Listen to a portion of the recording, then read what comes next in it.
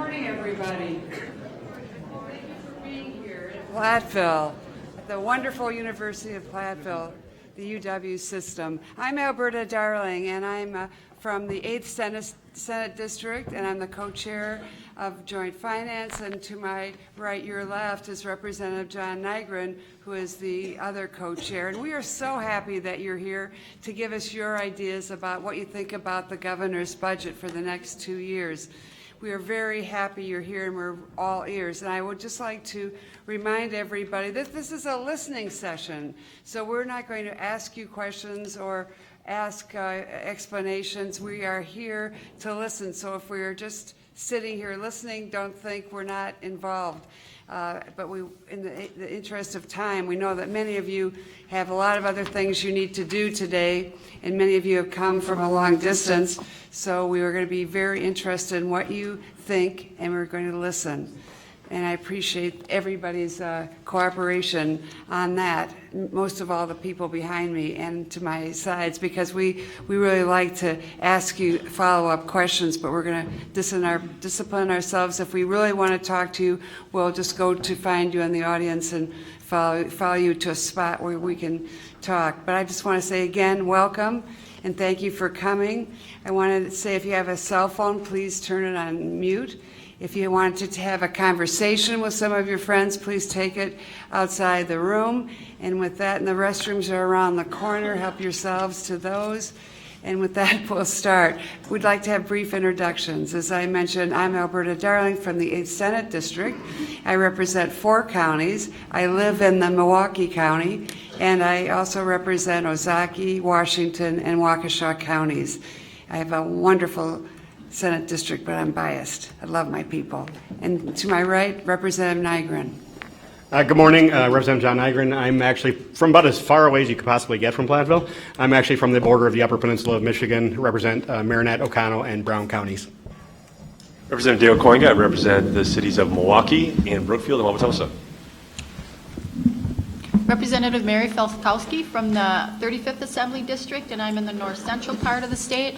Lincoln, Langlade, part of Marathon, Shawano, and Oneida County. Great to be here today. Thank you. Mark Bourne, representing the 39th Assembly District, parts of Dodge County and Washington County. Senator Rob Coles. I'm not a member of the committee, but I tend to monitor them. From Green Bay. He's a wonderful senator. Assembly Representative Mike Rorcast from the 55th District, parts of Outagamie and Winnebago County. State Representative Gordon Hintz from the 54th Assembly District, which is in Oshkosh. Happy to be here today. Hi there, I'm State Representative Katrina Shankland. I represent most of Portage County, Stevens Point area. Good morning, John Erpenbach from the 27th Senate District, represent Western Dane County, Greene County, Columbia County, Sauk County. Thanks for coming out this morning. Looking forward to hear what you have to say about the budget. Good morning, and thank you, Representative Travis Tranel. I represent all of Grant County, parts of Iowa, Richland, and Lafayette. Would just like to thank the members of the committee for coming to Southwest Wisconsin, and now you'll have a better appreciation and understanding of why I'm always bragging about the people that I'm fortunate enough to represent. I'm State Representative Todd Novak, represent the 51st Assembly District, which is just 2 miles that way, which is part of Greene, Lafayette, Iowa, part of Sauk and Richland. So, and it's great to have everybody here.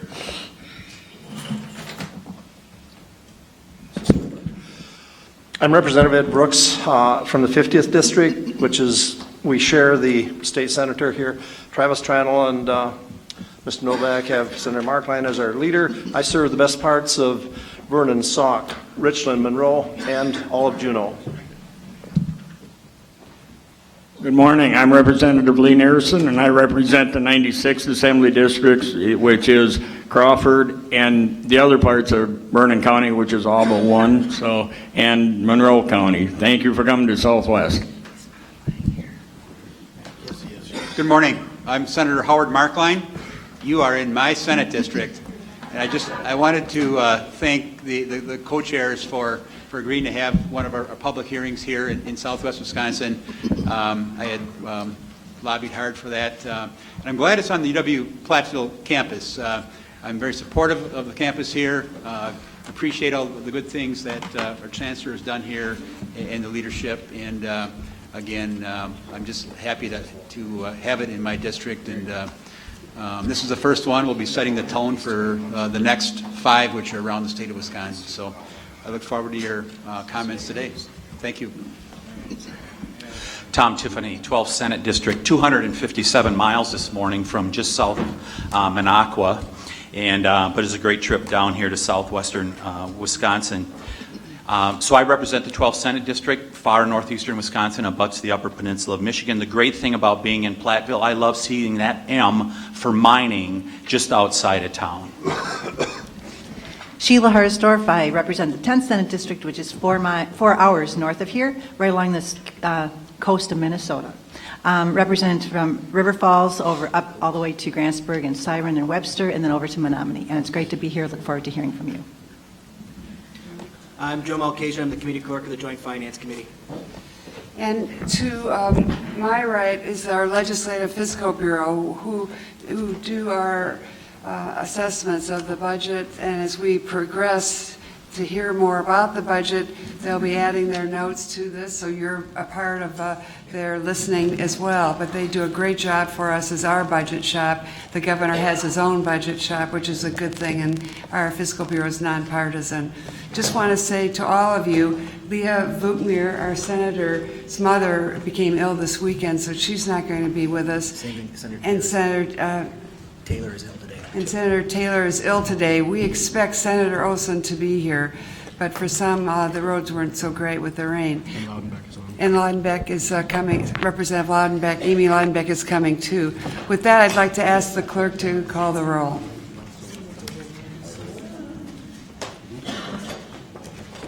Senator Darling. Here. Olson. Harsdorf. Here. Vukmir. Tiffany. Here. Markline. Here. Taylor. Erpenbach. Here. Representative Nygren. Here. Koinga. Here. Falkowski. Here. Bourne. Here. Laudenbeck. I'm sorry. Yeah, Laudenbeck. Warcast. Here. Hintz. Here. Shanklin. Here. Quorum is present. A quorum is present, and we'll keep the roll open for those who join us. The first up will be Chancellor Dennis Shields from UW Platteville, and while he is coming up, I see he's joined by President Ray Cross. Thank you very much for having us. As just to mention, this is our first public hearing. We'll have 6 total, and then we'll start taking votes on parts of the legislature. And as was mentioned, by the end of June, we plan on being done for the next 2-year budget. So with that, President Cross. Good morning. Good morning. You heard from me for 2.5 hours last week, so I'll start with the second half of my speech right now. Okay, so We had agency briefings, in case you're wondering. I think coming to this campus represents your commitment to the university's budget, and we certainly appreciate that very much. And with that, I'd like to welcome you to UW System Campus and to introduce Chancellor Shields. Dennis? Good morning. You are all officially pioneers for the day. Good. And as I like to say, every day is a great day to be a pioneer. Welcome to University of Wisconsin-Platteville, and thank you for scheduling a meeting here and a hearing here on campus. Welcome to the co-chairs, Senator Darling and Representative Nygren. I think I've had the chance to either talk or visit with you in the past. And a special thank you and welcome to Senator Howard Markline, who represents this Senate district and has been very engaged with this campus. Also, our representatives, Travis Tranel and Todd Novak, thanks for all the support you offer, and thanks for being here today. It's always a dangerous thing to give a lawyer a captive audience. We do tend to prattle on, but I'll try to keep within the time limit, and I don't see the hook, but I'll try to be pretty efficient with my presentation. An investment in the University of Wisconsin-Platteville is an investment in Southwest Wisconsin and the state of Wisconsin. I'm going to be talking to you today about 3 subjects: the investment in students, this investment in the talent that we have here on this campus, and an investment in our infrastructure on this campus. We are a school that's a point of access and affordability Students come here because it's affordable, it's accessible, and it's a high-quality education. Most of our students, many of our students come here are first-generation college students. Many of them are Pell eligible. That means they come from fairly modest means. So the first thing I'm going to talk to you about today is investing in our students. It is my position that the way to invest in our campus and in our students is to invest in need-based aid. I know there's a proposal out there for a 5% across the board tuition cut. That on this campus amounts to about $350. Most of our students, because they after all of their grants and scholarships and loans that we provide to them, still have $5,000 worth of unmet need, are working anywhere from 15 to 30 hours a week. At minimum wage, that $350 cut in tuition amounts to one less hour of work a week. It doesn't have a very significant impact, and it still leaves almost $4,700 worth of a need. I would suggest to you, for our students, the wiser choice would be to invest in more need-based aid, where a student that has unmet need of $5,000 might get a grant for $1,000 or $1,500 or $2,000. That will change the dynamic for them. They will be able to spend more time studying. They will have the opportunity to be involved in co-ops and internships and that kind of thing. So I think that's the wiser investment to make in students. The governor's budget also includes an investment in the talent, and I welcome this. One of the most amazing things for me on this campus is to see how our professors and academic staff interact with our students and actually change their lives. There has been a significant state input of investment in compensation since I've been here. This is my 7th year. Now, I also believe in controlling our own destiny. I will tell you, over my 7 years here, we have redirected over $2 million towards addressing this challenge. But we're still faced with a real challenge to both attract and retain the very talented faculty and staff we have on this campus. And so I would urge you to do whatever you can to invest in that aspect of the university. Finally, and maybe most significantly for me, invest in infrastructure. This building that you're in right now was remodeled about a decade ago. We're using campus-based dollars to pay for, I think, 45% of that. If you go around this campus and you look at almost every new facility, that's come from an investment in this campus and our Tri-State Initiative. The new Student Center, the new engineering building, which we're paying more than half of, we're paying $2 million in debt service. So this is a campus that has found a way to support itself and help control its own destiny. The governor's choice not to defer on two very important projects, infrastructure projects on this campus, is what I'd like to talk to you today about. Our engineering program produces, I think, nearly a quarter of all the engineers that work in this state. Thank you for that. 80% of our engineering students stay in this state. We are now teaching the substantial portion of our engineering classes in a building that was the Centennial Hall, Ottensman Hall. It's 60 years old. It doesn't meet the standards for a modern engineering program. We're asking for an investment of about $56 million in a new building that will support that. An important fact that you need to know, that new building would create up to 800 new slots in our engineering program. Right now, our engineering program, our College of Engineering, Math, and Science, has an enrollment of almost 4,000 students.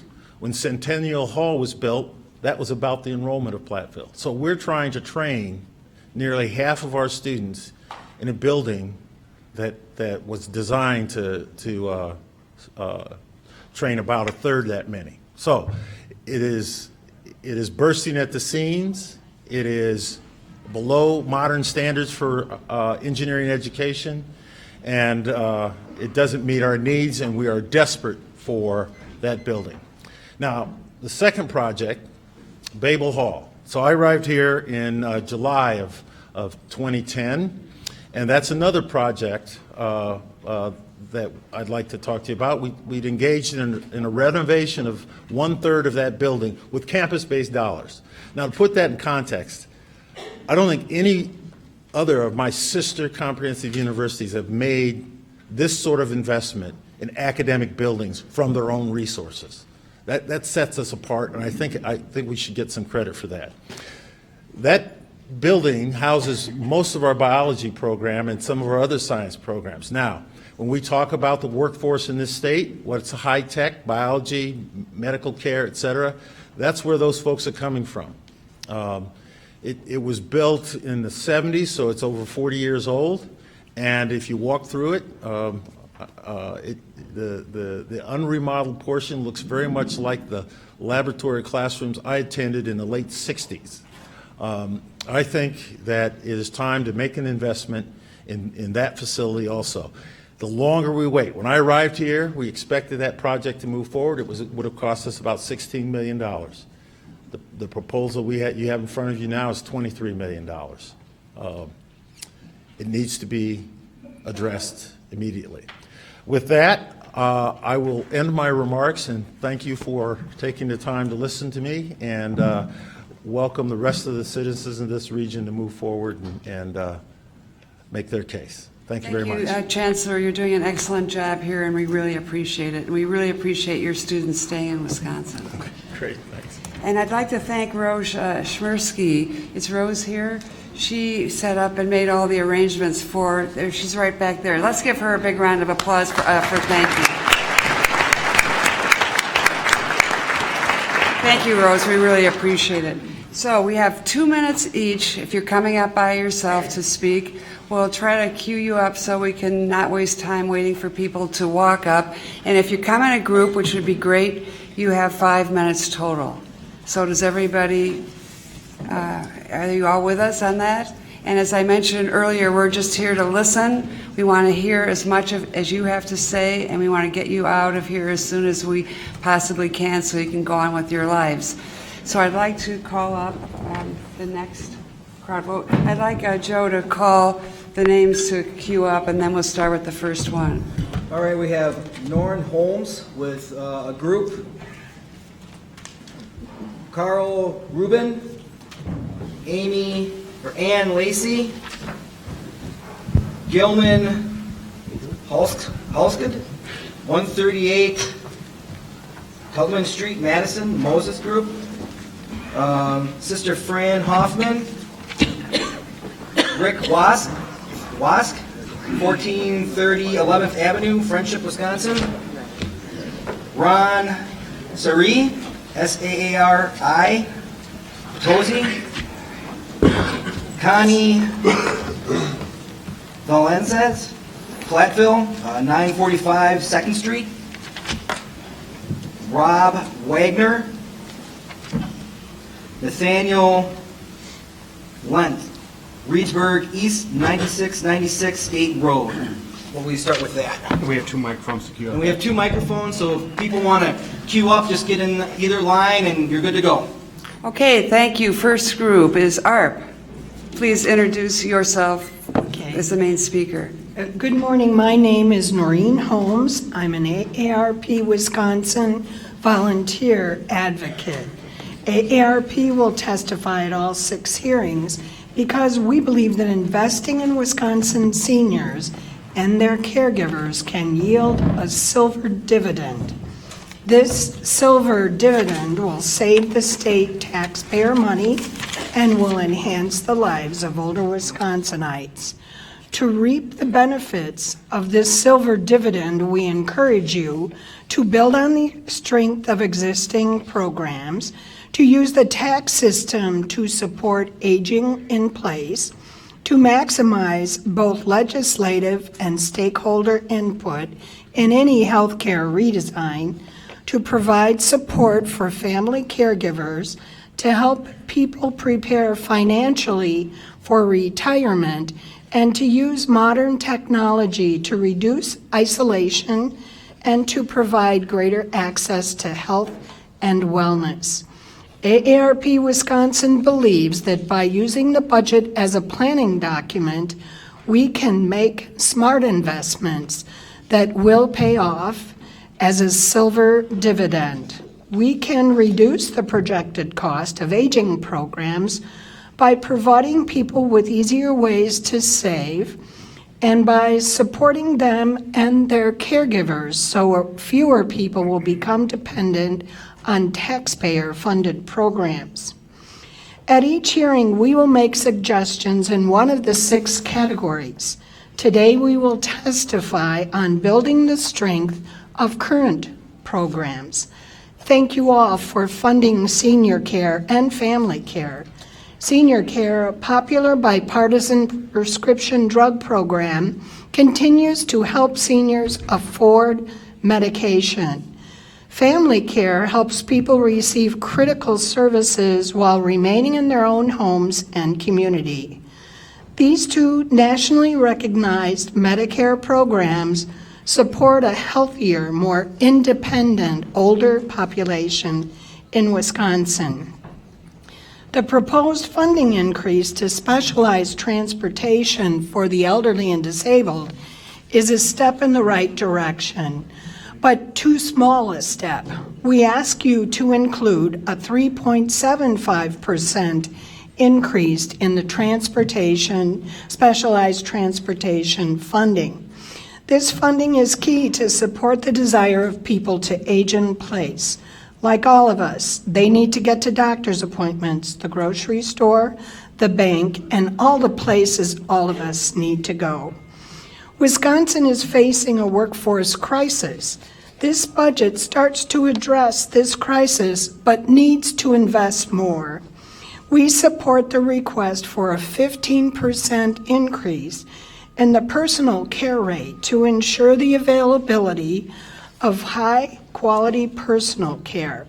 Personal care workers allow older adults to live independently in their communities, and this increase would provide more trained personal care workers to serve Wisconsin. We support the indexing of the homestead tax credit. We do not support the other proposed changes to this program. If older Wisconsinites can receive financial support to pay their property taxes, they will be less reliant on other state programs. As caregiver for my mom, who lived in her own home till she reached 97 years old, I filed her homestead tax credit each year and witnessed it decreasing each year, even though her taxes and other expenses increased. The homestead tax credit reaches the lowest income seniors and offers them the possibility to their best quality of life as they age in their own homes. Thank you for your continued funding for programs that support older adults in Wisconsin. We hope you see that wise investments in senior programs and in seniors and their caregivers now will lead to a silver dividend in the future that benefits not just older Wisconsinite, but all state taxpayers. Thank you for this opportunity to testify. Thank you all for coming. We really appreciate it. And Noreen Holmes? That's me. Oh, of course, you just said that. I'm sorry. So next will be Carol Rubin. Yeah, okay. They're just lining up. They'll just say their names and then we'll just check them out. Right. Good morning. My name is Carol Rubin. I'm testifying as an individual, but I am involved in Wisdom, the statewide organization that has 11 affiliates across the state of Wisconsin, and I am involved in Moses, the Madison affiliate. I'm pleased to say that there are several items in the budget that relate to criminal justice, which we support. We were so pleased to see a top-to-bottom audit, legislative audit of DOC's practices with regard to revocation. As many of you know from having spoken with us, we have a great concern with crimeless revocations in particular, and also over excessive length of incarceration for other types of revocation. In addition, we completely support an audit of the DOC's lack of implementation of the graduated sanctions bill. We also support very strongly the addition of funds for expansion of mental health services inside some of the prisons. As an organization that has worked for years with the incarcerated, we know what an incredible factor that substance abuse and mental health play. I want to particularly focus on graduated sanctions. You folks did your job 3 years ago this month in passing the swift and certain short-term sanctions bill. And that had a lot of important things in there, like minimizing the impact on individuals' families and employment, and providing a set of incentives and rewards for those who do well and are progressing. And I am sorry to say that the Department of Corrections has still not issued those rules. And to help you understand how important the rules are, I invite you to look at what the state of Wyoming, for example, has for their rules. They have 10 pages of very detailed, purpose, tasks, rewards, incentives, light sanctions, serious sanctions, etc. And that is the kind of thing that we need from DOC. And the other component to make graduated sanctions successful is extensive training. And we've been told by regional people that there has been no DOC training on graduated sanctions. So let's move on that and close a couple prisons. Thank you very much. We're going to just have you come up. We're going to alternate. So let's get half and half, and you'll just tell us who you are, and then we'll find your slip, and that way I'll go faster. So I'm Ann Lacey. Hi, Ann. Should I go ahead? Okay. So Joe's going to put up your time, and then the buzzer will go off. Okay. Thank you. Okay, so my name is Ann Lacey. I live in Madison, where I am a member of Moses, which is the Madison area affiliate of Wisdom, the statewide organization. I am here to speak in favor of treatment, alternatives, and diversion, or TAD. The money in the governor's budget for TAD is a good start, but we need more, much, much more. Others will speak today to the specifics of Wisdom's request to increase TAD funding to at least $15 million a year. I would like to take this opportunity to urge the legislature to change the TAD statute so that people who were once convicted of a violent crime are eligible to participate in a TAD-funded program if their new crime is not violent in nature, to further change the statute so that people with a mental health issue and not necessarily a co-occurring addiction issue are eligible, and finally, to target the TAD expansion to the counties with the highest incarceration rates. Thank you very much. Thank you, sir. I'm Gilman Halstead from Madison. I'm also a member of Moses and here to speak on prison reform issues. And I just actually am going to hammer home what Carol Rubin just said, or hammer harder on anyway, what Carol Rubin just spoke about in terms of the revocation policies that we would really like to see changed. And we want to focus on the item that is in the budget right now that calls for an in-depth audit of the current revocation policies. Please make that a top priority because there are lots of flaws in the system right now that are resulting in the state spending a lot more money than it needs to on reincarcerating people who have not been convicted of new crimes. More than 18 other states have already begun to make these changes. As Carol just mentioned, Michigan recently made a change that would be a good one to look at, where they have capped the amount of time that someone can be sent back to prison for having broken a rule, not for having committed a crime, but for having broken a rule of supervision for only 30 days. The average in Wisconsin is 90 days. That amount of time in prison, you'll hear more from some of our speakers about that, is really hurting communities. A lot of these people are being sent back to prison. They already have gotten a job, and because they broke a relatively minor rule often, are sent back to prison. They lose the job. Their family loses that support. And also want to mention that 3 years ago now, Act 196 was passed that called on the Department of Corrections, as Carol said, to establish a system of graduated sanctions that would address this. It has not been done yet. We really hope that you will look carefully at that and encourage the Department of Corrections to take the steps that Act 196 called on them to do. Thank you very much. Thank you. I'm Sister Frances Huffman, a Racine Dominican sister and a member of Wisdom. In Governor Walker's budget, he proposes to abolish the Parole Commission and put the decision whether to release parole-eligible prisoners into the hands of one person, his appointee. According to an expert, this setup would be less fair to parolees and more prone to political influence. The whole concept of a parole commission is to have an independent group of people making a collaborative decision. How can one person give fair and full consideration to 3,032 people, as confirmed by the DOC secretary, who are legally eligible for parole? We are aware of many individuals who entered the prison system at a young age, some 16 to 20 years ago, who now have turned their lives around, completed programming, and demonstrated success at community sites with work release. We believe that they should have a fair chance to come home. Yet, many of these same people are repeatedly denied parole. Honest reform of the parole system and an immediate review of all 3,032 cases could save nearly $95 million a year. We request that the legislature call for a complete independent review of every case of a person eligible for parole, with the goal of releasing all those who can be released safely.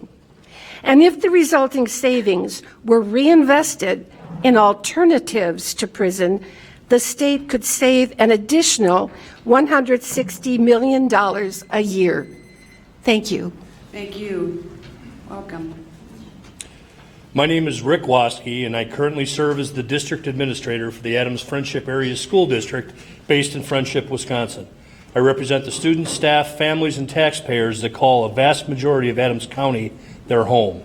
With 1,575 students attending this school in a district covering 500 square miles, our district faces many geographic and economic challenges. We fully support Governor Walker's budget proposal calling for an increase of $649 million in aid to our public schools. The most critical component of his proposal is the $200 per pupil categorical aid that is proposed in 17-18 and the additional $204 per student increase proposed in 18-19. These increases in categorical aid will save a minimum of 5 teaching jobs in our district and will allow us to keep our class sizes at a manageable level throughout our system. We also support the governor's proposal to provide relief to rural school districts such as ours by providing sparsity aid and high-cost transportation aid. While we feel that sparsity aid should be provided to the 10% of the Wisconsin school districts that have the lowest density of students per square mile, that would include us, we're excluded now, the aid proposed for rural districts will help make these districts more competitive in recruiting and retaining high-quality teachers. Lastly, we are encouraged by the proposed support of mental health initiatives in the governor's budget. While we have been able to sustain grants to help provide mental health counseling in our schools, we are worried about the sustainability of these critical programs when the grants expire. The governor's proposal places student mental health at a high priority level, and it needs to be in order to ensure that students are truly ready to learn. We urge the Joint Finance Committee to approve a 17-19 biennial budget that provides the financial support desperately needed in our schools without cluttering the budget with mandates. Please allow local school boards to do their job. On behalf of the citizens, parents, and students of Adams County, we thank you for your time and willingness to listen. We urge you to pass a state budget that provides the support our public schools need and our communities want. Thank you. Thank you for your service. If you can line out both mics, then we can move on a little quicker. Yeah, let's call another set of people. George. Yeah. Madison. And that's a group too. Charles Clark. Jamie Nutter from Fenimore. Again, please line up at both mics. The second mic is over there. Panka, Prairie Duchesne, Bill Holder, Dakota Horseman, Lucy Gibson, Lauren Kanar, Tobacco Free Coalition, Michelle Harder, John Havlick from La Crosse, Michelle Salam, Whitewater, Brad Schneider, Amanda Vin. Okay. Well, how about that? We'll go from there. Okay, Ron, is it sorry or Sari? It's sorry. Sorry. I'm sorry. Thank you. First, I'd like You're to not thank, sorry, right? it's a Finn name. I'd like to thank Representative Tranel and Senator Markline for having this down in southwest Wisconsin. My name is Ron Sari. I'm the district administrator in Potosi. We have 317 students, and I'm here to support the governor's budget and the $200 per pupil, the sparsity aid, and the high-cost transportation aid as well. That significantly helps us as a school district. I want to tell you our Potosi story very quickly. Our revenue limit is decreasing by $150,000 this year. Over the last 7 years, our revenue limit, which as you know is the amount of revenue we can take in, has decreased by $870,000 over the last 7 years. Over those 7 years, we've lost 29 students. This has caused us to do significant amounts of cuts. We've cut administration, support staff, custodians, teachers, aides. As a matter of fact, with our $150,000 of lost revenue limit, we still have to cut, with the governor's proposed $200 per pupil, another $60,000 in order to have a balanced budget. As I mentioned, we've done a series of cuts, and there is no more to cut. We have singletons in the grades, and in the high school we have singletons as well. We've already lost our foods program, and we just can't have a loss of additional programs. Thank you. Thank you for your service. Welcome. Superintendent of Platteville Schools. Welcome to Platteville Schools. Thank we you. graciously allow UW-Platteville to be a part of our district. We are one of the top performing districts in the state, as noticed by the designation of significantly exceeds expectation on our school district report card. Newsweek named us the top high school in the state of Wisconsin for beating the odds for post-secondary readiness. Congratulations. We've been fiscally conservative, and we just completed a carefully timed $17 million facilities project that resulted in our property taxes going down. We are somewhat unique in that we are the only district in Grant County that would not receive the additional funding for rural schools. At 1,500 students, we exceed the threshold for that funding, and we are by no means a wealthy district either, with elementary grade levels that approach nearly 50% of our students on free and reduced lunch. 2 weeks ago, I sadly submitted to our board a recommendation to reduce 5 of our outstanding teachers that we need in our district. With the increase in health insurance costs, we'll have to cut further and pass those additional costs on to our teachers who were voluntarily Act 10 compliant.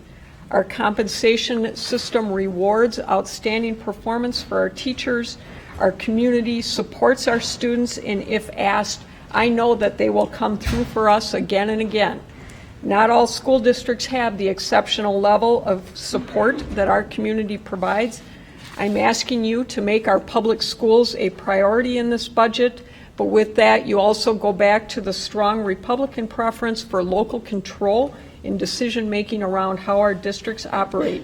Hold us accountable. We are not afraid of accountability here in Platteville. We've been respectfully heard by our representatives, Senator Markline and Representative Tranel, probably a little too much from their perspective, but we are committed to a thriving rural community and ask for your support in making that happen. Thank you. Thank you. Welcome. Good morning. My name is Rob Wagner. I'm the district administrator at Lancaster Schools. And like my colleagues, we are also in support of the governor's budget concerning public education, especially when it comes to sparsity aid and the per pupil aid increase. For Lancaster Schools, that will amount to about $285,000 of of new funds for us. If this were not to go through, we'd be trying to run a budget next year on an additional $30,000, which would be pretty impossible for us to do. But the other reason I'm here today is to talk about the self-funded discussion that's taking place at the state level with the state health plan. Currently, I've been at Lancaster for 15 years, and when I came here, we were a self-funded district. And the first few years, it went really well for us. We were able to keep our premiums fairly reasonable, raising on an average about 4% a year on increases. We had a stop-loss carrier. We were paying about $300,000 a year for stop-loss carrier insurance, which covered anyone who went over $50,000 in claims that year. And about the 7th year into it, we ended up going from $300,000 to $600,000 in our stop-loss insurance carrier. And at that point, we realized we were going to have to start looking at something new, but we stayed with the plan. We bid it out another year for stop-loss, and we had one stop-loss carrier who provided the bid, and that was at $1.2 million just for the insurance of the stop-loss with our self-funded. At that point, we jumped into the state health plan, and we've been with the state health plan through ETF for the last 5 years. For us, each year it has decreased our health insurance cost for our district with a combination of we do 88% of the average within our county. And I think the other thing is just the competitive bidding that has to take place that we currently are seeing. Our fear is if we go away from our current funding in the state health plan and we try to go self-funded, there's a great risk for the state, and which is going to ultimately fall back on the people in the state health program. And for us, we're going to assume that means larger co-pays, deductibles, and premiums will increase. And right now, as a small school district, trying to keep people, it's one of those things that helps us retain and recruit people. So our recommendation and hope is that you'll support keeping the state health plan as it is and also support the public funding in the governor's budget. Thank you. Thank you. Welcome. Thank you. My name is George Hagenauer. For the past 25 years, I've worked on child care and economic development in the central part of the state. I'll be speaking, and also Renee Henning, who's the director of one of the programs in our service area. The state's facing a crisis of a shrinking workforce. In the budget, to their credit, the governor and the staff are also addressing growing our workforce through state welfare to work programs. Of those programs, possibly the most crucial is Wisconsin Shares Child Care Subsidy Program, because it not only helps low-income families work, but also increases the amount of care available for other families. You all should have a paper I wrote on the current challenges facing that system. Like our highways, Wisconsin Shares had major neglect during the recession. To your credit, last time, you added money to the budget to increase the payment rate closer to the market rate. While there is increased funding in this budget to address the child care cliff, which is really critical, I've heard from companies which have hired 25 people and lost 20 of them as they go over the cliff. There needs to be additional funding again to move the payment system closer to accurate market rate. This is critical as a low reimbursement rate can raise costs significantly for low-income parents. The co-pays under the state vary by family size and income. The increased costs due to off-market rates just depend on how much the rate is off-market. As a result, at 100% of federal poverty, you can be working full-time at minimum wage. In Columbia County, as a result of that, you could be paying 2 to 3 times as much as the normal copay because of off-market rates. This not only aggravates a child care cliff, but causes parents quite often to deliberately stay underemployed in order to remain financially stable. In many communities, a low-income parent has no choice in the marketplace except places where they have to pay more or a 5% penalty for using a two-star program. When a program loses money due to Wisconsin Shares, the losses result in higher rates for other parents. It also reduces income that could be used to address a drastic shortage of early childhood teachers. About half the empty slots in our service area were due to empty classrooms because they couldn't find teachers last year. Every teacher supports from 4 to up to 32 other workers in the economy, so please consider a rate increase this year. My name is Renee Henning. I'm the Director of Community Care, Preschool, and Child Care in Beaver Dam. I'm a 5-star accredited group child care center. We serve approximately 40% low-income families. I'm here today to request that the committee address in the budget the reimbursement rates, as George has more eloquently described. These rates should be set so that care is affordable and available to families who need it. The federal government mandates that rates are set at the 75th percentile. Currently, Wisconsin is at the 30th. This essentially equates to having a program in place to help families that they they can't access what they need to make their jobs more successful and move the economy and et cetera, et cetera. The rates have been set with very little change since 2006. We continue to improve the quality service, yet struggle to maintain our balance. We absolutely appreciate the governor's measures to address the cliff effect that happens to working families. The cliff effect simply is you get a little bit better pay and you might get, thrown off the cliff.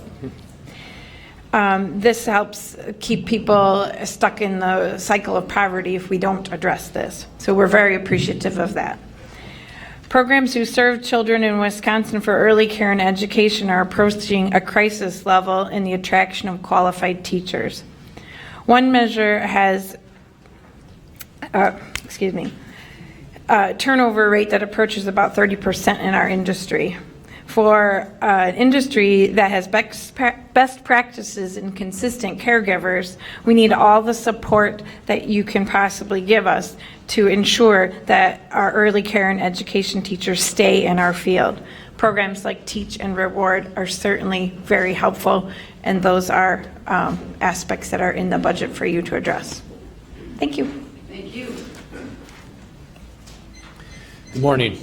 I'm Charles Clark. I am the Regional Executive Officer and Dean for the UW Colleges in the Southwest. This comprises UW-Baraboo-Sauk County, UW-Richland, and UW-Rock County.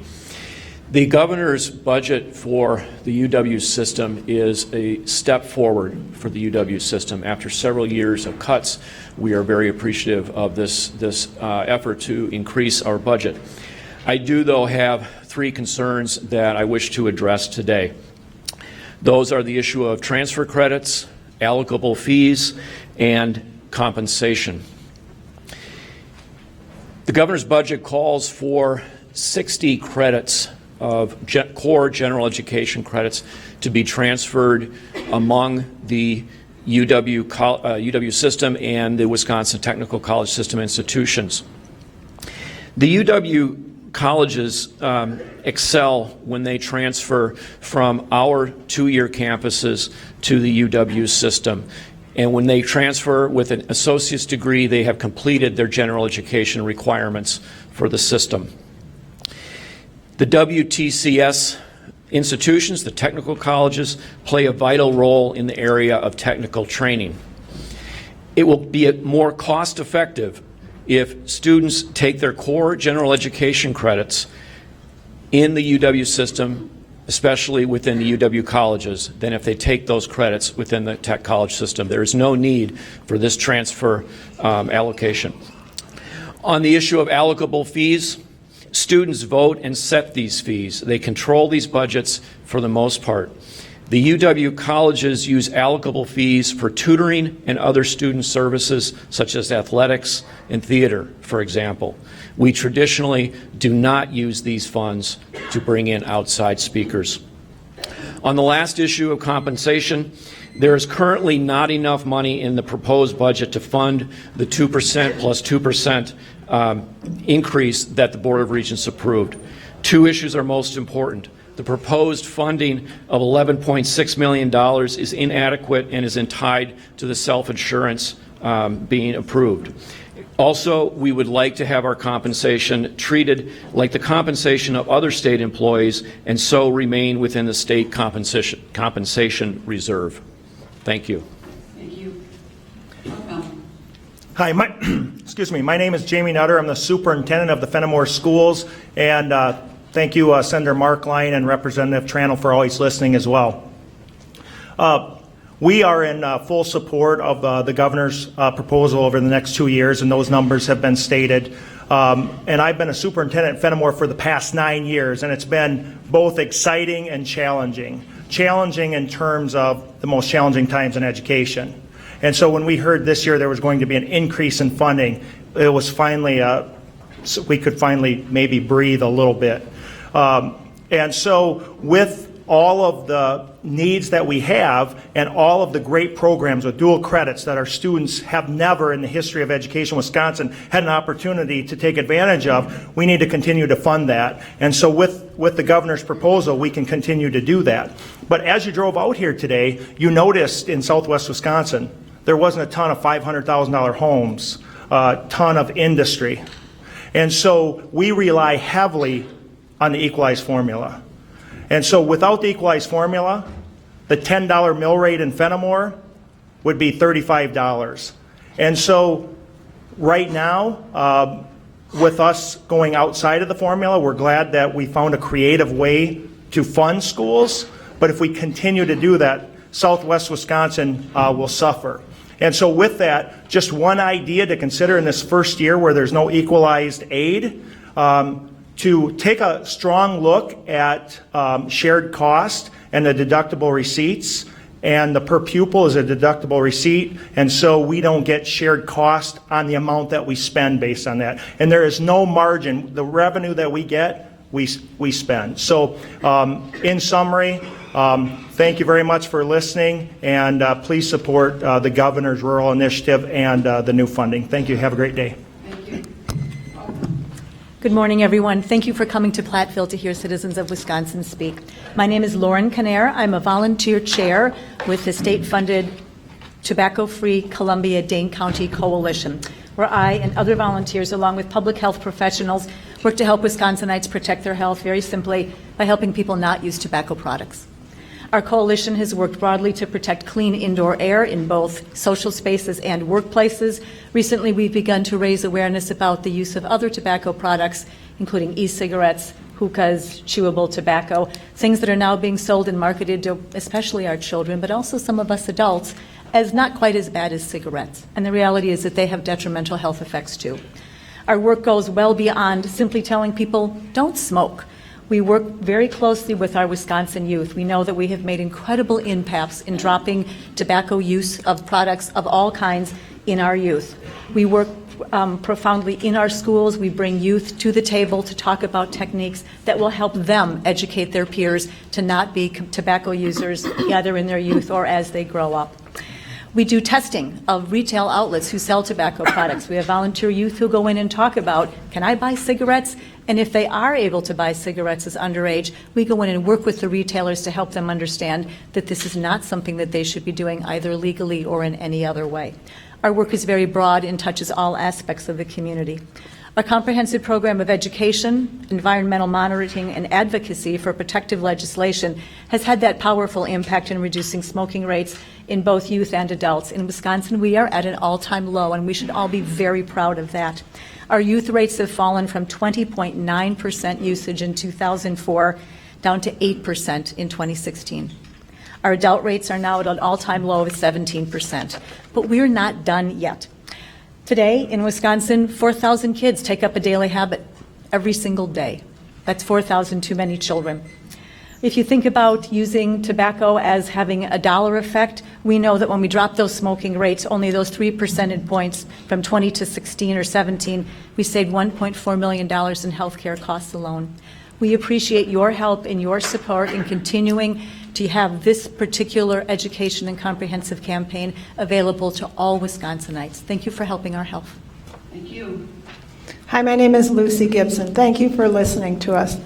I want to speak in general in favor of supportive programming for youth. I spent 26 years ago, I started mentoring children in difficult circumstances, and so I have an intimate acquaintanceship with the benefits of supportive programming for the development of healthy development of young people.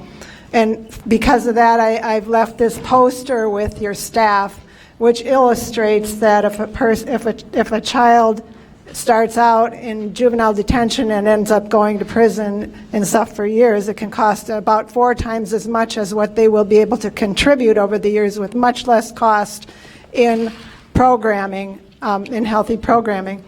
And there's documentation on the back of that, so ask your staff to be sure to copy the back of that. In particular, I want to speak in favor of treatment alternatives and diversions for prisoners, and I want to thank Chairperson Nygren for having been one of the people who introduced this to Wisconsin. The Department of Justice has reported that the benefit to our Treasury is 2 times the cost of what I'm going to call it TAD, 2 times the cost of TAD. And yet it's been said that we can't afford this, to expand TAD.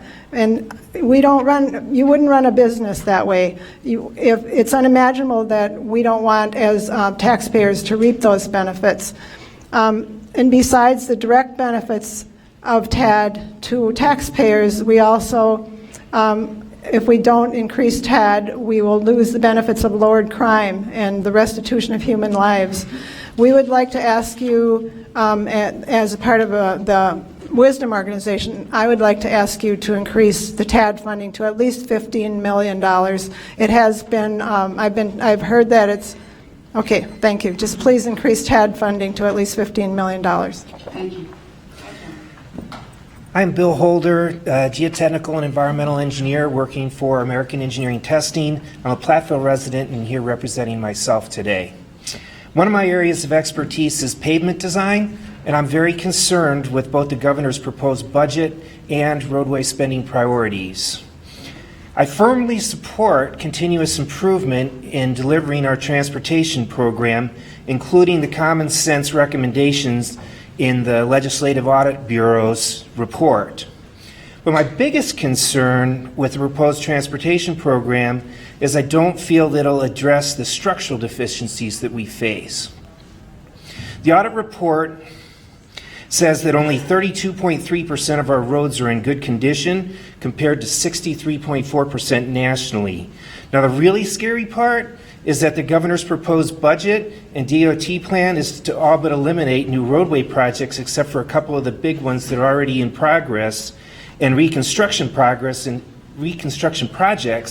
instead focus their efforts on maintenance and pavement preservation. Now this sounds good, but I can tell you that as a pavement engineer that if you overlay a failed pavement with new asphalt, you'll be sorely disappointed within a year with a refurbished road that's cracked and still failing. Pavement preservation works great when 63% of your roads are already in good condition. With only 32% in good condition, we need to fix the problems for the long term and not just kick them down the road to after the next election. And borrowing is not an appropriate method to address these system-wide fixes. On state buildings, I'm concerned that we're also kicking the can down the road. Deferred maintenance is killing us, costing us 2, 3, 4 times what it should. I'm also disappointed that the governor removed the only building recommended by the UW system from the budget. A new engineering building at UW Platteville, which the chancellor had recently talked about. UW Platteville educates 25% of the engineers here in the state of Wisconsin. My firm recruits heavily from them, and I think that you should add it back in the budget and move up its construction date. Thank you. Thank you. Welcome. Good morning. I'm Christine Panka, and I'm the president of Prairie du Chien Area Schools Board of Education, and I'd like to thank Representative Lee Nearson for being present here today. My school district is a high poverty district with approximately 60% free and reduced lunch population. We've been recognized as a school of recognition for the past 5 consecutive years, as well as a beating the odds school for 2 of those years. Likewise, our high school has been recognized by U.S. News and World Report and is ranked in the top 30 high schools in the state of Wisconsin.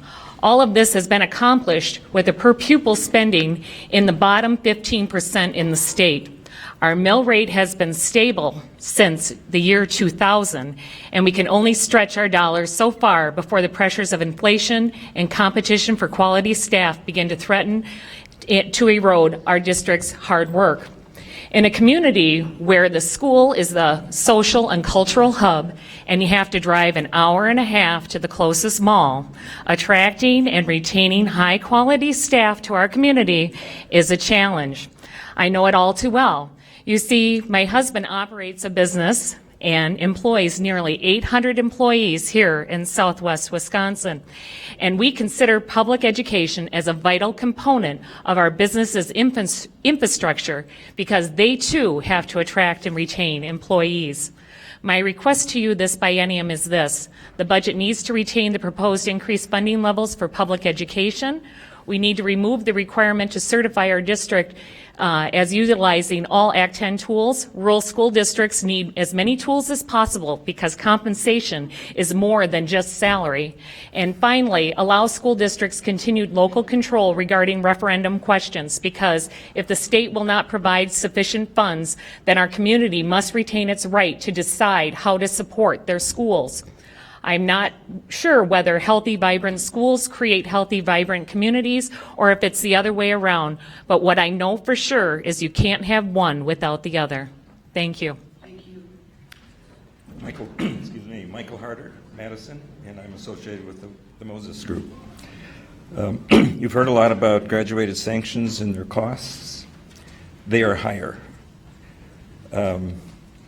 They are cost to the state and easily documented, and embedded in my proposal is that you learn them.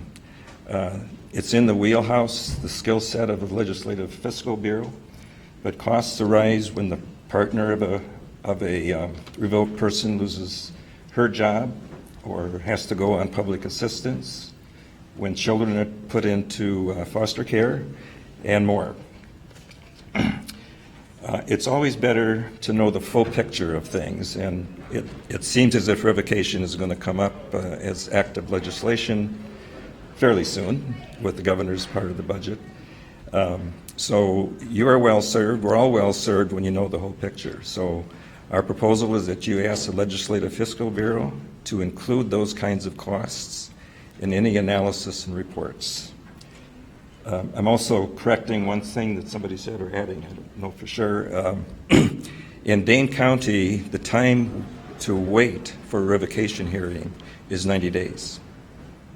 That's penny wise and pound foolish. That's extra imprisonment, and it must be a staffing problem, but the cost of the extra 90 days is severe. Also, the average time of imprisonment after revocation is 18 months. And these months are being served because they missed a urine test or some other administrative failing. Thank you. Welcome. Hi, thank you. My name is Dakota Horstman, and I'm currently living in Madison, Wisconsin. Oh, sorry, can you hear me now? Awesome. Lift the mic. That good? Can you hear now? Sorry, I'm bad at this first time. Okay, sorry. My name is Dakota Horstman. I'm from Sparta, Wisconsin, and I'm currently a student at the University of Wisconsin-Madison. I'm studying psychology, and in my field, I'm interested in the way how people's prior experiences affect the way they perceive and interact with the world. I'm here today to represent SPARK, Wisconsin's young adult tobacco-free advocacy organization. People fighting to make a change, and most importantly, the people who are affected by tobacco. I've been interested in advocating for tobacco-free lives to create generations that will reject tobacco. I've been given the unique opportunity of working in this field on college campuses as people come here from different parts of the world. And after this experience, they can bring what they might have learned from SPARK into their new communities. I believe tobacco-free advocacy is necessary on a college campus because not only are people investing in their academic future at UW, they're also making health-related choices that will affect the future of their body and their overall well-being. This is why I'm helping educate my peers about the dangers of tobacco and working toward a tobacco-free campus policy. UW-Madison is just one of the 25 schools in Wisconsin working with SPARK. Our tobacco organization on campus is working toward bringing tobacco usage down for our priority groups such as LGBT, low SES, and our African American population. We are also helping to promote our tobacco-free environment on campus. If people understand the way we're also working with tobacco marketing tactics. If people understand the way these products are being marketed to them, then they will be able to not give in to the effects of tobacco. With continued support and guidance from SPARK, we can build healthier campuses all across the state. Comprehensive tobacco prevention programs are important because they are another important factor when it comes to achieving a true health equity for all. Thank you. Thank you. Can people in the back here raise your hand if you can? Okay, great. And you can move the mics since they're on hinge. You can move them up or down to meet your height, and it's done by the hinge that you can see at the base. Welcome. Thank you for having us. My name is John Havlicek. I'm from La Crosse. I'm here as a high school teacher thinking about my students. I'm here as a man influenced by great humanitarians. Pope Francis says it would be better to be an atheist than a Catholic and a hypocrite. Too many people lead double lives, saying one thing on Sunday, but living by different values during the week. Over 50 years ago, Martin Luther King explained that a budget was a moral document. I agree with both of them. The public knows our schools are dramatically underfunded. As you develop the budget, I urge you to question the approach of simply increasing per pupil aid across the board. This exacerbates the inequity between schools in wealthy and poor districts. The state must restore funding for public schools, but it should be targeted to kids with the most need. Imagine two world-class athletes, former Badger J.J. Watt and gold medal Olympian Michaela Maroney. Watt consumed over 9,000 calories per day while training. Maroney, about 3,000. An across-the-board increase is like feeding both of them the same diet. When you disregard that some schools are healthy and others are starving, the problem of inequity becomes worse. The governor's proposal allows full funding for the state voucher program, and it expands every year. Vouchers drain funding from the majority of students who attend public schools. In my district alone, a private, unaccountable school system is eligible for literally over $1 million. Those schools do not serve the same students. They cherry-pick students, and they leave behind the most vulnerable. To make matters worse, the tax dollars we spend on vouchers is included on our tax bills as simply school funding. There's a lot of confusion, mostly because not one single person in the entire state has ever voted on having vouchers. Taxpayers are footing the bill for something they don't understand, they never agreed to pay for, and that they may in fact be completely against. Please be transparent. As you move forward, ask yourself, am I being a hypocrite? Am I doing the best for the least among us as morality requires me to do? You have the moral obligation to do what is right. Restore resources and opportunities to those whom so many deny, public school children. Thank you. Hello, my name is Michael Salm. I lived in Oshkosh for 10 years and currently reside in Ozaukee County. I'm here representing the students, more specifically student athletes of the University of Wisconsin-Whitewater. Last year I had the privilege to serve as the Student Athlete Advisory Committee President, as well as the Warhawk Leadership Academy President. And then this fall I was named co-captain of our men's soccer team. What I'm here to talk to you today about, and what we have approval from both committees for, is to address you about allocable fees. Something which the population I represent views as neither Democratic or Republican, conservative or liberal. Rather, that they are irreplaceable sources of culture and engagement in our campus and within the UW system. Programs that are funded via allocable fees directly affect the majority of students on Whitewater's campus and give students an avenue to pursue their passions and become embedded in the campus community, increasing retention and graduation rates.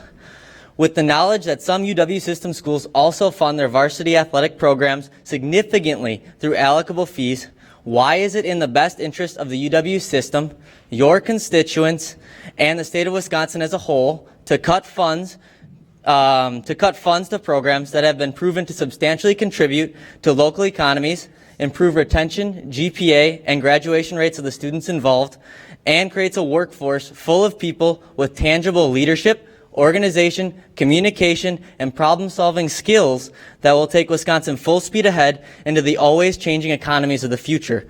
Some things I would like to leave you with. Whitewater Athletics contributes $7 million to the local economy annually, creating 98 full-time jobs. Yesterday I was supposed to say that we won 67 individual and team national championships. Thank you to gymnastics that just won 2 more. And I really think you should reassess whether less than 1% cut of a person's tuition cost that has such a great benefit to the students of the UW system. Thank you very much. Thank you. Let's call up another group. Joe, could you do that? We have David Martin, Philip Parker, Wayne Weber, Dwayne Nichols, Barb Dams, Cindy Tang, Karen Kurt. We have a group here, Heidi McBeatty, MCBETT. Okay, got it. Thomas Thorson,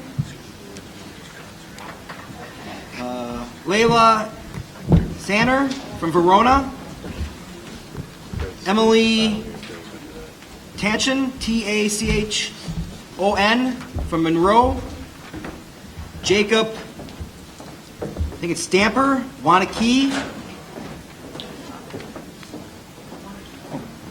Karen Steppen, which is probably the other person's last name, from Wanakee also. AJ Abel, that's a group with Macy Imhoff. Mark Tabber, UW Platteville. Ted Skemp, Madison Disability Rights of Wisconsin. Joan Durst, D-U-E-R-S-T, Transitions Jobs, Wisdom. That should be good, I think, right? Okay, that's good. Welcome, sir. Hello, I'm Brad Schneider. I'm a career educator with 40 years of experience. I'm speaking today because the teacher shortage is real. It is affecting the quality of education in Wisconsin, and I believe there are very real things the JFC can do to reverse the trend. 2 weeks ago, I had the opportunity to speak with 3 of my mid-career colleagues. 2 of these individuals have 10 years of experience, the third 15. All 3 reported having to work second jobs to make ends meet. One is putting off starting their family because of financial worries. All 3 expressed concern about teaching as a lifelong career. These are dedicated, caring, and very skillful teachers that may not finish their careers in the profession. Adding to the problem, our colleges and universities report a sharp drop in education majors. Data from the Wisconsin Budget Project shows the spending for K-12 education in Wisconsin declined 11.3% from 2005 to 2014. During the same period, the national average increased 21.8%. Due to significant budget cuts, it is no wonder that Wisconsin schools are struggling to hire well-qualified educators to teach our students. Faced with a shortage of qualified candidates, school districts have lowered standards to fill vacancies, turning to candidates with fewer skills or less experience. According to the Bill and Melinda Gates Foundation, the contribution of teachers to student learning and outcomes is widely recognized. A teacher's effectiveness has more impact on student learning than any other factor under control of school systems. Education in Wisconsin is at a critical juncture. It is now time for you, as members of the Joint Finance Committee, to decide if strong, quality public schools will be part of Wisconsin's future. Wisconsin was once considered a leader in education innovation. Without immediate action, Wisconsin students will be the losers. I urge you to support public schools with at least a $300 increase in the revenue limits. The future of Wisconsin's children demands nothing less. Thank you. Thank you. Welcome. Thank you. I am Wayne Weber. I'm Dean of the College of Business, Industry, Life Science, and Agriculture here at the University of Wisconsin-Platteville. I want to thank you for listening. I also want to give a special thank you to Senator Markline and Representatives Tranel and Novak for their support. I want to talk about funding for higher education. When discussing any type of cost, you can look at that cost from a value standpoint as an investment or an expense. Given the impact of UW system, and specifically UW Platteville, this is definitely an investment in our students, the workforce, the economy, the state of Wisconsin, and indeed future generations. Speaking like. Part of that investment is the appropriate infrastructure to provide the highest quality education possible. There's 2 major projects on campus, Babel Hall and Engineering Hall, that I want to speak in support of today. Babel Hall renovations is the #1 priority for the Board of Regents for 15-17 and 17-19. This will allow for a state-of-the-art STEM building that will house laboratories, research space, and instructional space for the biology department that has grown 300% since 2000. Biology is an important part of supporting the healthcare professional needs of Southwest Wisconsin. We know that there's a significant shortage in healthcare professionals in Wisconsin, especially in the rural areas of Wisconsin. Being that our students are from these rural areas, they tend to go back there and practice.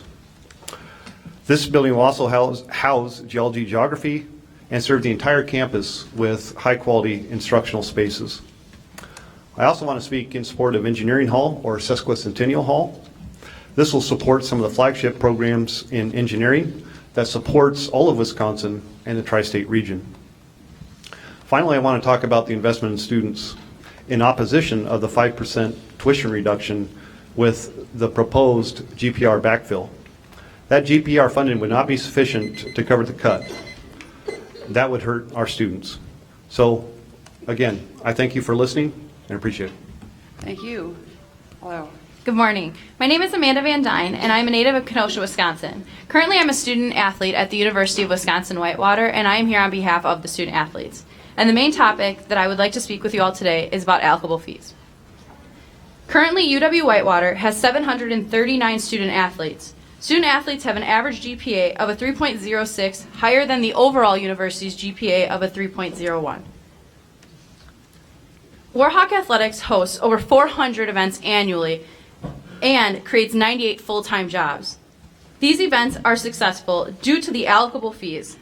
The UW-Whitewater Department of Economics did a study based upon these athletic events and found that these events bring in, on average, 54,912 individuals to the Whitewater region annually. These 54,910 individuals also generate over $7 million to the economy of Whitewater. Without all of these athletic events and applicable fees, the region of Whitewater's economy would lose over $7 million. By opting out of applicable fees, the region's economy will be harshly impacted. Students would lose the opportunity to grow in sport and in activities, and retention rates would drop to a lack of opportunities for growth on campus. Is cutting on average 1% or less of the tuition really worth losing students, losing opportunities, and losing the student experience? Our student athletes are against opting out of our applicable fees. Thank you. Thank you. Welcome. Good morning. My name is Philip Parker, and I'm a faculty member in the Department of Civil and Environmental Engineering. I've been here for 20 years, and I'm very proud of our program and very proud of our students. Wherever you're from up there, I promise you, you have students in our engineering program at UW-Platteville. We take students from all over the state, and we take all sorts of students. Of course, we're engineering, so we attract the very best, but we also get everyone else, that maybe many who couldn't get into another engineering program. And they come to our program, and we turn them into awesome and exceptional engineers. We're asking for you to consider adding the engineering hall, like Dean Weber just mentioned, to your budget. We serve, like I say, all over the state of Wisconsin. We serve engineering firms, whether it's Kohler, Georgia Pacific, Alliant Energy, Caterpillar, John Deere, you name it. They have engineers that graduated from UW-Platteville on their staff. We need a new engineering building. I live and work in Onsman Hall, the 50-year-old engineering building, and as you can imagine, engineering has changed a lot in the last 50 years. And in my department, in environmental engineering, 50 years ago, our wastewater treatment was just a glimmer of what it is today. Cars, of course, are just a completely different today than they were 50 years ago. More importantly, in 20 and 30 years, the technology is going to be rapidly increasing also. So we need a building that can educate our students in a modern way on modern tools and techniques of engineering.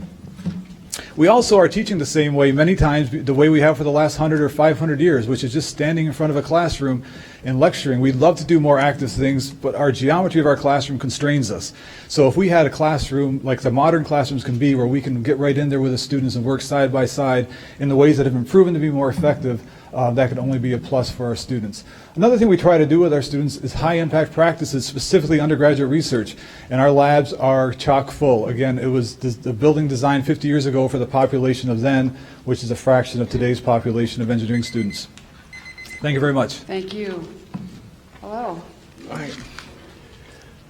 Thank you for inviting me or allowing me to speak today.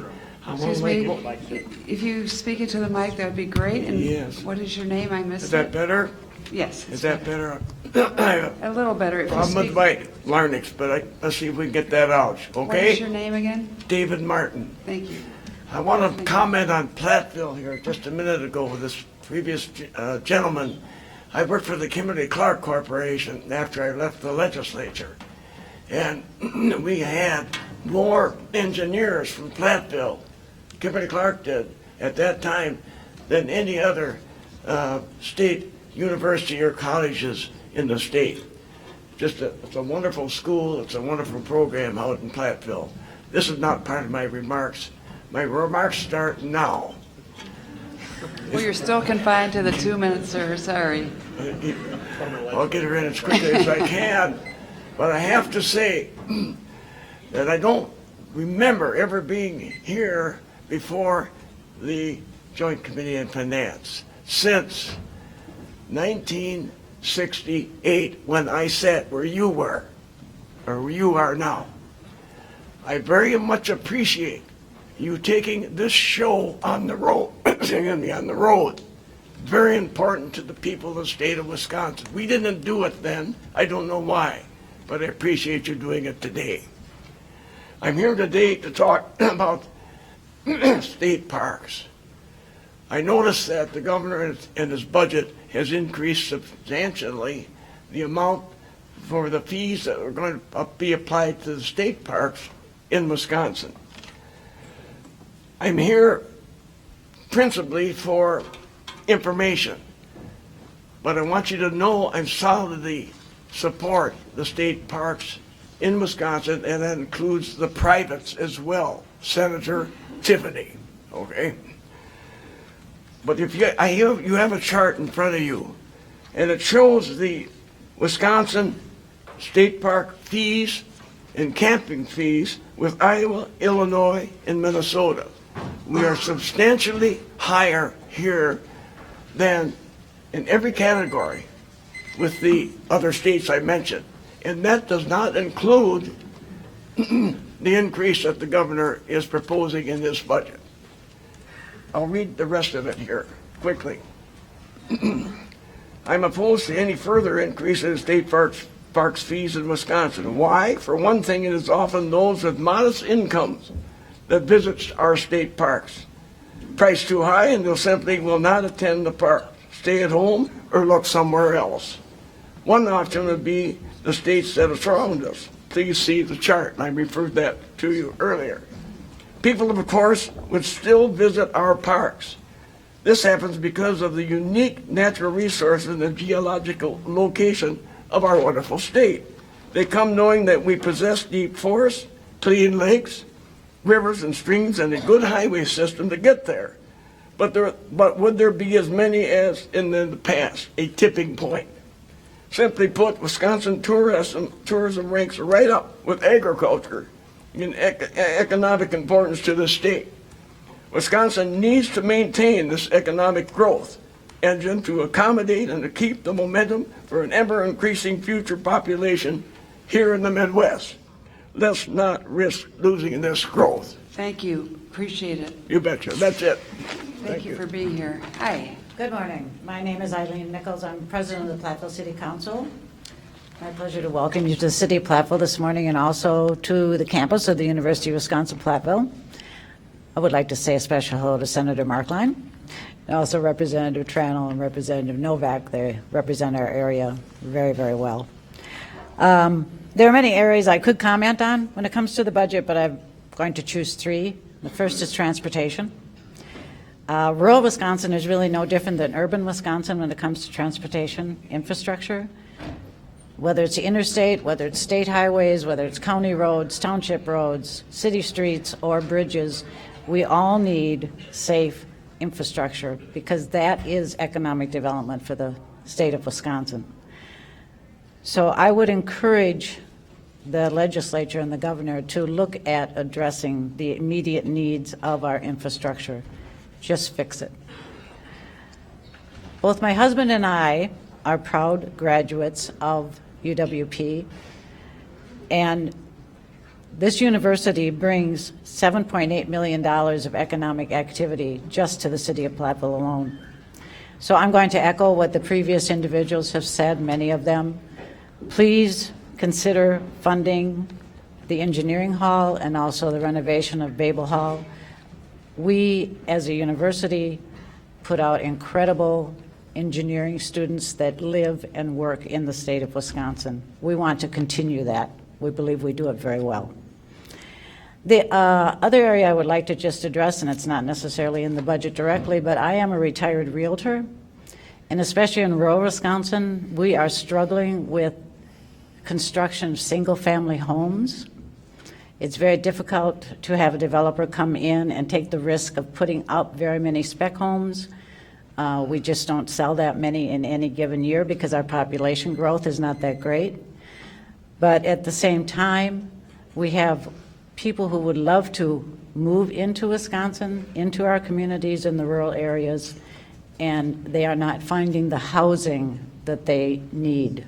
We've been very fortunate in Platteville to have WIDA funding for some large apartment complexes, and we also have a wonderful hotel and library being built on downtown. That's a public-private partnership, so we would like to see more of that. But thank you very much for being here, and I hope that you do get a chance just to drive through our city. Thank you very much. Thank you. Good morning. And if you speak right into the mic, you'll be easily heard. Thank you. Thank you and good morning. Good morning. I'm Tom Thorson. I live in Fitchburg, Wisconsin.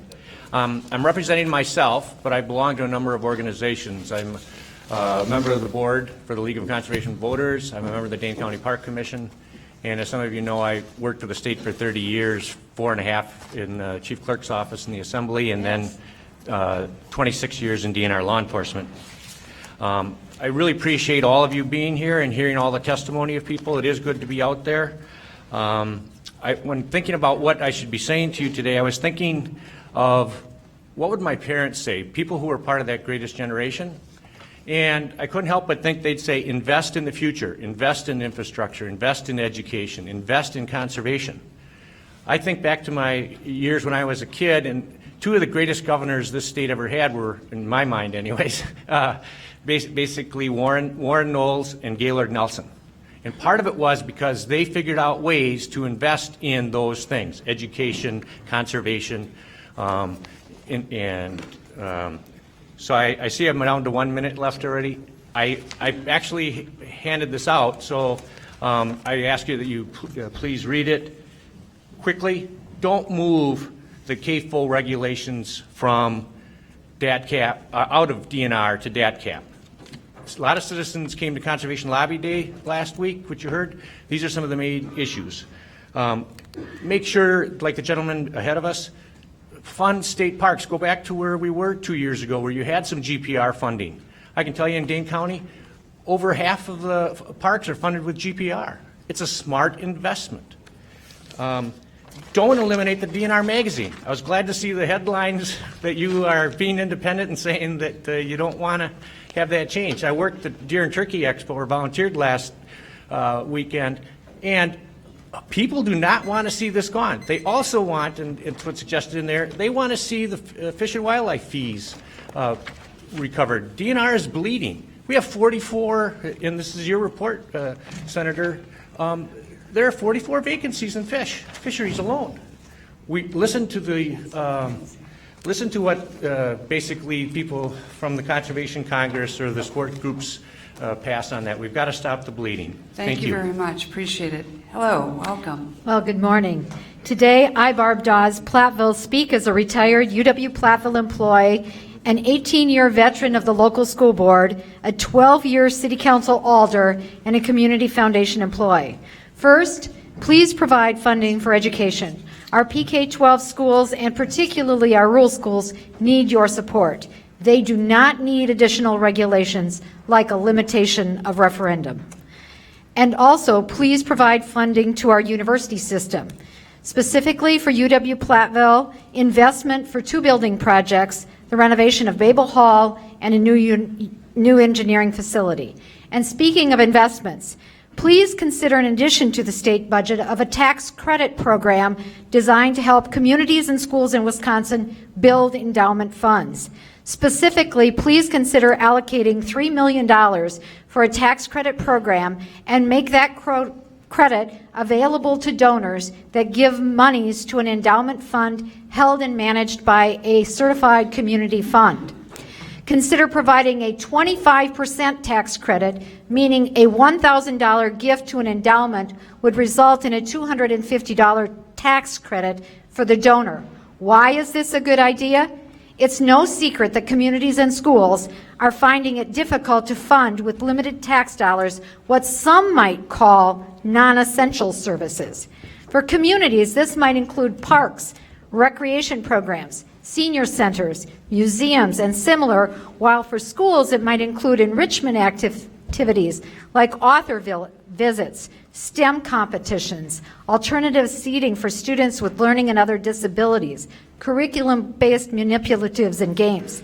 By encouraging the growth of endowments, which annually distribute earnings, some of these so-called non-essential items would be funded, and they would be funded forever with no tax dollars. Iowa implemented this program in 2003. It has leveraged $121 million in endowments and pays out $7 million annually for these types of services. Again, thanks for coming. Thank you. And what is your name again? I missed it. Barb Doss, D-A-U-S. Thank you. Hello, my name is Layla Sonyer.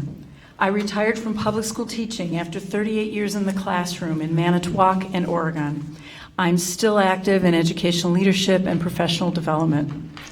I'm here today because I have watched school districts in our beautiful state struggle to support students with consistent funding. I've also witnessed the decline in teacher numbers in the last 5 years due to discouragement, lack of respect, and disengagement as they continue to worry about their students. The author Helen Caldecott said, "Teachers, I believe, are the most responsible and important members of society because their professional efforts affect the fate of the earth." I've seen friends and colleagues leave teaching as they see their autonomy, expertise, and dedication questioned. 2 close friends were forced to retire early to keep their hard-earned benefits in retirement. I know a teacher with 20 years experience who left her district because a teacher shortage had forced her administrators to move teachers into positions outside their expertise. I know a few of the youngest among us who left a career after a year because there were no veteran teachers to mentor them. I know college majors who decided to teach in other states because it was clear that the Wisconsin salaries offered could not sustain them for long. All Wisconsin students deserve an excellent education. They deserve to be taught by teachers who can trust that their choice of career will be respected and supported. The Wisconsin Constitution promises every child a free education because the level of funding in Wisconsin has dropped a little over 11% between 2005 and 2014, while the national funding average has increased 21.8%. Wisconsin school districts have been forced to consolidate, cut back offerings, increase class sizes, and drop any hope of a well-rounded curriculum. Districts have had to settle for weaker teacher candidates who need more support. Many more educators will continue to leave the profession. The Joint Finance Committee must decide to go back to a time when Wisconsin was considered a national leader in education. Without additional funding, the decline in respect will continue. I urge you to support public schools with at least a $300 per pupil increase in revenue limits. The future of our students and our state make this a critical time for action. Thank you. Thank you. Welcome. Good morning. I'm Karen Kurd. I'm the city manager for the city of Platteville, and we're very excited to have you here today in our community and on campus. We have a number of projects that are currently underway in Platteville or recently completed. They're due in part to state and federal assistance, and we're very grateful for that help. For the most part, these projects have been public-private partnerships. We've worked very hard to leverage every state and federal dollar possible with city resources and support from our local businesses and nonprofits. Tax increment has also played an important role as one of the few economic development tools available to us. From the city's perspective, this hasn't been easy, and my guess is that for some of you, that's the intent. As a rural community with lower growth rates, we have struggled under the levy limits placed on us by the state and from diminished state aid. As a city that's just crossed the threshold of MS4 stormwater regulations, we have no idea how we're going to fund these expensive new mandates. Exempting stormwater utility fees from levy limits or using new construction versus net new construction would help. Now we're also troubled by the prospect of the dark store tax loophole and the elimination of personal property taxes as placing an even greater tax burden on our residential homeowners. And we hope that you'll consider elimination of that loophole, and as well as making sure that the personal property tax elimination isn't shifted onto residential properties. You've already heard about concerns with respect to our roads. While we appreciate the governor's increase to the transportation budget, we don't think it goes far enough in terms of a sustainable solution to our transportation problems. And I also just want to mention quickly the municipal aid program. That has been a significant challenge for the city of Platteville. At the same time, UWP was the fastest growing university in the system. Our aid to assist with university related costs declined from 80 to 40% of costs incurred. That isn't to say that we don't love UWP. We absolutely do. The university pumps a tremendous amount of money into our local economy, and we could not imagine our town without our engineering programs. And with that, we think it's critical to fund the engineering building as well as the renovations to Babel Hall. Thank you for your time. Thank you. My name is Jacob Stampin. I'm an emeritus professor in the Department of Educational Leadership and Policy Analysis at UW-Madison. I've worked for over 40 years to improve education and make higher education more accessible to all. I've researched what works and what doesn't work. What doesn't work is funding private voucher schools at the expense of community-based public schools.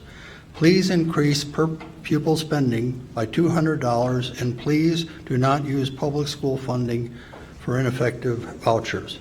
Community-centered public education in Wisconsin works. The state produces high-quality human capital at every level of education. Curriculum is based on scientific research, and all children are accepted and taught using the best available methods. Public schools serve everyone rather than only students from specific backgrounds and build strong communities. This is the essence of the Wisconsin idea that has contributed to the quality of life in Wisconsin for more than a century. The results of research on voucher school performance are not good. Recent studies comparing learning outcomes in private voucher schools and public schools in Indiana, Ohio, and Louisiana find declines in math and funding and reading at voucher schools. The Ohio study was sponsored by a conservative think tank and a proponent of school choice. Nevertheless, it concluded, I quote, "Students who use vouchers to attend private schools have fared worse academically compared to their closely matched peers attending public schools. We can't afford to publicly fund two systems of schools with the same money.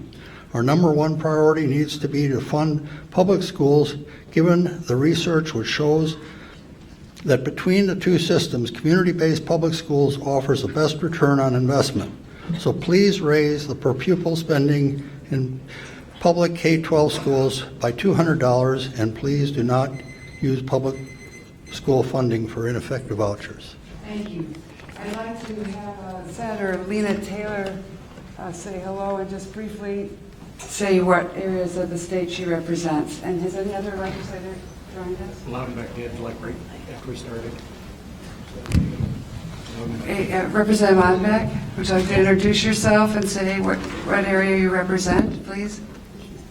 Sure. Good morning. My name is Amy Loudenbeck. I represent Eastern Rock and Western Walworth County, right on the state line in central Wisconsin. Thanks for hosting us today.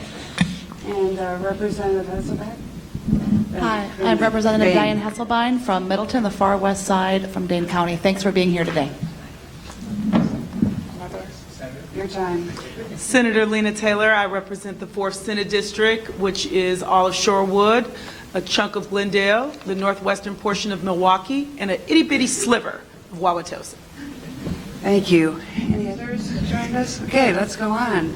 Hello. Good morning. My name is Cindy Tang, and I'm an entrepreneur that started a software engineering firm over 30 years ago in southwest Wisconsin.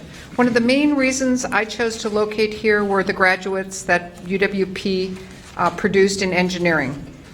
UW-Platteville, in collaboration with UW Colleges, currently offers a collaborative engineering program that's available at the UW Fox Valley campus.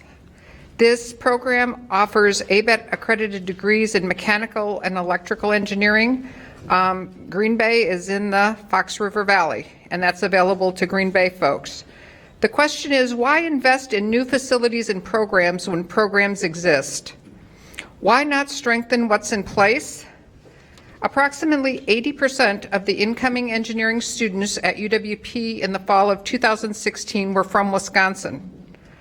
Approximately 75% of the UW-Platteville engineering graduates over the past 3 years stayed in Wisconsin. The UW System Board of Regents' only new building request in this biennium is an additional engineering building at UWP. I encourage you to consider that. I think it's very important. I also encourage you to continue to invest in a proven undergraduate engineering program at Platteville and strengthen the collaboration that exists between UW colleges and Platteville. Resources are scarce, and we must be cautious on how we invest those scarce resources. So, as to not to harm the jewels in our crown, please continue to invest in UW Platteville and the collaboration that exists with other campuses around the state versus adding more engineering programs. Thank you. Welcome. Hi there. I'm Heidi Dias-Macbeth, and I'm from Lyman Township, just outside of Platteville. Yes, we're a group. I'm here to ask you to support LRB 2521/1 to establish Wisconsin Creates, a new program to grow the creative economy in Platteville and across the state. Senator Markline and Representative Tranel, it's great to see you here, and I hope that you'll support this. I'm a parent, grandparent, artist, and co-owner of the Driftless Market located on Main Street in Platteville. Our business is often referred to as an anchor business in our Main Street community, and I believe this is largely because of the unique and one-of-a-kind experience that you find when you combine local food and art. As a small business owner, I wasn't sure I'd be able to leave work to be here this morning, but I feel strongly about representing small businesses like the Driftless Market at this listening session. Through our business, we support and sell products from over 100 local business and art entrepreneurs from our area. The Driftless Market is co-owned by 2 Platteville area couples, and we employ 9 additional individuals, 3 of which are full-time. We are one of the only businesses in our tri-state area that provides access to local art, local and organic produce and food options, as well as the wonderful artisan Wisconsin cheeses. Many of our customers come to Platteville from a 50-plus radius, and we are a popular destination for locals and visitors alike by offering a wide selection of the products that I've discussed. And providing community space to groups and book clubs and additional things like that. Wisconsin Creates will be a program of the Wisconsin Arts Board and will provide funds to for-profit and nonprofit businesses and agencies of local government to support. And you have the details in the information that I provided to you. The evidence is there to support the impact and benefit that the art and local food and cultural sectors have on communities and regions like ours in southwest Wisconsin. Everyone seems to agree on and appreciate the benefits, but very few seem to want to put the support needed towards strengthening these efforts. Wisconsin has a great opportunity to show that as a state we value the artistic, cultural, and creative sectors by passing Wisconsin Creates. And putting forth the resources needed to support the businesses and organizations that make up our creative economy, as well as quality public school education and protection and preservation of our environment. Wisconsin Creates is a positive step in that direction. Thank you for your time. Thank you. Oh, wait, I'm with her. Yeah, see my Wisconsin Creates, please remember that because you'll be looking at the bill. My name is Diane Sturba, and I've been an educator my whole life, preschool through graduate level. And 10 of those years I worked at Shake Rag Alley, which is a wonderful not-for-profit right in Mineral Point, just 20 minutes up the road. There they hired teachers to instruct children preschool through 80-year-old women. Through those experiences, I can testify I've seen the incredible merits to people having the arts in their life. We had youth programs, preschoolers, high schoolers. I have countless stories of watching people being transformed through the incredible power of expressing their creativity through art. Preschoolers came regularly with their parents or caregivers to be in the atmosphere of art supplies and creativity, and it was just a delight to see them uninhibited, and as well the children and their caretakers. Elementary school children come there for after school and summer classes to be exposed to a wide variety of media and meet other hired instructors, art teachers, and they learn skills firsthand. I was with them. Many students with special needs would come there, and you can see how special it is for them. An example would be a young man who came with autism, and he couldn't sit through the instruction, but as soon as I handed paints to him, he started painting, he was engaged, he was smiling, and he had success like he hadn't had before in a long, long time. We work with high school students who come during the summer and learn skills from real artisans in the area throughout the state they come in. Also, students from the alternative high school come.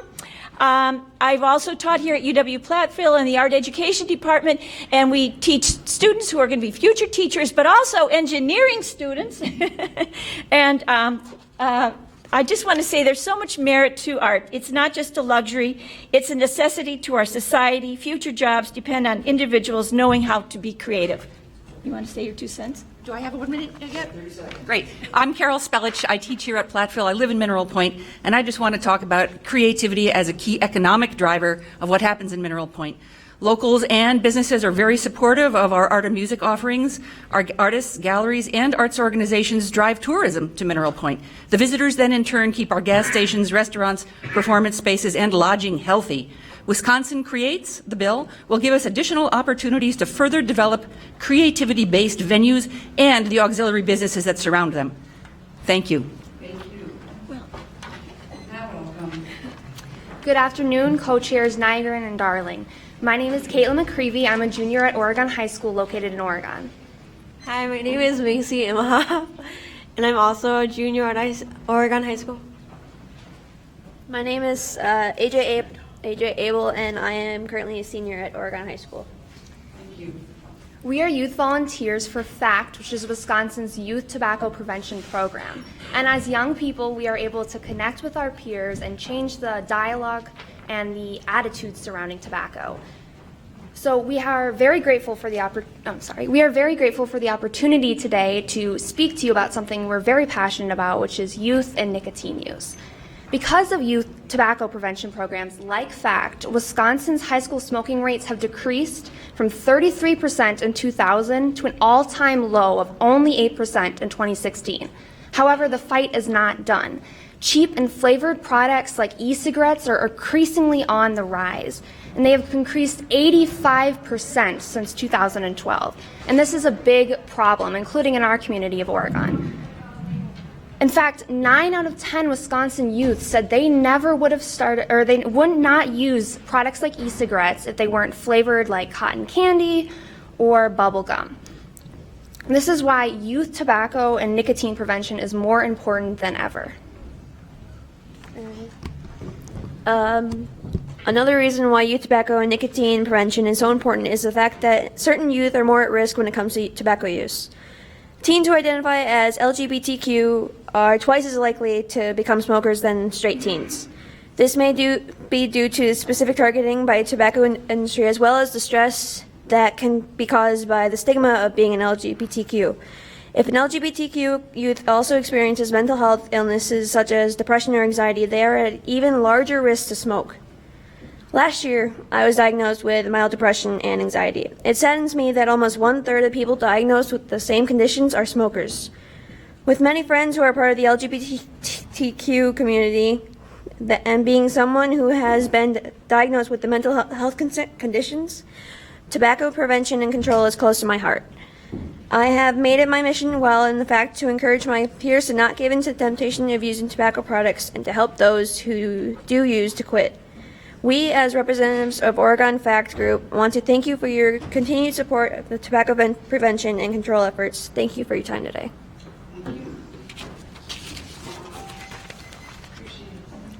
My name is Karen Stampin.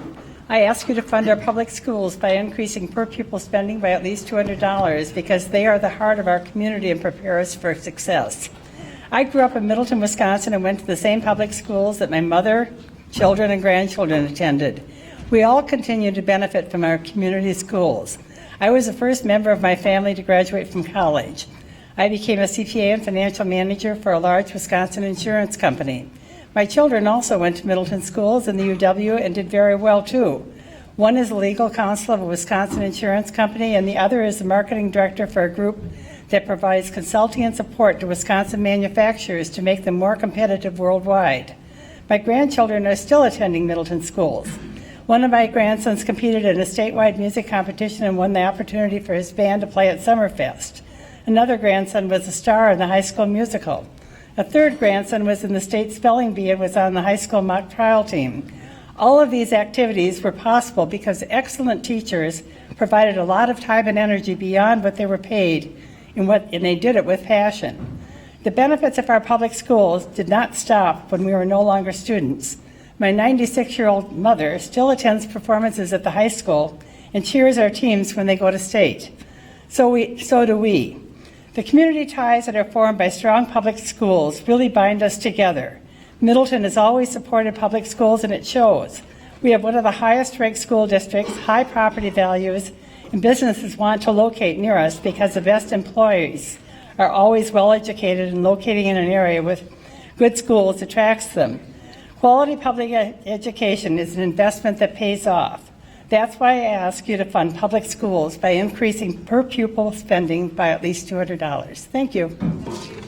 Good morning. My name is Emily Tashin. I'm the Wellness and Prevention Specialist for the Greene County Aging and Disability Resource Center. Thank you for this opportunity to share these brief comments about my support for the Healthy Aging grants in the Wisconsin biennial budget. In this role, my responsibilities are to coordinate, market, and recruit for health promotion programs for older adults in Greene County. My job is incredibly important and extremely satisfying because, as my title suggests, my role is upstream. I work to keep people healthy or become more healthy, keeping them in the shallow end of the pool. Our work in delivering research and proven prevention and health promotion programs helps prevent expensive falls. They also help people learn how to manage their own chronic illnesses, such as diabetes, arthritis, and heart conditions. This all helps to delay or avoid entirely the need for long-term care, which is so much more expensive and not what people want. To paraphrase an old saying, an ounce of prevention is cheaper than a pound of long-term care.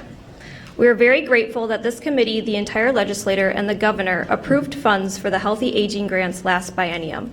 Those funds ultimately help support the Wisconsin Institute for Healthy Aging and, in turn, all of us in our counties by providing the statewide trainings, outreach materials, data collection and analysis, assistance in developing broad partnerships, stipends for our volunteers, and other services so that each of our counties doesn't have to reinvent the wheel. The small amount of current funds for prevention from the Older Americans Act contrasted with our huge need is why we need the support of the statewide infrastructure to hold the statewide licenses, provide us with training and technical assistance, support for our volunteers, develop new programs, organize annual informational conferences, and mini grants for special projects. I understand that Senator Olson will be introducing an amendment to the budget this biennium too, with the goal of increasing the appropriation and making it permanent. I understand that the Wisconsin Institute for Healthy Aging has shared with you the results and enormous cost savings from your investment in the healthy aging in this current biennium. On behalf of our ADRC and the older adults we serve, I respectfully request that you support Senator Olson's anticipated amendment when it comes before your committee. Thank you. Thank you. Hello, I am Joan Durst.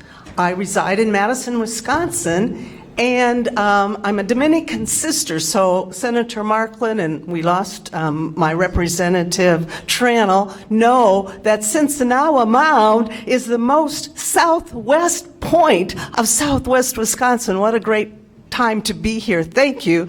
And I'm here to speak this morning about Transitional Jobs Program.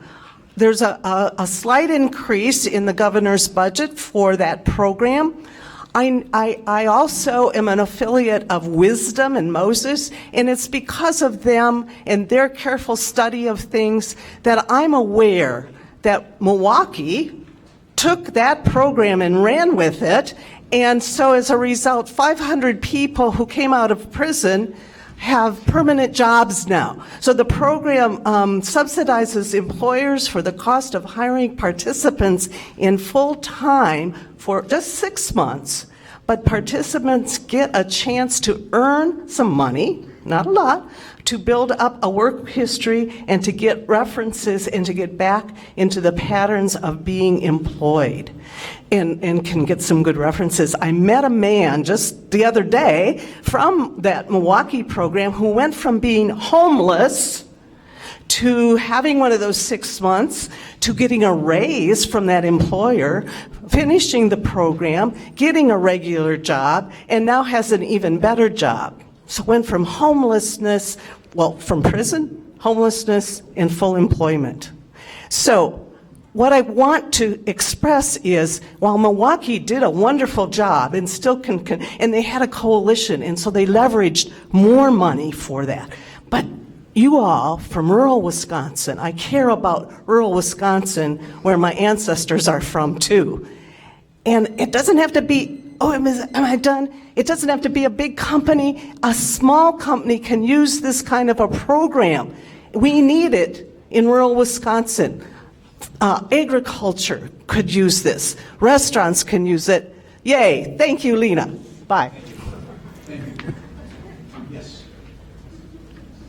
All right, we're going to announce some more names. So just so people know out in the audience, as of right now, if you registered to speak at 9:03, I'm starting to call your names off right now. So 9:03 is what we're starting at. Lawrence Sieb from Lake Mills, Wisconsin. Steve Bauer. Rena Newman from Madison. Elizabeth Hayes from Madison. 502 Francis Street. Leslie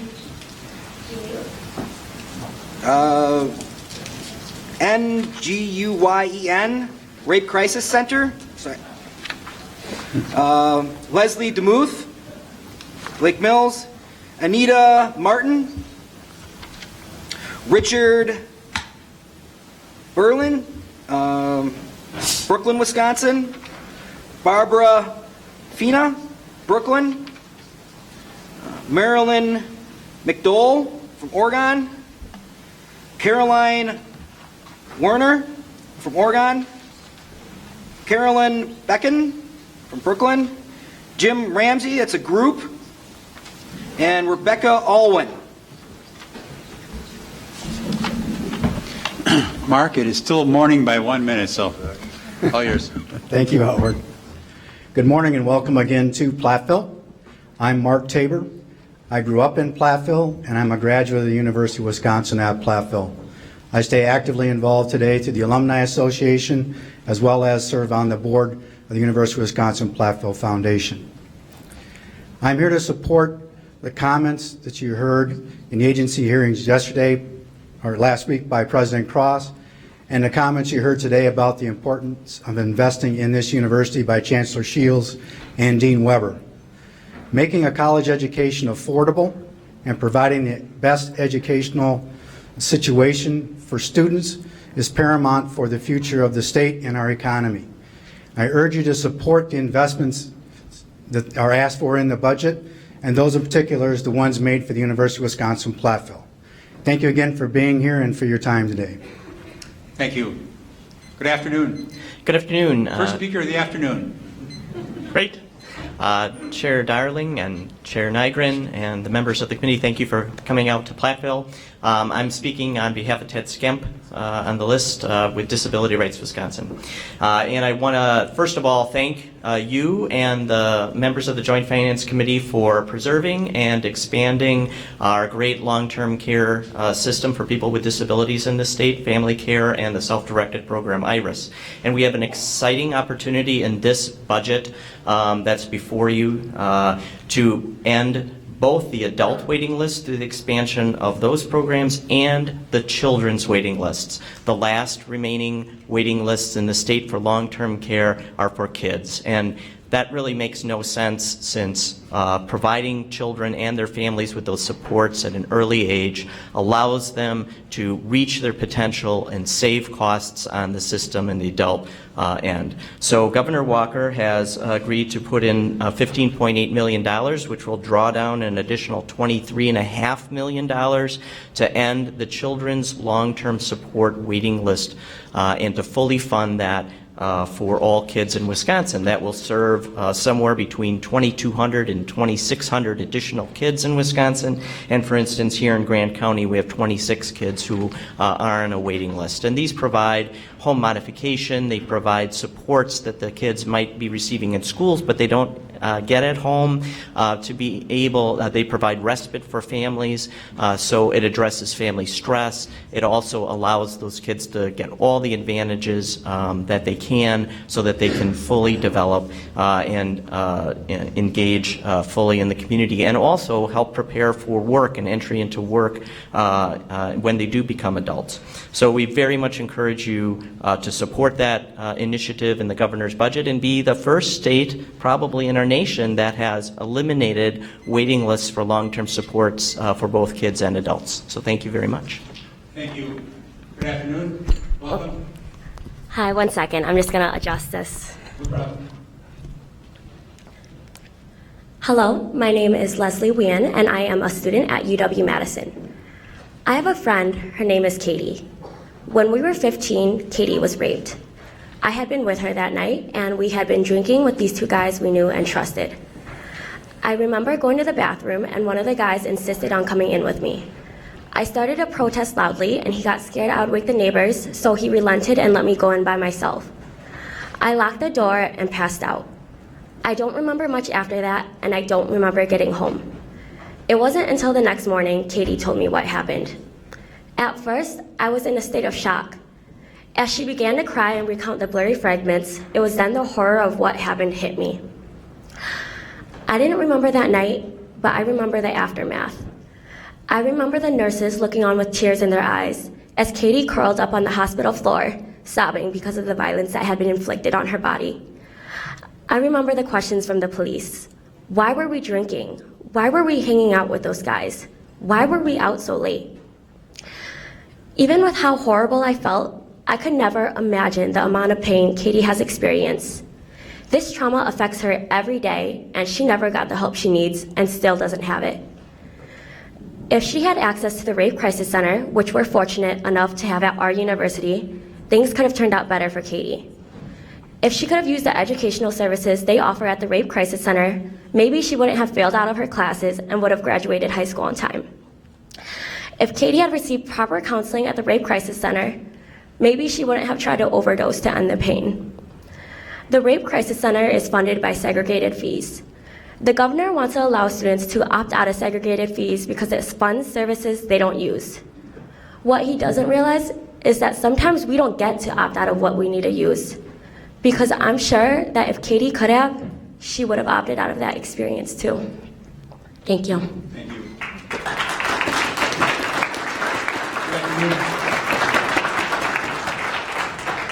Excuse me, as good as that presentation was, it would really help if we held our applause. Thank you. Good afternoon. Good afternoon. Thank you very much. I certainly appreciate this opportunity to address you. My name is Steve Bauer. During the 34 years of teaching earth science, I often used the state parks as my outdoor classroom. Hundreds of my students experienced firsthand the geology of the state. Our underfunded parks remain as an enduring legacy for us, our children, and the many thousands of students yet to come. This opportunity must not slip away. I experience another enduring legacy where I live in rural Jefferson County. Clean air and clean water. As a society, we paid for cleaning up the air and the water. We also fought for lasting protections, and appropriate legislation was passed. The need for these environmental regulations has increased due to industrial sand mining, miles of oil pipeline, and the expansion of factory farms. Lead poisons our drinking water, lakes are unfit to swim in, and high-capacity wells pump water with little oversight. Our protections must not slip away. In recent years, staffing at the DNR has been greatly reduced, hitting scientists, researchers, and technical experts the hardest. Governor Walker proposes to cut dozens more positions. One of the most alarming proposals is to reshuffle the DNR, putting water quality under DATCAP. Placing watershed management and including wetland and farm runoff issues into Business Supporting Division represents an ominous shift. Further reductions in the agency staff will hamper compliance, ultimately degrading air and water and natural resources for residents and tourists alike. Our natural resources should never be placed in business supporting position.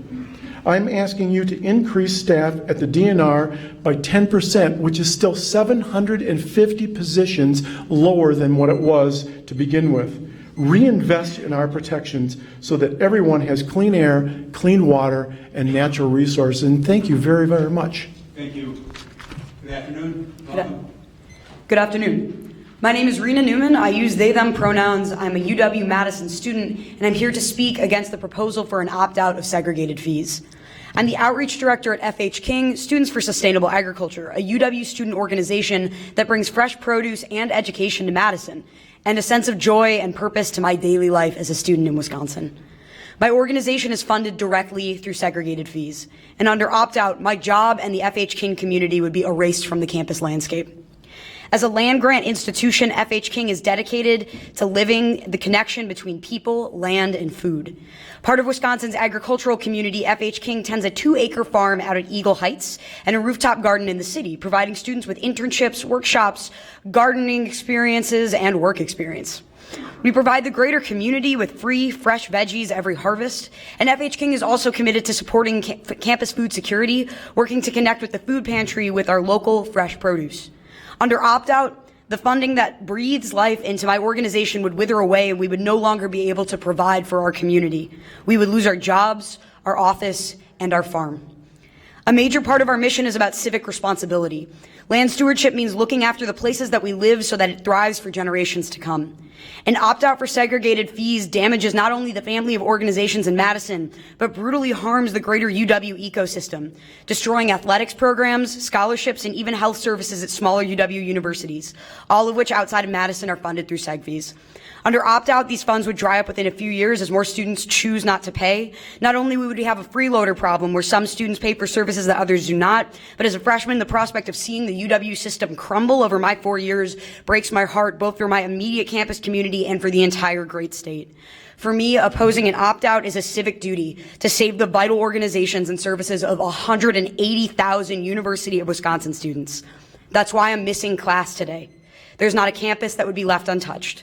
Please stand with FH King to remove the opt-out from the budget. Thank you so much for your time. Thank you. Good afternoon. Good afternoon. I'm Lawrence Sieg from Lake Mills, Wisconsin. I'm here today because I've been concerned about the decreasing funding for our K-12 public schools for some time. What really brought it home to me was when my grandson started school. His parents were given a fairly lengthy list of supplies he should bring along with him, everything from crayons and paper to Kleenex and Clorox wipes. Once this was all assembled, my daughter took a picture of my grandson with the supplies. The stack of supplies was greatly larger than he was. The cost of those supplies were approximately $50. There was a registration fee of $67. So before he even walked into the school, they were out of pocket of $117. Last year, his sister joined him in school, and now the out-of-pocket costs were $334. Now they can afford this, but too many families cannot. They live in Sussex, which has excellent school systems, which is why they moved there, as did a lot of other families. The result is those excellent schools are now overcrowded and they're struggling to find funding to expand. In the 1980s, I was an engineering manager for a Wisconsin-based medical technology company. I soon found out that one of the most important factors I had in hiring new employees to join our firm was our strong K-12 school system. I had excellent career choices for them, challenging jobs, but the kicker was the good schools. It allowed me to hire engineers from out of state. So strong public schools are not only what our kids deserve, they're good for the state's economy. They contributed to our growth in the past, and they will contribute to Wisconsin's growth in the future. So what I'm asking this committee to do is to fund public schools at $300 per student, using the formula to apportion funding to those districts needing it the most, and with no strings attached to teacher contributions to pensions or health plans, and no school-related property taxes. Thank you. Thank you. Good afternoon. Welcome. Good afternoon. My name is Elizabeth Hayes, and I am a student at UW-Madison. Today, I have come here to discuss the implications of the proposed segregated fees opt-out. The UW system budget describes the opt-out as follows. The governor recommends that students be given the option to decline to pay allocable segregated fees. In other words, the opt-out aims to give students a voice in the process, which may seem like a positive change, in that it gives students a say as to where their money goes. However, by doing so, the opt-out eliminates many more choices that students already have the right to exercise. For example, 15 student representatives are elected each year at UW-Madison to serve on the Student Services Finance Committee, or SUFAC. This group allocates segregated fees to student orgs who receive funding and decide their eligibility in the process. In addition, students at University of Madison have the option to join any of the hundreds of student orgs on campus. I am the co-student director of Adventure Learning Programs, or ALPS, which is a student organization that provides leadership and team building workshops to other student groups on campus. When I began my college career, I struggled socially, mentally, and academically, and frequently thought about dropping out. However, joining ALPS gave me a purpose on this campus and has given me the confidence to become an active member of the student body in many other ways. The impact of student orgs does not stop with just my experience. The very existence of these student orgs is a choice in itself. These groups were created by students who recognized the need for a service that was not being provided by the university. These resources include things like the Working Class Student Union, the Rape Crisis Center, the Tenant Resource Center, and the Greater University Tutoring Service. Over 200 organizations would be entirely defunded as a result of the opt-out, showing the vast impact of necessity for these organizations. By passing the opt-out, the Joint Finance Committee would be fundamentally changing our campus and our state as a whole. You would be taking away our right to choose the college experience that we want for ourselves. You would be limiting the resources that students have recognized a need for. You would be silencing the voices of victims of sexual assault, low-income and non-traditional students, students of color, students with mental and physical disabilities, veterans, and so many other communities that are supported by student organizations. Help us keep our voice as students and Wisconsin residents. Stand with me in opposing the segregated fees opt-out. Thank you. Thank you. Good afternoon. Welcome. Good afternoon. Thank you for the opportunity to speak. My name is Anita Martin from Lake Mills, which is a great place with a beautiful lake. One thing I think we all can agree on is clean air and clean water are critical for our health and our well-being. But here in our state, nearly 200,000 residences, including homes in our community of Lake Mills, are served by lead pipes. Alarmingly, in both Watertown and Milwaukee, more than 8% of children under age 6 have tested positive for lead. Experts say that there are no safe levels of lead in the blood for developing brains.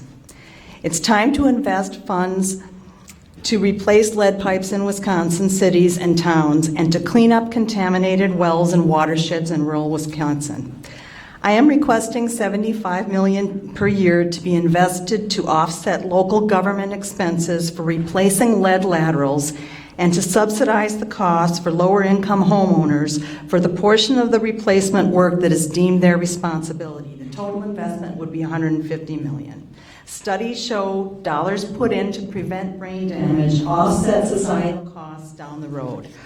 Also, as far as the state agency charged with protecting air and water, Wisconsin DNR needs additional funding to do its job. Air permits and water permits are legal safeguards for communities and the environment. Due to staff shortages, the DNR cannot keep up with reviewing applications and approving pollution permits. It is not acceptable for permits which have expired on September 30th, 2016, for instance, to be considered in place 6 months later. This is the case in Jefferson County with a large farm presently with 3 million chickens and the fertilizer plant that's in the process of nearly doubling its operation. These are 5-year permits, and many times the size and scope of the facility has significantly increased since the permit was issued. The answer is not making the permits less science-based and faster to obtain. So where would these funds for all these proposed changes come from? The money could be generated through reallocation by eliminating or reducing the manufacturing and agriculture credit and changing or discontinuing the capital gains tax break. As representatives of the public, protecting the air we breathe and the water we drink is both your legal and moral responsibility. Thank you for taking this responsibility seriously. Thank you. Thank you. Welcome. Hello, everyone, and thank you for coming to listen to the citizens of Wisconsin today. As a retired public school teacher and now an active... What is your name? Oh, I'm sorry. Leslie DeMuth. As a retired public school teacher and now an active citizen volunteer in my community, I testify for the value of spending our shared tax revenues wisely and in ways that will benefit us all. The state of Wisconsin has an obligation to serve the common good. I have 2 priorities for budget consideration today. First, we must restore full funding for public schools without any transfer of funds to support vouchers, private schools, for-profit schools, or other unaccountable schemes. A strong base of neighborhood public schools is always in the best interest of families and local economies. Second, the state of Wisconsin must do all it can to assure clean air and water, as these precious resources, owned by no one, but entrusted to us all, are fundamental to our health and hugely important to our economy. Think of the tourist industry. You must restore DNR funding and the science and research positions that were cut in the last biennial budget. When it comes to protecting our natural environment, the state has a unique and central role to play. With these two priorities, I implore you to base your budget decisions on what will benefit all who live and work in Wisconsin. Thank you. Thank you. Good afternoon. Welcome. Hello, my name is Barbara Feeney from Brooklyn, Wisconsin. The kids of Wisconsin are in need of some heroes, and I'm here to ask you to be those heroes. I'm a member of the Oregon School District, although I'm not testifying on behalf of the board. I am a member of the board. Because we are close to the Madison area, our school district has benefited with growth in our enrollment, which is steady, although slow. For that reason, we have not suffered some of the cuts that other school districts have suffered.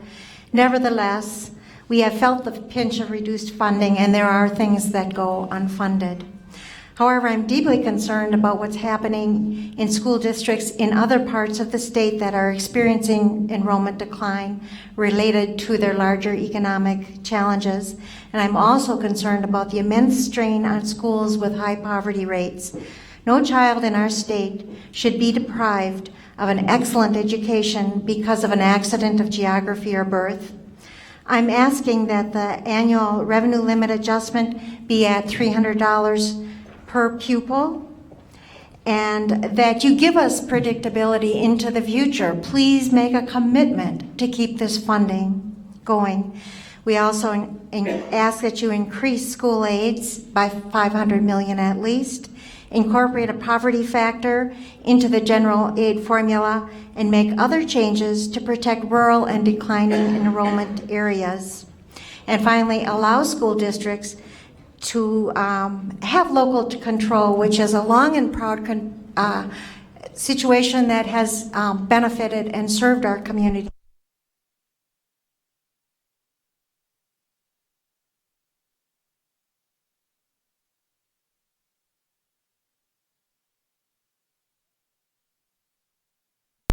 Gets an excellent education, I say, please, tax me.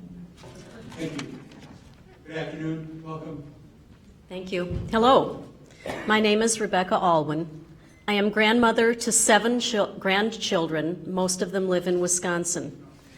I was in grade school in 1957 when the Soviet Union launched Sputnik. It was the first satellite to orbit the Earth. I remember the reaction and wounded pride in this country. Life magazine did a story that compared a student in Russia with a student in the US. That contributed to determination to improve science education from grade schools to universities as part of our national defense. I remember new science lessons from Science Research Associates and my teacher, who was excited to share these lessons with us. One of the best aspects of the 1960s space program was the feeling that Americans were working together. Our public schools were and still are needed for our future strength. Our public schools are part of our heritage in our Wisconsin Constitution. Article 10 in the Constitution states, "These schools shall be as nearly uniform as practicable and shall be free, without charge for tuition, to all children between the ages of 4 and 20 years, and no sectarian instruction shall be allowed therein." The proposed budget does not adequately restore state aid to the levels that it was in 2010. Our public schools are where all children are valued, and we need to value and support those public schools. We need additional funds for those districts that are the most challenged, and we need to value and pay adequately our teachers in every district. Thank you for listening. Thank you. Good afternoon. Welcome. Thank you. My name is Caroline K. Werner. As you can probably see, I am an elder. I am 76 years of age. I was born in Wisconsin and live in Oregon, a small Dane County community south of Madison. I have a master's degree in social work from the University of Wisconsin-Madison. I have experience working in group homes with people with developmental disabilities or with mentally ill elderly adults. I've done case management for elders through senior centers in Dane County. I currently work with elders who have dementia or Alzheimer's disease.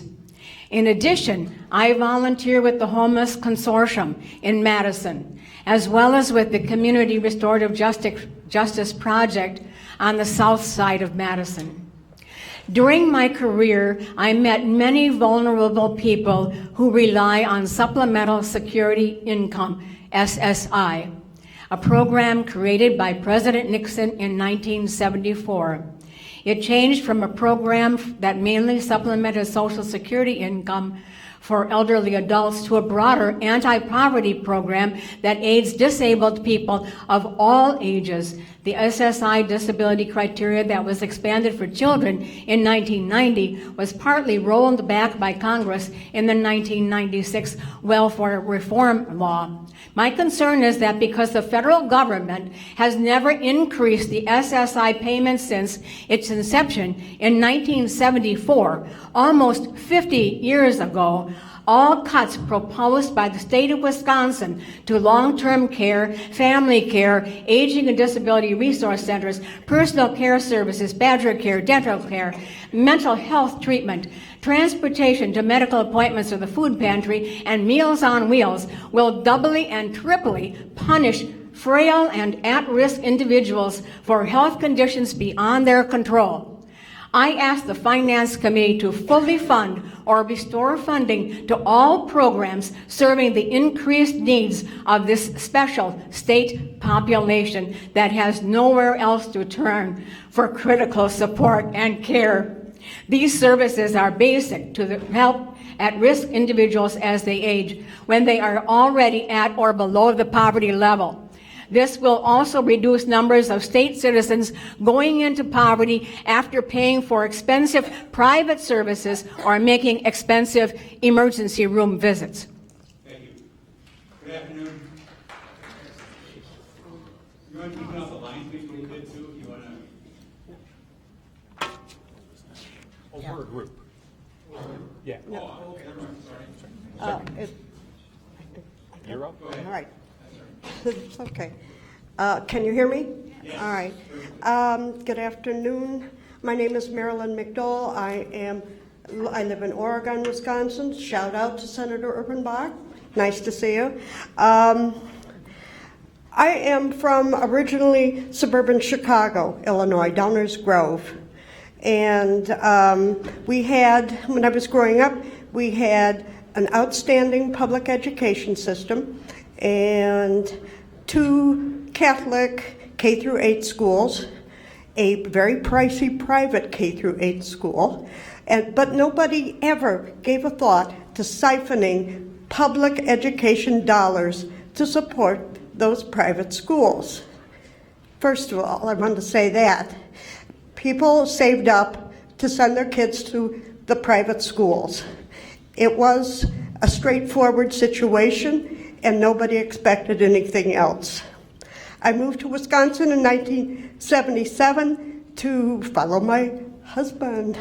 I worked in a variety of jobs, graduated from Whitewater with a master's in business education, worked in education for about 4 years, then went to MATC and taught, then went to UW in administration. So I know education in Wisconsin.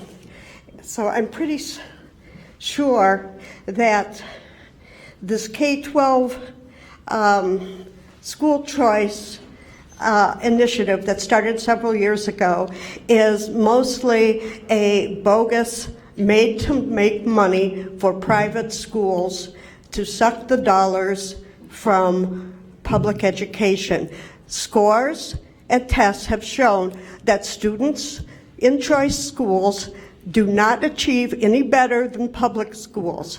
So I ask you to scale back your dollars that are going to school choice, not increase them as the budget would have it, and look yourselves in the mirrors. Can you take those monies away from public education? Public schools are where most of the students are educated. I ask you, please, search your consciences and cut those school choice dollars. Thank you very much. Good afternoon. Hi. We have to put this up. Maybe we should read out some names of things. Get some more people in the queue here. All right, we have a group, Jordan Pasbring, Pasbrig, Mary Holster, Jim Gambling, Anastasia Konopecki, Madison. Looks like a group right there. Gian Suis, Beloit Tobacco Prevention. Caitlin Hall, Eric Wendorf, Middleton, Beverly Pittman Burns, Mayor Mike Palm, Ed White, Mark Stead, Jacob Schimmel, Jerry Deere, Rose, and this is a group, Lovetto, Lisa Rinker with that group, Michelle Olson, Deb Wetzel, China Rooking, Prairie Duchesne, Teach. I'm sorry for butchering people's names. Jerry Rodenberg. Alrighty, and just for your information, the names we just read, that clerk just read, are registered at 9:12, so that's where we're at on the registration process. So, welcome. All right, thank you. Thank you for the opportunity to address you today. My name is Jim Ramsey. I'm a public librarian in Middleton, Wisconsin, and I'm speaking with you today to request, respectfully, the inclusion in the state budget of an additional $1.5 million in appropriations for state aid to library systems. As you know, these are the funds that are distributed through the DPI to public libraries in Wisconsin through the 16 library systems in the state.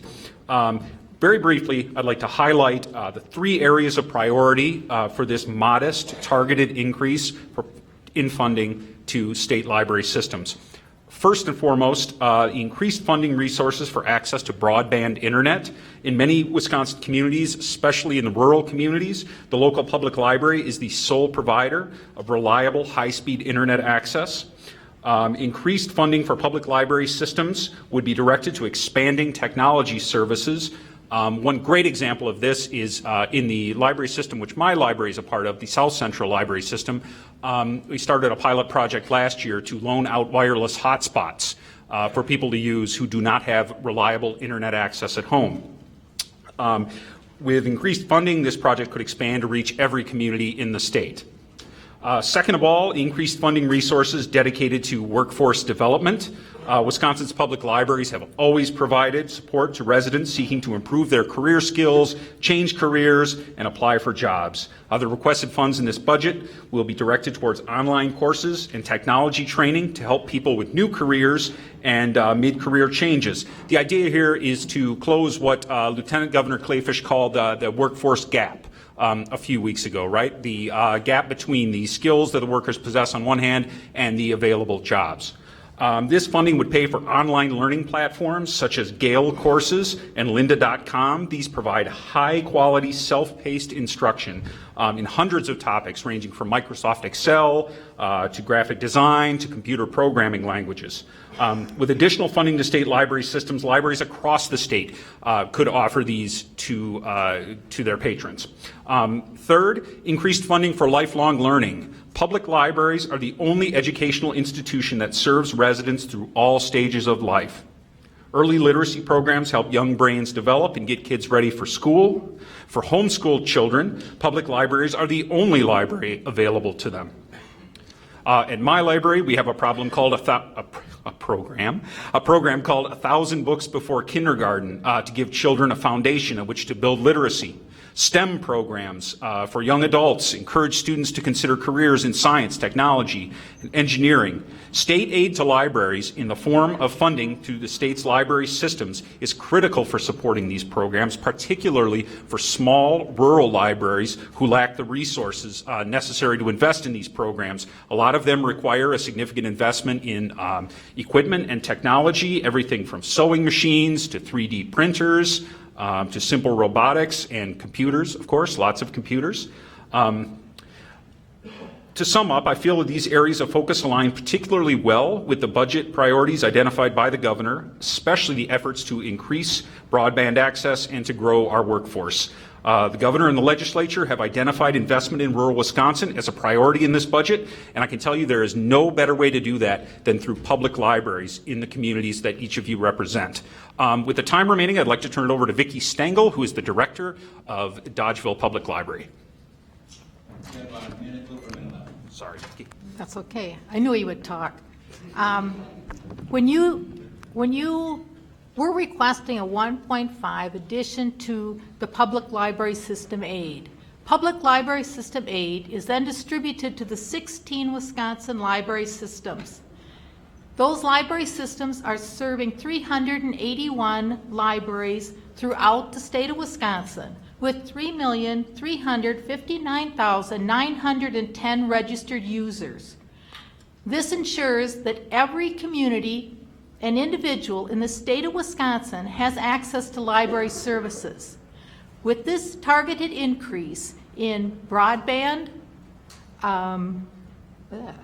supporting workforce development and lifelong learning, libraries like the Dodgeville Public Library can utilize online resources, staff training, and coordinated resource development to make a big difference in how we serve our communities. The needs of our communities are not diminishing. They're growing, and we need your support. Thank you. Very good. Thank you very much. Good afternoon. Welcome. Thank you. I'm Richard Beshen. I was born right up the road here in Hazel Green, Wisconsin. And I have a lot of fond memories of growing up in this area of Wisconsin. I remember when I was 10 years old, my mom thought it'd be a good idea for me to ride with my Uncle Alphonse in his semi-tractor trailer rig for the day. And we hauled a couple of loads of brick from Dubuque right up here to this university so they could build the chimney at the power plant. So when I drive by now and I see that chimney, I think about my roots in Wisconsin and my roots in Wisconsin values. What I grew up believing in was fairness, justice, honesty, the Green Bay Packers, and good open government, not necessarily in that order in the playoffs. The reason I drove down from Brooklyn today, from Brooklyn, Wisconsin, where I live, is to talk with you about the fact that a federal court has ruled that Wisconsin's assembly district maps are a gerrymander. The Republican Party of Wisconsin is responsible for the redistricting that created them. As I see it, you used my money to hire expensive consultants to use a computer program called Red State. What does that tell you? To rig our elections. Some of you signed secrecy agreements to hide what you were doing. Wisconsinites, your neighbors, friends, and fellow citizens were cheated out of the power of their vote. I'm here along with Common Cause of Wisconsin and other organizations and citizens to ask you to end this voter fraud by changing our system to one like they have in Iowa, where they use an advisory commission. Don't kid yourselves. This goes both ways when Democrats are back in power. We don't want to go through this again. Please change to the Iowa system. Missouri has a good system.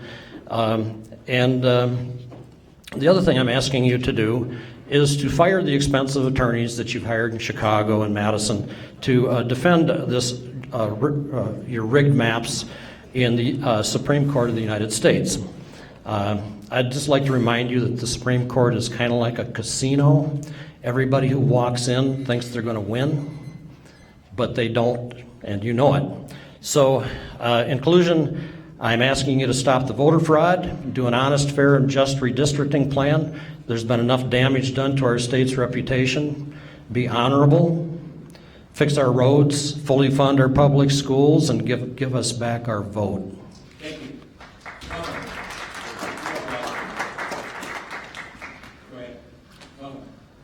Thank you. Good afternoon. My name is Nathaniel Lentz, and I am an advocate and self-advocate living with a disability from Reedsburg, Wisconsin. Thank you for having me at these public hearings and around the state so Wisconsin residents can have input into the budget process. I am also speaking as a member of the Wisconsin Board for People with Developmental Disabilities.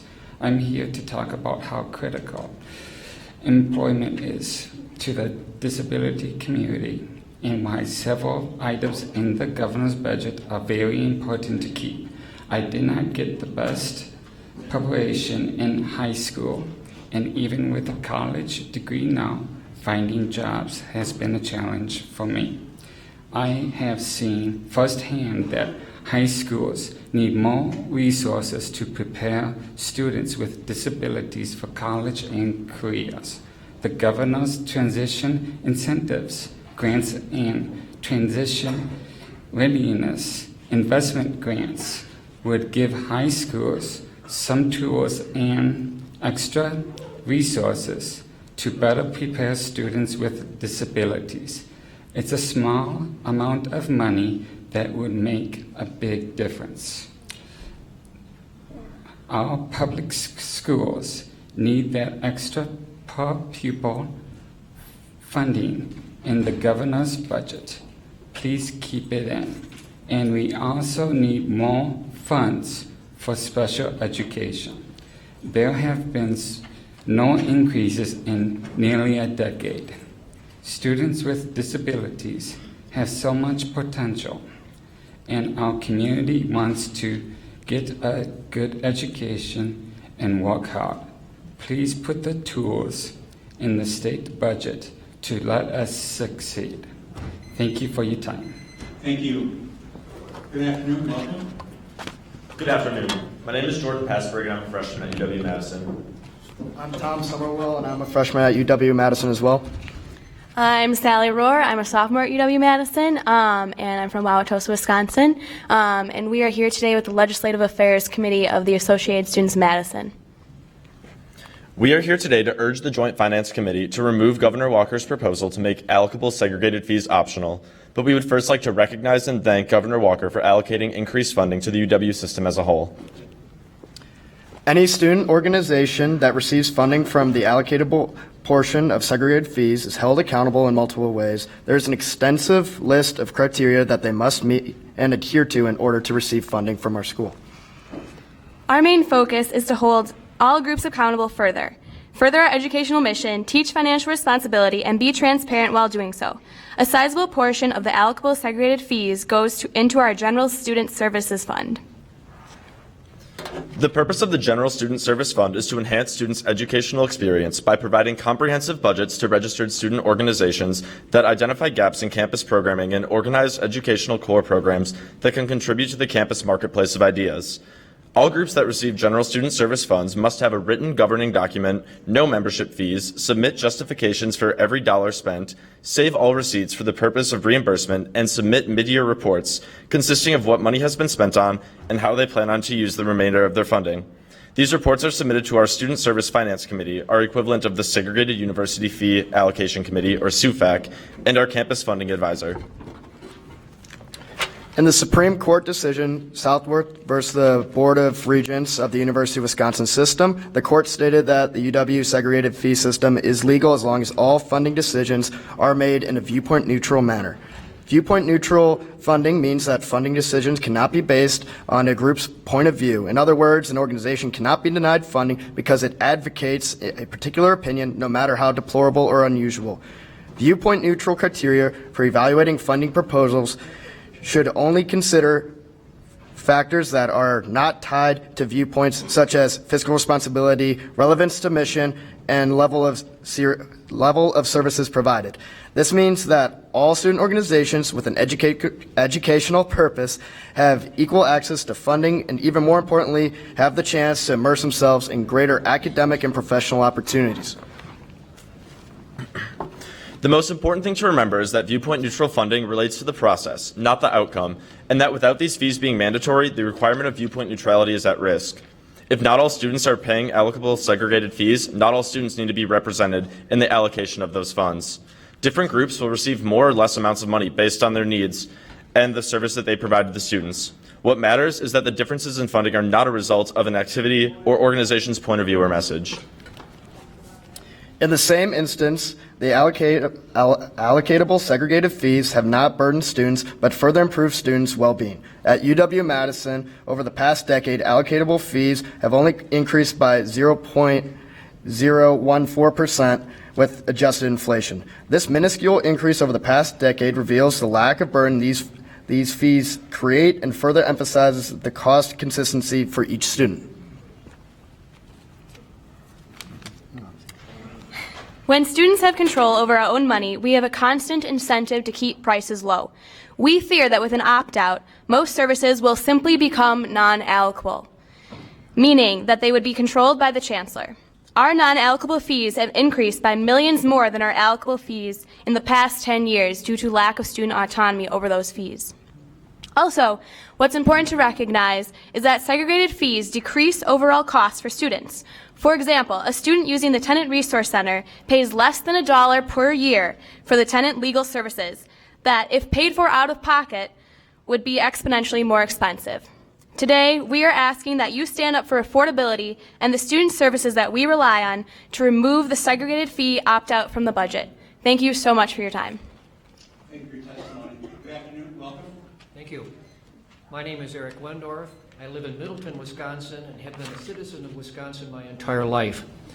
I believe the governor's proposed budget is short-sighted in failing to allocate adequate funding to public resources that are essential to Wisconsin's future well-being. The public schools have been a great resource for the state, but their health has been threatened by budget cuts, the redirection of public funding to private, largely unaccountable voucher schools, and proposed legislation that threatens local citizen governance. The proposed funding increase fails to remediate the harm inflicted by previous larger funding cuts. I oppose allocating additional money away from public schools to largely unregulated private voucher schools that do not need to meet the same requirements of public schools. Based on my experience with my children, there is choice within the public schools. The proposal to repeal the requirement that local school boards meet monthly and to allow them to meet only once a year makes it harder for parents to have input into their children's education while making it easier for outside interests to take over. The University of Wisconsin is a vital resource for all Wisconsinites. Through educating our citizens and conducting important research, the university lays the foundation for a bright future for Wisconsin.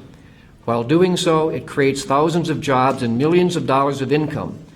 But because of budget cuts over the past decades, it has become increasingly difficult for young people to afford a UW education, and the university has slipped out of the top 5 research institutions in the country. To secure Wisconsin's future, more money needs to be allocated to the University of Wisconsin. We need long-term investment in Wisconsin's future through greater support for education, not tax cuts that provide minimal gain for the average taxpayer, do not generate significant economic growth now, and fail to lay the foundation for future growth and well-being of our state. Thank you. Thank you. Good afternoon. Welcome. Good afternoon. My name is Tyler Beeman, and I'm a senior at Beloit Turner High School. My name's Megan Greenfield. I'm a freshman at Shullsburg High School. And my name is Janann Seuss, and I'm also a senior at Beloit Turner High School. I'm 18 years old, and throughout high school, I've been given the opportunities to serve on 2 tobacco prevention groups. These organizations are known as Youth to Youth for Change, which is my local tobacco prevention group, and FACT, a statewide group. We are working hard to prevent youth in Rock and Lafayette counties from tobacco's deadly addiction. I'm proud to say we have 300 current FACT members in our group alone. I joined Youth to Youth, in fact, because my father was a smoker of cigarettes for over 20 years. He finally quit in 2007, but he went through a lot to finally do so, and I still see the repercussions of his choices. I do not want Wisconsin families to go through what my family had to go through. As a member of Youth to Youth and FACT, we have been able to educate thousands of students and peers about the harms of tobacco. We educate our peers, in fact, by using factivisms. Factivisms are small activities or crafts that incorporate essential facts about tobacco prevention. As FACT members, we use these to spread the truth about tobacco and its harms. For example, we have a factivism called School Year Peers, where we present our information to our classmates and other kids in the community about the harms of tobacco and how to help others quit. Because of these activities, we have grown as leaders both in our school and in our communities. Tobacco is harming Wisconsin youth every day, and this needs to change. I believe that both FACT and Youth to Youth are important programs where we inform our peers about the dangers of tobacco use, and our Youth to Youth approach to tobacco prevention really stands out. This Youth to Youth approach is so important because we can connect to children our age better than adults can. It is exciting and fun to be a youth advocate and a role model for other teens. Wisconsin needs tobacco prevention programs like Youth to Youth and FACT to continue because they really do make a difference for youth now and for generations to come. Thank you. Thank you. Hello. Hi. What is your name? My name is Nicole Niebler. My name is Anna Konopacki. And I'm Carmen Gosay. First, we'd like to thank Governor Scott Walker for increasing overall the UW system funding. I'd like to formally introduce my friend Nicole Niebler. She is a senior at UW-Madison, and she is the president of the Atheists, Humanists, and Agnostics organization on campus. And this is an organization that receives or is funded by segregated fees at UW. And I would like to introduce my friend Anna Konepacker. She is a sophomore at UW-Madison, and she is the vice president of Badger Catholic, which is also a group that receives allocated segregated fees at UW-Madison. I was a little wary about coming to UW-Madison because I wasn't sure that I would find the faith community that I had in high school. Upon touring the university and finding out that there was a Badger Catholic organization, I've not only been able to excel in leadership, but I've been able to strengthen my faith life along with my peers. I am from Pewaukee, Wisconsin, in Waukesha County, and I started my college career at the University of Wisconsin, Eau Claire, and then transferred to UW-Madison. And I grew up in a very conservative county, in a high school where most of my peers, if not all of them, attended some sort of Christian church every Sunday, and a lot of the time I felt very out of place. So going to college was already a transition in terms of living situation, so I was really looking forward to finding a community that I could fit in with. And because of Atheists, Humanists, and Agnostics at UW-Madison, I was successfully able to do so. The Badger Catholic mission is to provide resources to all students on campus who are striving to live a Christian life through our events, programming, and different teams. And the mission of Atheists, Humanists, and Agnostics, AHA for short, is to promote the discussion of faith and religion on the UW-Madison campus, and through our services and programs, we seek to educate students on issues important to the secular community, encourage the personal development of one's religious identity, and to provide a support group for those who may be struggling with issues regarding their faith or lack thereof in order to encourage them to continue and succeed in their college experience. Although our religious identities differ, the UW-Madison campus benefits greatly from having both AHA and BC as functioning organizations and our reciprocal services and collaboration. In order to be a registered student organization, both of our organizations have to prove that we provide services to the university as a whole and not just people who are already affiliated with our viewpoints. Badger Catholic provides a peer mentorship program, which offers a one-on-one interaction between a mentee and a person who is mentoring them that allows them in a safe and nurturing environment to discuss issues of faith and questions about Catholicism. Similarly to the Badger Catholic program, AHA offers a secular peer support system, and we also offer peer mentoring. We create the secular community on campus for all students struggling with their faith or lack thereof, and we raise public awareness for secular issues with our Secular Issue Awareness campaign. Badger Catholic hosts a general speaker series which brings in well-known speakers to speak to the broad UW-Madison campus on issues of faith and different topics and thoughts that pertain to college students who are striving to live a Christian faith. And AHA invites engaging and dynamic speakers as well, but from the secular perspective to our semesterly Free Thought Speaker Series and our annual Free Thought Festival, and we welcome all students to participate. Badger Catholic offers local and national service trips that provides a faith-based opportunity to serve the community. And we also participate in volunteering and service projects in order to do our part to make the UW campus and the world a better place. Badger Catholic provides outreach opportunities that dialogues with different organizations as shown here. We actually have a Badger Catholic Atheist, Humanists, and Agnostics debate coming up in April.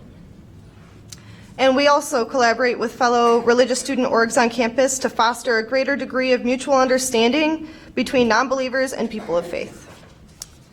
Our relationship between AHA and BC represents and promotes unity, shared dialogue, and camaraderie on the UW-Madison campus. So we ask, please do not make allocated segregated fees opt out. The worth of our group is much more than the dollar amount. Groups like AHA and BC are necessary parts of the sifting and winnowing of ideas at the UW-Madison campus. Thank you. Thank you. Good afternoon, welcome. Thank you. Hello, my name is Caitlin Hall, and I'm from Hollandale, Wisconsin.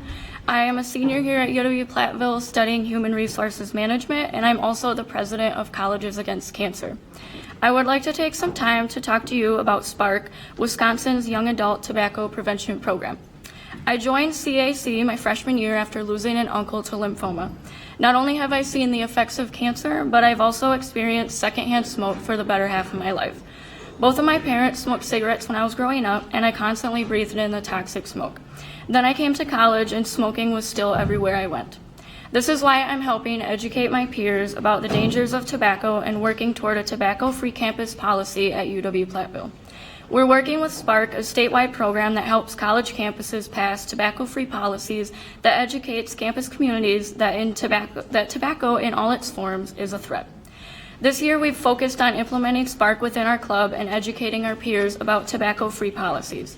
We hope to hold SPARK events on campus within the next few years. UW-Platteville is just one of 25 schools in Wisconsin working with SPARK. With continued support and guidance from SPARK and our local Tobacco Prevention Coalition, Southwest Alliance for Tobacco Prevention, we can build healthier campuses across the state. Comprehensive tobacco prevention programs are important because we don't want our peers to join the more than 20 million Americans who have died from tobacco or secondhand smoke since 1964. Thank you. Thank you. Good afternoon, welcome. I'm Mary Hollister, and I'm from Oregon, Wisconsin. In 1967, 50 years ago, I walked into my first classroom in the high school. And since then, I have taught in 4 states. I have been a newspaper person in 3 states. So I've been old enough to have seen my first students become parents and even grandparents. I've seen students who soared with ease and students who have struggled mightily. I have seen those students who, thanks to special education services and learning disability services, made it through to graduate and go on to become excellent business people, super employees, extraordinary employers, I've seen those students serve gallantly in the armed services, in public services. They have run for office and served. I've seen these kids become exceptional farmers, mechanics, musicians, elected public officials, and citizens. You may not even know how many of your friends and colleagues and neighbors needed or benefited from special ed services. But over these many decades, I have seen the successes.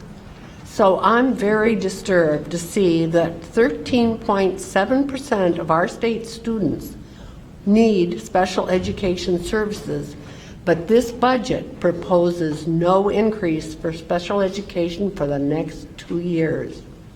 When more than half of our school districts have 60% of the students qualifying for free or reduced lunch, this budget has zero increase for free or reduced lunch.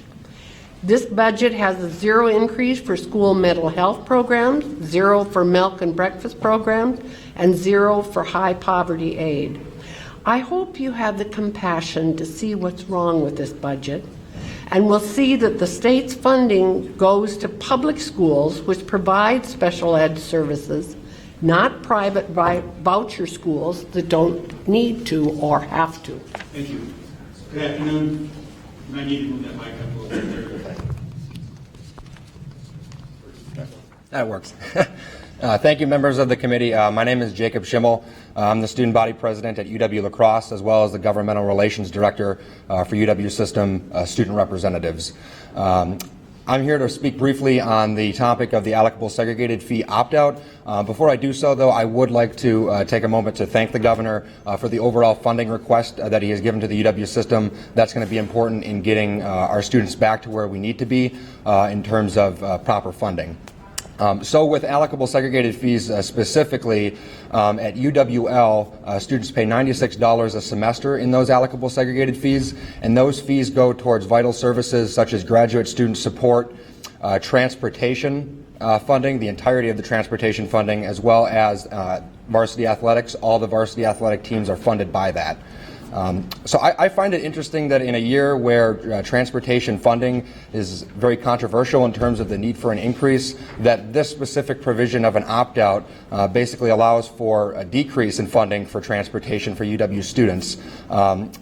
Just this past year, we worked for multiple weeks to try to come up with a way to not allow for the increase of cost in that transportation funding, and we were able to do so. So any type of opt-out would seriously hamper our transportation funding and our bus services and possibly eliminate that. On top of that, our Veterans Association is funded through that allocable segregated fee line. I know Milwaukee student veterans have written an open letter to the legislature expressing the need for those allocables to be in place, and so we do not want to see that cut, and I know UW Milwaukee will be speaking on that in the coming days. As well, workforce development organizations are funded by those allocable segregated fees, such as the Chemistry and Biochemistry Club, that are really vital to getting students prepared for workforce in the future. And so I know you have a lot of stuff on the table, but just know that this is the #1 issue for student governments across the state, and we definitely want funding to be good for UW, and we want more savings for UW students, but we don't want to give up the value of the UW system, and getting an opt-out out of there would allow for that value of the UW system to continue. So thank you for your time. Thank you. Good afternoon. Welcome. Members of the committee, I'm Jim Gramling. I'm president of the Wisconsin Access to Justice Commission. Most of you had the same duty 2 years ago when the JFC unanimously approved the allocation of $1 million from surplus TANF dollars administered by DCF to be used for civil legal aid for low-income survivors of domestic violence. And the governor happily continued this funding in the current proposed budget. I'm here today asking two things of you. First of all, of course, that you retain the funding proposed by the governor. But secondly, I'm asking that you expand the allocation to $5 million over 2 years, and that you make the funds more generally available to the civil legal needs of TANF-eligible residents. Now, here's why I make this request. I believe that in the past 2 years, the legislature has obtained an even better understanding of both the civil legal needs of low-income residents of Wisconsin and the appropriateness of using federal block grants as a source for civil legal aid funding. And I say this because I served on the Ledge Council Study Committee on access to civil legal services over the past 8 months. We developed a legislative proposal, presented it to the Ledge Council, unanimous approval by the Ledge Council of that proposal. 5 of the members of this committee voted in favor of that legislation. The resultant bill, AB 115, has this language in it. The legislature recognizes that the difficulty that low-income, indigent, vulnerable, and at-risk populations face in fulfilling basic human needs may be caused by or compounded by the lack of access to civil legal services. The legislature further recognizes that providing these populations with free or reduced fee civil legal services can be an effective way to eliminate or reduce the dependency of members of these populations on public assistance or other government programs. So members of the committee, you understand the need. The surplus TANF dollars are there, perhaps $180 million, and I urge you to consider this request for the $5 million allocation. Thank you very much. Thank you. Good afternoon. Good afternoon. Mike Palm, Mayor of the City of Baraboo and also a board member of Circus World Museum Foundation. So I'm here this afternoon to reaffirm my support for GPR funding that is included in the state budget to help with Circus World State Historic Site. It's vitally important to Circus World, it's vitally important to the city of Baraboo, and it's vitally important to Sauk County. So I would ask for your support in keeping that GPR funding in the budget. The other item I wanted to just mention, I heard dark stores a few speakers ago. Baraboo is currently struggling with dark store strategy. It's difficult to go back to the homeowners in Baraboo and explain to them that perhaps there might be additional burden on them due to the fact that a big box has maybe gotten a little bit of a break. So I would ask that you take a look at Indiana, who has passed legislation to assist with that dark store strategy loophole, and follow their lead. Thank you. Thank you. Good afternoon. Welcome. Good afternoon. Thank you for inviting us here for this listening session. My name is Beverly Pittman Burns. I am with Passages. In this, Passages is located, I see Travis Tranel is nodding his head. Yes, he's familiar with that because I just saw him not too long ago at the state capitol. So I want to lift up to you that emergency assistance funding is crucial for victims of violence. Passages is a program for survivors of domestic violence, sexual violence. And I am the court and medical system advocate there. We serve Richland, Vernon, Crawford, and parts of Sauk, Grant, Iowa, and Juneau counties. We serve all people that come to our door. One of those people that came to Passages, she was not, had immediate domestic violence, sexual violence, came out of those situations, but she was pregnant at 9 months pregnant.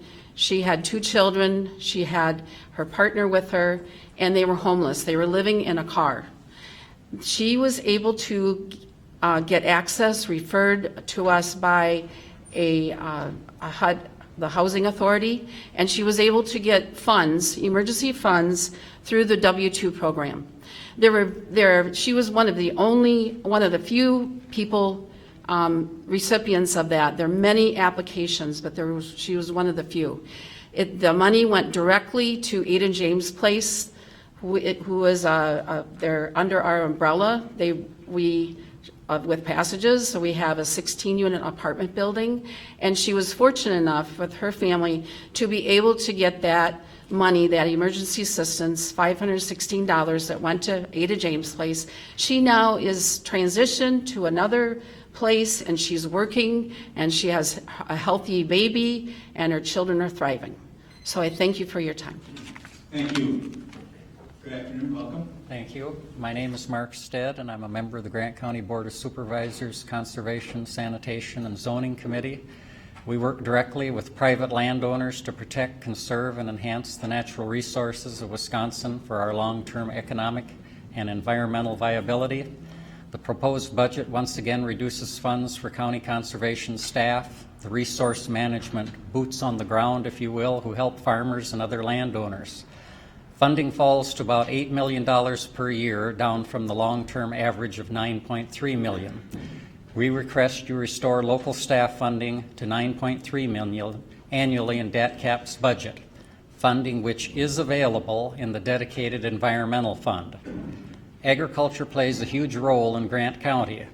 98% of the land use in Grant County is covered by agriculture, grassland, and forests. We are located in the Driftless area, which is a unique region with steep slopes, diverse ecosystems, and many cold water fisheries recognized for their economic, environmental, and recreational importance. As the investment in conservation declines, it is harder for us to help protect these resources for future generations. The Wisconsin Counties Association, Wisconsin Farm Bureau Federation, Wisconsin Farmers Union, and the Department of Ag, Trade, and Consumer Protection Board all support providing adequate resources for local conservation staff. I know you have many issues to consider, and transportation funding is a huge issue, but I'd like to leave you with this thought. Without land, we would have no roads, and without clean water, we would have many fewer reasons to use those roads. We ask for your help to make a modest investment in Wisconsin's future. Thank you. Thank you. Howard, I'm Ed White. I'm the Executive Director of Sauk County Development Corp. I would like to thank Senator Marklein, my senator, Senator Erpenbach, another senator. Due to this redistricting, I've got 3 representatives and 2 senators, I think. Ed Brooks and Todd Novak, and then my old representative, Travis Tranel. I currently serve as the president of the Wisconsin Economic Development Association, and that's who I'm here to represent today. But I would like to comment on Mayor Palm's urging of the Circus World funding that is critically important to Sauk County economic development.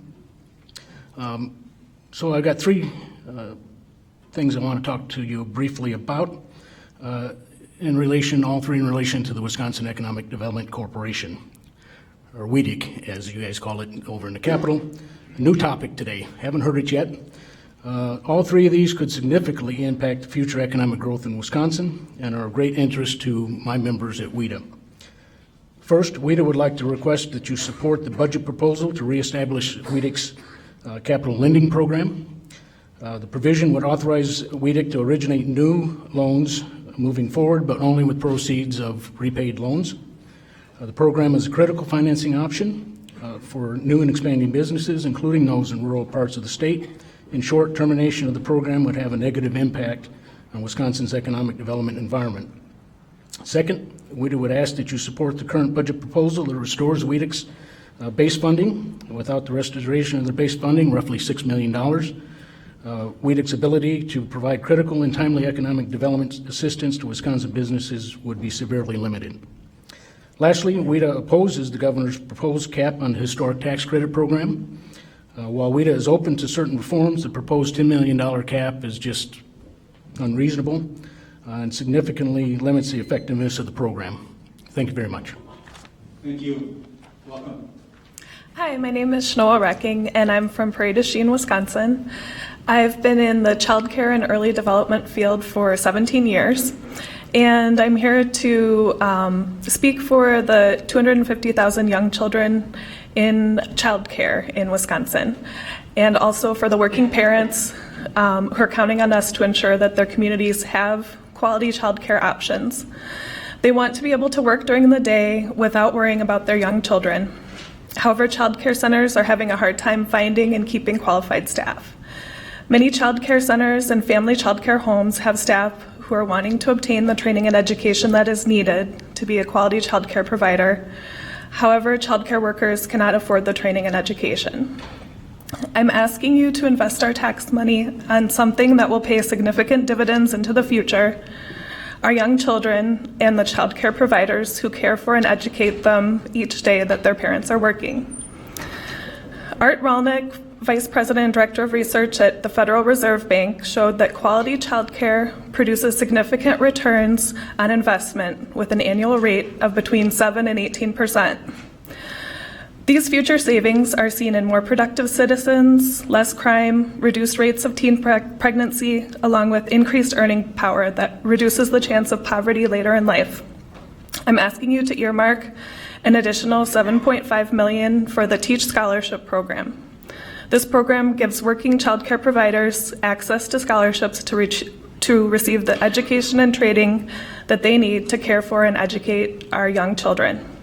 Please think about the future of our state and the young children who will be the future leaders of our state. Invest in the future and invest in the child care providers and the Teach Scholarship Program. Thank you. Thank you. Welcome. My name is Lisa Riniker. I'm the Grant County District Attorney. I'm here today with Attorney Rose Oliveto, who is the Regional State Public Defender for this area. First, I'd like to thank the Governor and this committee for its past and ongoing support of pay progression for the Assistant District Attorneys and the Assistant State Public Defenders. I think that we all can agree that we need an efficient criminal justice system. In order to achieve that, there just plain needs to be stability within both the District Attorney's Office and the State Public Defender's Office. And I think that pay progression does assist in maintaining that stability. I am the attorney for the Assistant State Public Defender's Office and the Regional Manager for the La Crosse region. I supervise 4 offices with 20 attorneys: La Crosse, Black River Falls, Sparta, and Lancaster. All these offices cover 10 counties in southwestern and western Wisconsin: Clark, Jackson, Trempealeau, La Crosse, Vernon, Crawford, Grant, Iowa, Richland, and Monroe. For some of those counties, we only have 1 attorney representing people in those counties, so experience is very important. I would like to join Ms. Riniker and thank the legislature for its support for equitable pay progression funding for both assistant public defenders and assistant district attorneys. Retaining experienced attorneys help ensure that representation provided is effective and keeps criminal justice system moving efficiently. Without ongoing funding, we are unable to retain experienced attorneys. In my region alone, over the last 2 years, we have lost 6 new, very good attorneys. They were hired when they were right out of law school. We gave them the experience, and then they went on after 1.5 years to find better jobs. Most of them were in the private sector. This is happening throughout the state. Retention of attorneys for both the district attorney's office and my office is very difficult. We are losing attorneys usually after 1 or 2 years of training. These positions, both in the district attorney's office and the SPD office, used to be a career. We used to stay here for a long time and fight the fight and represent the people. But now they are a stepping stone, used only for training. And after 1 or 2 years, they move on to higher paying jobs. Pay progression will help us keep those good and experienced attorneys, and it will benefit the entire criminal justice system. Thank you. Thank you. Before we, Michelle, before you testify, we're going to read off some names here, get some more people in the queue. Peter Henson, Janine C. Edwards, Tom Wermuth, David Hartberg, Jeff Jorgensen, Erica Schweitzer-Beckman, Heidi Weigseitner, Nikki Swaney, Stacia Connolly, John Elf Walt, Tom Poppy, Aaron O'Connor, and Laura Schmid-Dolan.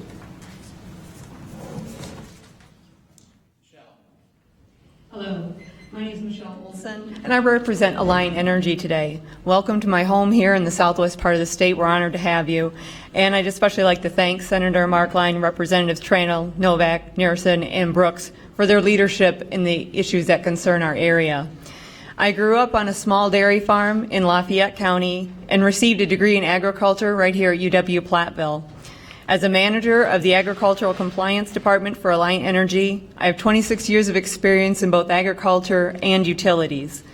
Current state law requires that the Public Service Commission establish and administer a program for regulation, education, inspection, and investigation related to stray voltage. The proposed budget completely eliminates this requirement and all of the positions implementing it. I am here today to request your support for restoration of the state's stray voltage program and the key positions associated with it. While a number of the positions in the program could be reduced, I believe it is crucial to keep the statutory reference to the program, and as well as several key positions to implement it, including a position at the PSC and 2 state veterinarians at DATCAP. The stray voltage program has been part of the solution in reducing the number of lawsuits paid for by utility customers. We have seen the number of lawsuits and claims go down as a direct result of this program. Ending the program could erode the progress that we have made. Assessments on utilities to pay for this program are small in comparison to the millions of dollars that could be collected in lawsuits and paid for by utility customers. Keeping the program in place, you will protect utility customers from paying expensive lawsuits. You'll prevent litigation between farmers and utilities and provide valuable resources to the farmers to find solutions to their problems earlier in the process. Please support the restoration of the stray voltage program. Thank you for your time and attention to this matter. Thank you. Thank you. Sir, welcome. Thank you, Senator Markline. Jerry Durr, I'm District Director for the Wisconsin Towns Association, President of the Dane County Towns, and among other things, the Chairman of the Town of Bristol in Northeast Dane County. I think about 60% of the roads needed work on the way down here. It was 92 miles, and I certainly appreciate the governor's indication that he was willing to increase our transportation aids, our per mile aids, somewhat, although I think it's like $186. Probably on a reconstruction, it goes from here to Representative Nygren's table. So it's a help, and we got to start someplace. The needs are great out there. The Commission on Finance and Policy on Transportation came up with some solutions. They came up with some numbers, some solution suggestions, and I guess to decide on which of those solutions is going to fund our transportation needs in the state is up to all of you. I appreciate all the work that you're doing, and certainly there's a lot more to do out there. But our transportation system is key to our economic development, and a lot of the testimony I heard this morning is funding for almost everything. In fact, everybody that has too much money came in after I did, because I didn't hear anybody say that up until now. So we need a lot of work on our system out there and build our economy so we can afford some of these other educational programs and those kinds of things. The other thing I want to touch on quickly is broadband. We need to expand that as quickly and as efficiently as we can. That's so important to our economy today. Broadband out in the rural parts of the country, the state, as some of you all well know, it's important to our students. Lastly, the Study Committee on Fire, EMS, and Emergency Services proposed a number of bills. We support all of those except for the one that creates a new taxing entity. I'm not sure that we need that. We got enough taxing entities out there. So thank you for all the service and the work that you all do. Thank you much. Hello, I'm Deb Weitzel from Middleton. I was a science teacher for 35 years, mostly at Middleton High School. I loved being in school as a child. I loved it so much that I decided to make it a career and entered the School of Education at UW-Eau Claire with a major in biology and a minor in PE. As it turned out, taking more science classes so I could teach any biology, chemistry, physics, or environment class opened up many doors, and of course, coaching didn't hurt with my PE minor. Teaching became my life, and in fact, so much that I didn't get married until I was 42. I married a passionate man that wrote passionate essays about injustice locally and in the world, and was published in various venues from the Capital Times to Al Jazeera. He also was a public school teacher and later a Glacier Creek middle school counselor. We protested Act 10 at the Capitol and were vocal about our passion for public schools. As Bob left for a solo kayak trip around Lake Superior to raise funds for disadvantaged youth, Wisconsin voted in the recall election. We lost that election, and Bob lost his life in Lake Superior. I continue to want to make a difference and use my passion to advocate for public schools. The time is critical as many rural schools are on the brink of closing. I ask that you support the budget proposal to add $200 per student in 2017-18 and $204 the following year. Please lift the revenue cap so that this money can get to students. 1 in 5 Wisconsin students has been diagnosed with mental illness. Therefore, the governor's school mental illness initiatives and budget are critical to support. Also assure that private schools will be accountable in the same way that public schools are and stop funding private schools with public money. And I ask, we must rally around the heart of our communities, our public schools, and I ask that you support Wisconsin's public schools and the employees that make our schools great. Thank you.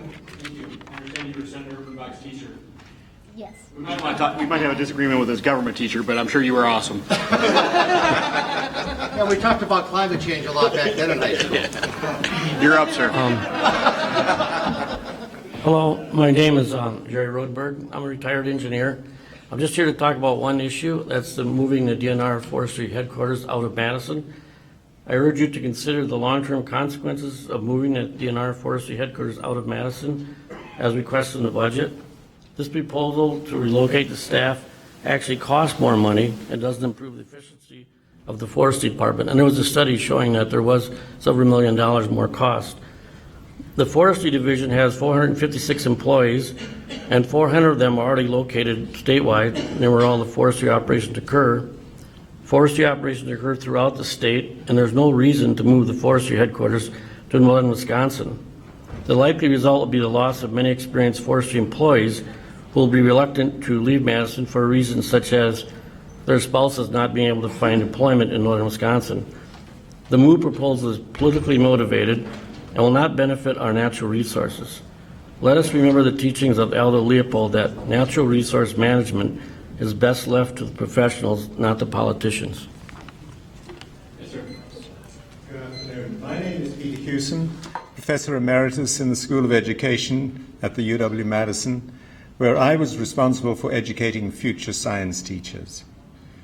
Central to all my teaching is a belief that students learn best when they do so with understanding. That means they know something because it makes sense to them and not because someone told it to them. In making sense, they develop the critical thinking skills they need to succeed in the future. How do they learn with understanding? Through great teaching that requires professional expertise of the highest order. Small wonder I deplore the rhetoric that fosters resentment against teachers in spite of their dedicated and professional public service. In such a climate, it should be no surprise that Wisconsin, with its proud history of educational excellence, is experiencing a teacher shortage. I believe it is every child's right to be educated for success in the rapidly changing world of this century. Ensuring this is society's responsibility through public education and the teachers who facilitate it. Schools that can choose whom they educate without the same equitability and oversight as public schools may do this for a chosen few, but what of those they discard? I'm asking you to support public schools and thus students and their teachers now and into the future. Restore previous levels of funding in every corner of the state. Increase the revenue limit by $300 per pupil. The right to quality education for all is enshrined in the U.S. Constitution. Thank you. Good afternoon. Hi, I'm Carlene Beshen. I'm from Brooklyn, Wisconsin. Carlene, C-A-R-L-E-N-E, Beshen. In 1980, when I moved to Wisconsin, public schools here were regularly in the top 3 in the country in student achievement, per pupil expenditure, and teacher salary. The other 2 states that Wisconsin vied with were usually Minnesota and Iowa. My own home state of North Carolina was usually near the bottom in all 3 of these categories, and Robeson County, where I attended public high school, was the poorest county in the state. It was once commonplace to make fun and ridicule many of the southern states for their poor test scores and how badly they paid their teachers. Since 2010, public education in Wisconsin has gone from being the pride of our state to its punching bag. In the past 2 budget cycles, funding for public education has been slashed until even North Carolina's per capita pupil expenditure is greater in their state's budget than ours. Currently, small rural districts in Wisconsin struggle to keep their doors open, while large urban districts deal with an array of challenges made worse by uncertain funding. Wisconsin's public schools are bearing the brunt of budget cuts, while private, for-profit voucher schools enrich themselves at the expense of our children. As a teacher, public school teacher, and a strong supporter of public education, I agree with the 80% of respondents to the Marquette poll taken in March who support an increase in state funding for K-12 public education. I'm asking that you restore funding for public schools to its pre-2011 levels. Budgets are about making choices, and we call on lawmakers to choose to restore funding to public schools and invest in the resources our communities need most. We can afford to invest in thriving communities in Wisconsin. It's a simple message. Put kids first. Hello, I'm Dr. Janine Edwards, a resident of Middleton. Before retiring from Texas A&M University in 2008, I spent 3 years figuring out where I wanted to live for the rest of my life. I had spent 45 years as a teacher, professor, and administrator, 32 of those years in public institutions. I seriously considered retiring in Austin, Texas, and in St. Louis. But after examining many factors, I chose Wisconsin. I had served as Associate Dean for Students in the Medical College of Wisconsin in Milwaukee during the early 1990s. I came to love Wisconsin because everyone participated in government. The public schools produced young people who were well educated, and there was a spirit of meritocracy here. In February 2011, I was working again in Florida. I saw the protest against Act 10 explode on television. People protesting against the cutting of teacher benefits. I found out that dark money was financing Act 10. This was not government by the people or for the people. I felt betrayed, terribly betrayed. Clean government and public education was being undermined. I'm asking you today to reclaim a moral sense. Represent the people of Wisconsin honestly. Please restore funding to our public schools, especially the public schools in rural areas. Increase the revenue limits by $200 per pupil so that all the people of this state can participate in democracy. Thank you. Good afternoon. My name is David Hartberg, married to a public school teacher, so I should probably have a green shirt on. To this afternoon, I'm here as the CEO at Gunderson Basketball Hospital and Clinics in Boscoville, Wisconsin. In addition, I sit on the Wisconsin Hospital Association Board of Directors. We would appreciate the committee's support to increase hospital and provider reimbursements in Medicaid and strengthen investments in the state's healthcare workforce, particularly the Rural Wisconsin Initiative. As hospital leaders, we recognize and applaud the focus of Wisconsin lawmakers, including our very own Senator Markline and Representative Tranel, in developing a package known as the Rural Wisconsin Initiative, aimed at partnering with Wisconsin hospitals and health systems to address key workforce shortages in healthcare. However, we also recognize that Wisconsin's Medicaid program experienced a more than $300 million surplus in 2017, an amount of money that is not being used to increase provider reimbursement rates and without action will be lapsed into the state's general fund. As hospitals, we feel we have paid for this surplus because of Medicaid losses resulting from below-cost reimbursements. We respectfully ask that the state invest at least $30 million of that surplus back into Medicaid payments and healthcare workforce initiatives. This investment, amounting to no less than 1/10 of the surplus, will help offset Wisconsin's Medicaid reimbursement rates that currently rank 48th in the entire country. With this additional funding, Wisconsin also needs to increase its support of Medicaid disproportionate share hospital, or DSH, monies that rank 5th smallest in the country. For years, providers have been helping to support Medicaid programming by providing high-quality health care that is often ranked in the top 5 nationally, if not higher, and providing it to all patients for a rate well below the actual cost of delivering that care. It has been acknowledged by you and your peers that Medicaid reimbursement is a problem in the state of Wisconsin.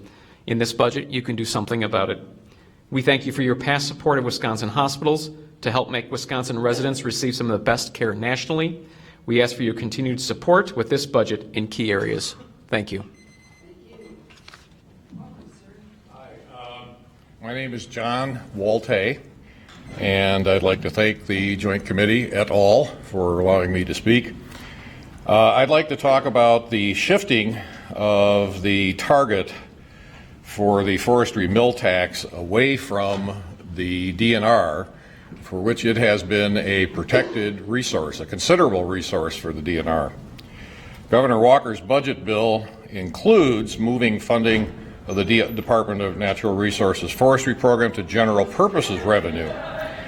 This shift will jeopardize the stable funding source provided by the forestry mill tax that has existed for close to 100 years. My wife and I bought a farm in Iowa County 13 years ago. I came from a much different environment than the one I moved into. I come from an environment where I lit stages with lights like this, except 1,000 times that scale. We didn't know a box elder from a cardboard box. Along with that farm came 150 acres of poorly maintained forest, wetlands, and a mile of major trout stream. We know that without the science and experience of our local DNR office, we would not now have a healthy forest to supply the Wisconsin paper and lumber industry. Total acreage of family forest has surpassed the acreage of corporate forests over a decade ago. With the DNR having to compete for funds in the GPR, I can see family forestry and Wisconsin lumber and paper mills at risk. I personally see this as just another step in the defunding, which many people have spoken about, of the Department of Natural Resources in the name of supposed job-killing regulations. What it will kill is the knowledge base resource that family forestry needs. Thank you very much. Good afternoon. My name is Erica Schweitzer Beckman, and I'm a legal aid attorney at Legal Action of Wisconsin. And I'm here today to talk about the proposed elimination of the Labor and Industry Review Commission, or LIRC, and how it will affect individuals like a client that I'm going to talk about. I'm going to call him Martine. Martine has worked in Wisconsin's food processing plants for over 10 years. He puts dinner on your plate. During the busy season, he works 12-hour shifts, 6 to 7 days a week. Last year, during the winter months, Martine was laid off, and he relied on unemployment insurance benefits during the layoff. Martine is a good worker. He could outpace any one of you on an assembly line. He is not, however, well-versed in the regulations and laws of unemployment insurance that lawyers and politicians like to argue about. He has a second-grade education, and he cannot read. The Department of Workforce Development thought that Martine completed his paperwork wrong on purpose, and it issued fines over $17,000. These are the fines. This is much more than the benefits he received and over half of what Martine makes in a year in order to support his family. Martine actually didn't want to appeal the Department of Workforce Development's decision. He thought he'd had enough, and he didn't want to miss another day of work, and his coworkers and employer depended on him. But I told him that we could go to LIRC without another hearing, without missing work, and that an independent agency would take a fresh look at this case. As an advocate, I don't agree with every decision LIRC makes. I didn't agree with every aspect of the decision in Martine's case. But LIRC did find that Martine didn't intend to hide anything from the department, and it allowed more Martine's wages to go home to support his family. LIRC is about understanding that laws are interpreted by people and that people get it wrong sometimes, and that it's worth having an independent second look at an issue without heading to the courthouse. Thanks so much for your consideration. Thank you. Good afternoon. Good afternoon. I'm attorney Nikki Swain with the civil legal aid firm Legal Action of Wisconsin, based in the La Crosse office. I want to call your attention today to the budget provisions, which would require tens of thousands of low-income parents to participate in the FSET program. As an organization that helps folks get out of poverty and into work, we have tremendous concerns about the FSET program. We represent thousands every year who come to us who come to us working jobs that are low pay, part-time, or seasonal. Many come with civil legal problems connected to their poverty, and they very much want out of poverty and into work. We had hoped that the FSET program, which became mandatory for thousands of low-income individuals in 2015, would help these people get the training and skills they needed to escape poverty. Disappointingly, that has not been our experience. FSET should be providing individualized assessments and training, and it is not. Instead, participants are overwhelmingly assigned to do job search and online classes. They're routinely not given transportation assistance. They're routinely not enrolled in tech college, adult ed, or certification or credit programs. And routinely, they're not individually or thoroughly assessed to find out what they actually need. Instead, they're quickly cut from food share when they cannot comply with FSET requirements. I want to share a quick example with you. Carl had to enroll in FSET, even though he had a job with a local staffing agency that drove him 3 hours each day to work and back. Carl asked his FSET worker for transportation assistance. He was told that he could not get that assistance unless he stayed in the computer lab doing job search 4 days a week, something impossible to do and maintain his job. He provided verification of his work hours, but still lost his food share benefits. He said that his FSET worker mainly provided him with flyers about job fairs. This is just one of countless examples where FSET has failed Wisconsin's low-income adults. Instead, it's resulted in them losing critically needed food share benefits. We have tremendous concerns about the impact statewide if tens of thousands of low-income parents this time, struggling with demands of unreliable and low-paying jobs, are subject to the FSET requirements. Thank you. Good afternoon. My name is Heidi Weigleitner, and I'm a housing lawyer in Legal Action's Madison office. I'm the only full-time attorney representing low-income tenants facing homelessness in 9 counties in southern Wisconsin. I also serve on the board of directors for the Homeless Services Consortium of Dane County. Every week I talk to working families with young children who need help with an eviction. One of the most helpful resources available to these families is the Emergency Assistance Grant.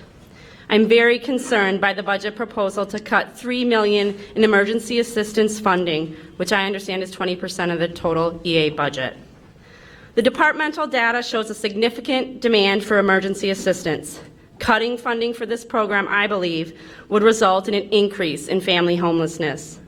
Just last week, I spoke with Allison, a woman from Sauk County who was displaced, along with her 2 young children, from the home she was renting because there was raw sewage in her basement.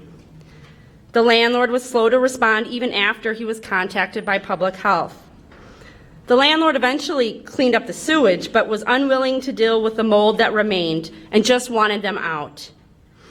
Allison was working full-time, but only making $9 an hour.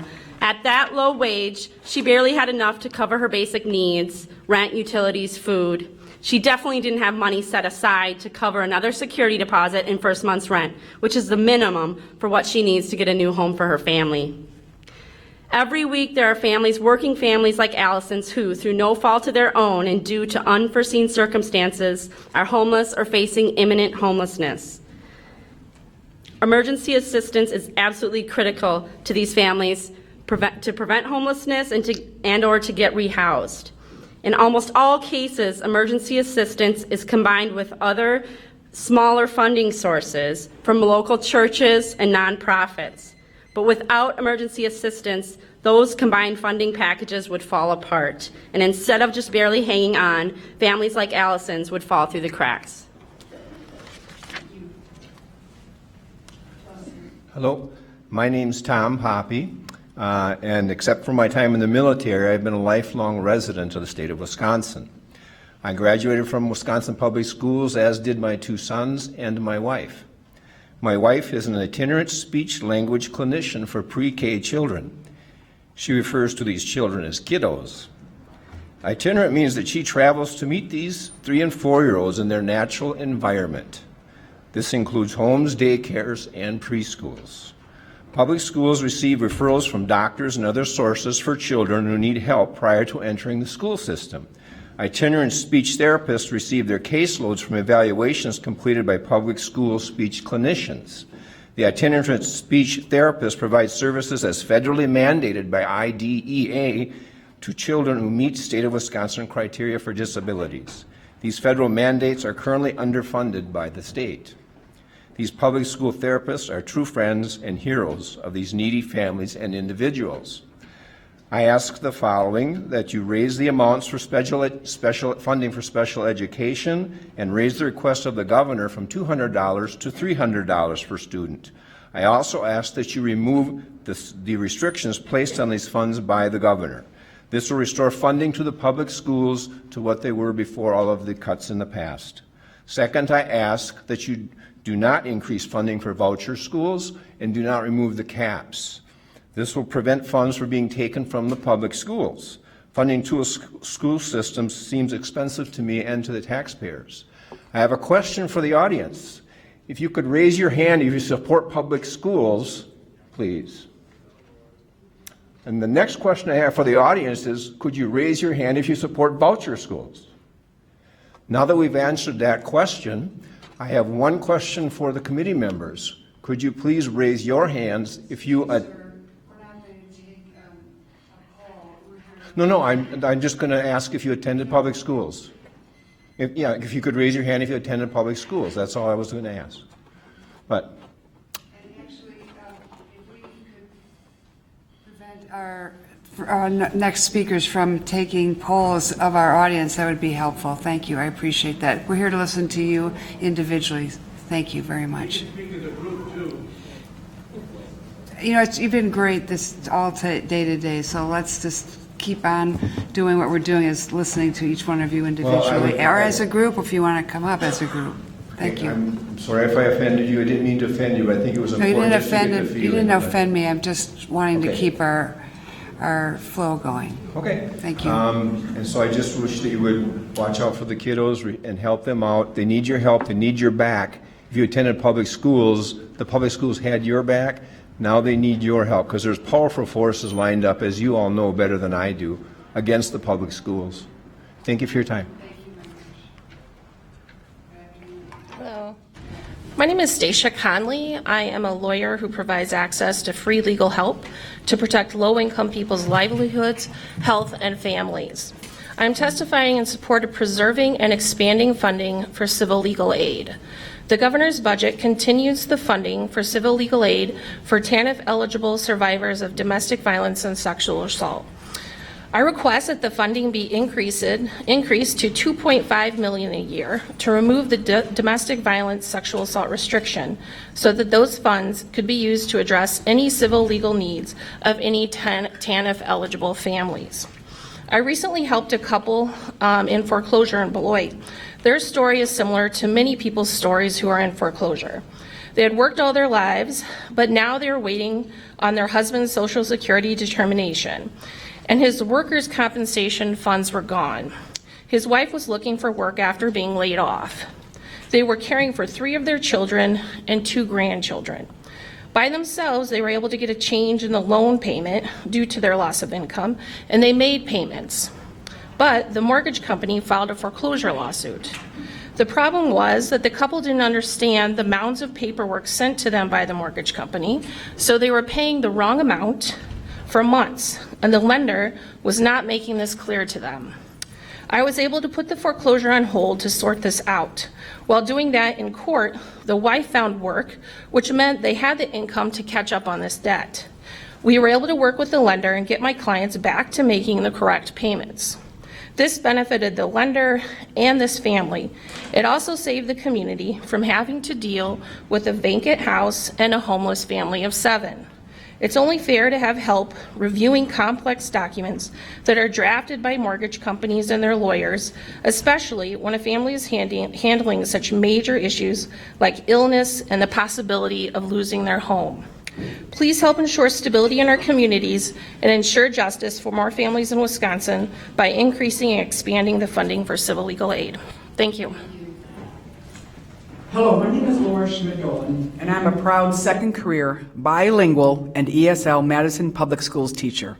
For 10 years, I have worked in public schools in Texas as a school social worker and currently as a 4-year-old kindergarten teacher. I educate the children of immigrant parents from Mexico, Colombia, Argentina, Guatemala, and Nepal, and children whose ethnic and racial backgrounds include African American, Hmong, Cambodian, and Mexican American. Since receiving my 2 initial teaching licenses in 2010, I am now working on my 4th and 5th, which I hope to finish next year. I am alarmed at the systematic defunding of public education in the state of Wisconsin, and I am outraged at the increasing number of public dollars going to private, religious, non-accountable voucher schools. I want to see $300 per pupil funding for public schools restored in this budget and an end to public dollars for private voucher schools. My daughter Sabine is in 7th grade at O'Keefe Middle School in Madison. She's in her 3rd year of playing the violin. On March 18th, I had the pleasure of watching her and over 600 other musicians from 6 elementary, 3 middle schools, and East High School perform at the 50th annual East Side Strings Festival. That same day, the 3 other public high schools had their festivals for a total of 2,500 student musicians. 2 of my stepsons graduated from East High School, one with 62 advanced placement college credits. He went on to graduate magna cum laude from the University of Wisconsin. The other one is currently in his 1st year at the University of Wisconsin at Stevens Point. Public schools in Wisconsin are the cornerstone of democracy. Now more than ever, we must reinvest public dollars into this vital public good. All students deserve a high-quality public education, regardless of zip code. If we are to send our students out into the world, community, college, and career-ready, we must act today. I am asking you to have the moral courage to do right by our public school students and restore funding of $300 per student in this budget so that wonderful enriching programs like the Strings program offered by the Madison Public Schools will continue to thrive. Thank you. All right, Marie Vanberg, Madison. Marissa Burak, Madison. Janice DeFree. Sorry. That's okay. Mindy Russell. Robert Burke, Middleton. Kristen Burke, Middleton. Joy Schmidt, Madison. Janine Riebe, R-I-E-B-E, McFarland. Catherine Kopke, Marshall. Damian Gross, Marshall. And just so people know, Damian came in at 9:25. Hello. Hi. My name is Erin O'Connor. I'm from La Crosse. I am a teacher, and I'm here today because the inequality that exists in public education is not only a state budget issue, it's a human rights issue. When there's inequality in education, some students discover their true ability and some do not. Some students are able to pursue their dreams and some are never even given an opportunity to believe in themselves. America is supposed to be a land where everyone has an equal opportunity for success, regardless of the fortuitous circumstance of birth or socioeconomic status. Inequality in education renders this idea false. If a person is born in a wealthy community, they will receive a rigorous education. If they're born in a poor community, they will not receive the same quality of education. That person's birth will directly influence their opportunity for success. In order to foster equality in education, we need equity in state funding. Instead of increasing per pupil funding equally across the state, we need to provide scaffolded funding in order to target the school districts that need it the most. This will allow for true progress in the public school system to happen instead of continuing structures of inequality.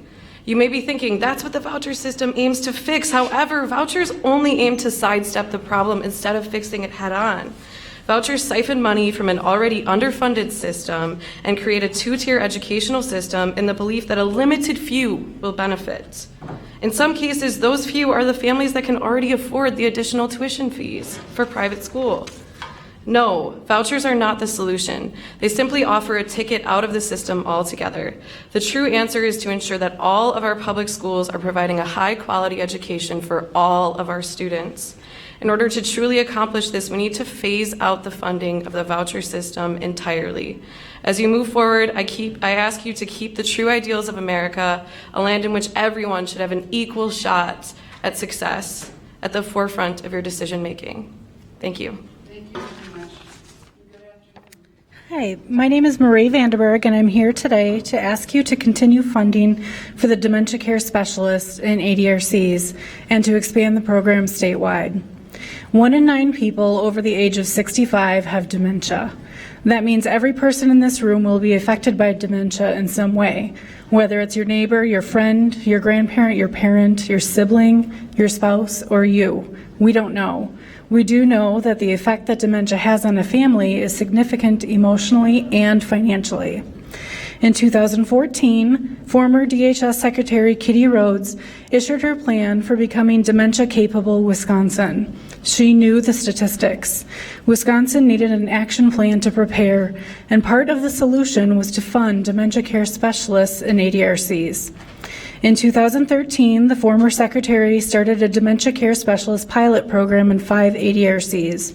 Due to the success of the program, it has been expanded to 19 DCSs covering 26 counties and 3 tribes. According to the dementia care system redesign, this was the budget year former Secretary Rhodes was hoping to expand the program statewide. In 2015, an estimated 115,000 people in Wisconsin were living with dementia. In only 20 years, that figure will almost double. What does that mean for Wisconsin taxpayers? In 2016 alone, Medicaid costs in Wisconsin for people over 65 with dementia totaled $706 million. During that same time, family caregivers provided an additional 219 million hours of unpaid care, valued at $2.7 billion. The Dementia Care Specialist Program helps caregivers keep their loved one at home longer with a relatively small investment from Wisconsin. As a result, this program ends up saving taxpayer dollars by preventing or postponing people with dementia from having to move to a nursing home. I ask you to add dementia care specialists back into the base funding for ADRCs and expand the program statewide. Thank you. Good afternoon. I got this. Can you hear me? Okay, great. I'm Janice Dietrich from Watertown, Wisconsin. I'm a member of the Watertown Community Advocates for Public Schools, and I also have some testimonies from 40 people who attended our Night of Action but are unable to be here tonight. I'm here to request that you restore some of the lost funding to our public schools, and especially to provide a 33.5% increase to fund special education reimbursement for public schools. This funding has been frozen for 10 years. And with expanded school choice, I can only see Wisconsin's special education needs in our public schools growing. And I will tell you why. I had the experience of teaching for 5 years in a parochial school in Milwaukee. When there were children with behavior problems, they were sent to the public schools. The same was true for children with learning disabilities. In fact, I drove one single mom with her child to find a school in MPS that had the program that matched her child's needs. There was a child that was placed in the public schools. He ran away from his special education classroom and stood outside our parochial school crying, looking at his former classmates. It was heartbreaking to see these kids excluded from our school. And that is why the practice continues in Watertown. We already have 11 private schools. They aren't obligated to service children with special needs in the same way that public schools are. And so we find that we have difficult children that need more resources, yet we find those resources have been frozen and for the last 10 years. So I'm asking you for 2 requests. Please restore some of the funding cuts for our K-12 public schools. And please increase the reimbursement for special education funding, which has been frozen. The voucher schools get to cherry pick the public school kids they pick, the children they pick, while the public schools get the sour grapes that they have to deal with. Thank you. Hello. My name is Marissa Burek. He's not the man I married, Jean told me, her husband of 46 years sleeping in a nearby recliner. I'm exhausted, she exhaled slowly. He gets up every night to use the bathroom, and he can't find it. We've lived here for 30 years. Some nights I just lie there, she admitted, for a few extra seconds before getting up to help him, because I just can't face it for one more night. Jean took a moment to regain her composure. Her husband, a former researcher, now struggled to even make a sandwich, confused by what to do with the bread, meat, and cheese laid out. He stared at the counter, unable to assemble the ingredients, not due to physical limitations, but due to dementia. The man she'd lived with for 46 years, the man who had built their back deck, the man with whom she'd raised 2 children, now couldn't be left alone for an hour. He fell a few months ago, she pointed to the hall. The smoke alarm went off and he got confused. He got on a chair and tried to change a light bulb. It broke in his hand. I found him, glass all around, the smoke alarm still chirping. The man who was a regular at the hardware store now couldn't replace a battery. Where's the closest assisted living home? Jean asked, weighed down by guilt. I don't know what else to do. I just can't go on like this. I'm miserable. He is too. Many of our life stories have these pivotal moments that we don't realize are pivotal when we're in the midst of them. Moments where we are headed on one course and something shifts our path. For Jean, it happened the following week when her ADRC's dementia care specialist sat at her kitchen table. Jean calculated the cost to send her husband to assisted living, $70,000, and realized their money would last a year and a half before she'd need a Medicaid program. She was terrified.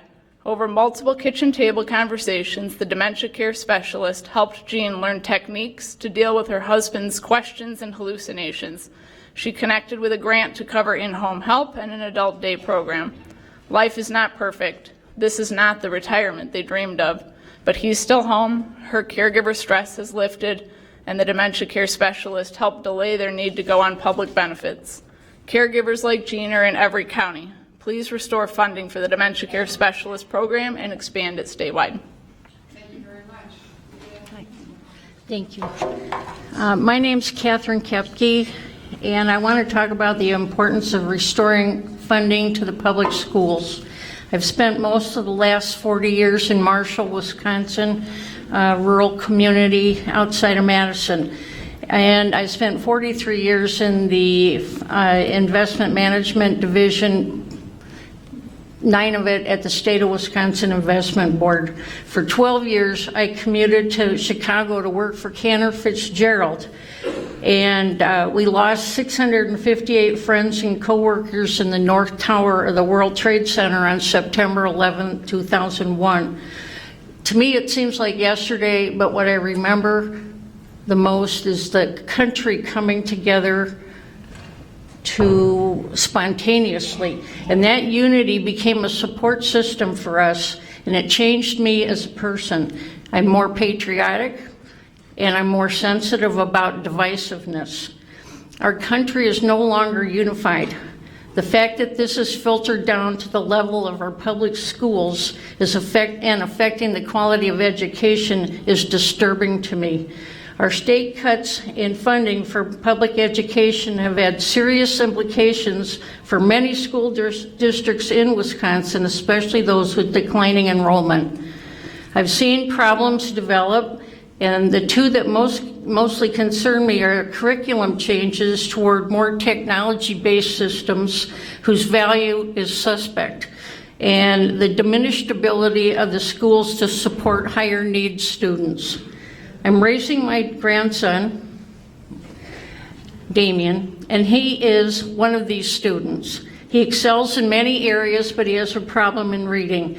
His support class in the middle school, 7th grade, you see 7th graders with a 3rd grade level reading ability in the same class with a 6th grade reading ability, all studying the same thing.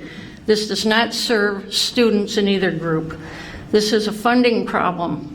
Voters in the Marshall School District voluntarily raised their property taxes on themselves for 2 consecutive referenda to pay for additional investments in our public schools.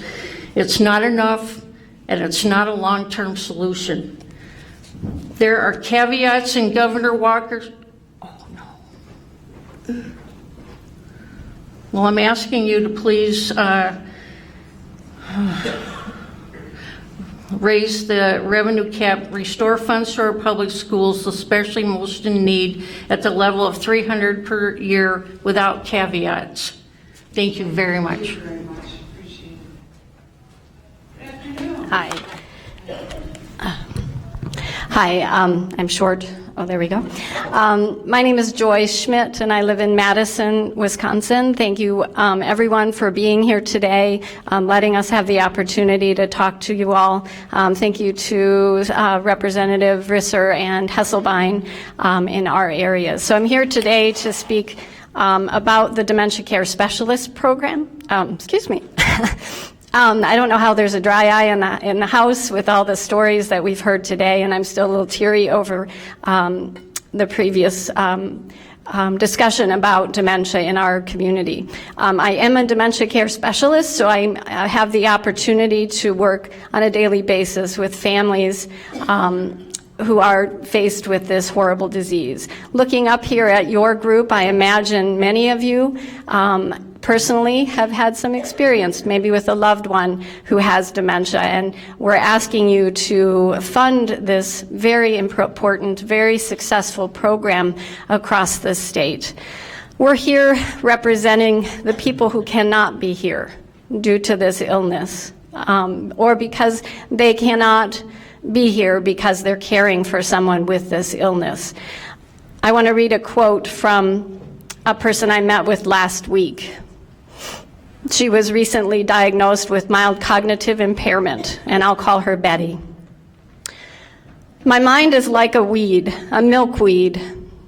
I'm watching the seeds float away. Sometimes I feel like I'm in a cave, and I'm using a flashlight to find my way. She came to the dementia care specialist seeking information about this disease and to build courage to share this with her family. She's not talked to them about it yet. She's looking for resources. She wasn't able to go to folks in her community because she's too well known. And so she came to a place that she trusted. And we're working on helping her find the resources that she needs. We're not duplicating services. We're working with the Alzheimer's Association and agencies like that. So please fund these very important positions across our state. Thank you. Thank you very much. My name is Damian Gross, and I'm going to be talking with the Wisconsin Public Education Network. And if we had more money, for the public schools, we could keep some of the good teachers that are there. Because so many good teachers leave so many districts because there's not enough money to help. And it may even get more teachers to help with the people that need help, like me. I had dyslexia. It was very difficult for me to read. It was very hard, but I just wanted to see if we had more money, it would help the disabled, like deaf, disabled, dyslexia, Tourette's, all those, to see if they could have a good opportunity in the future to be successful and not live sad. I have a friend that has problem listening and has a problem focusing for a very long time. Our school can't help him because our special education money, we don't have enough special education money to help him with it. So he falls down in grades. He's not really doing very good. And I just want to ask to raise the revenue cap to restore $300 per student per year, and increase the fund for special need education by 33% to help my friend and my other students and other students around the country with so many diseases like that. Thank you. Thank you very much.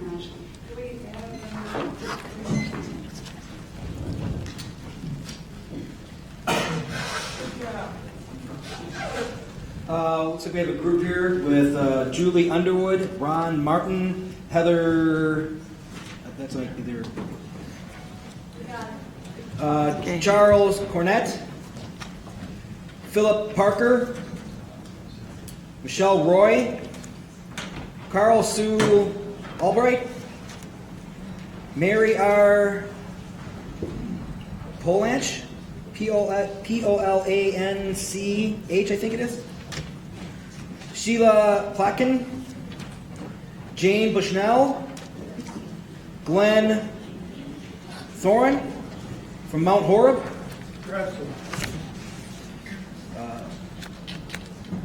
Michael Tasmere, Becky Dahl, D-H-D-A-H-L,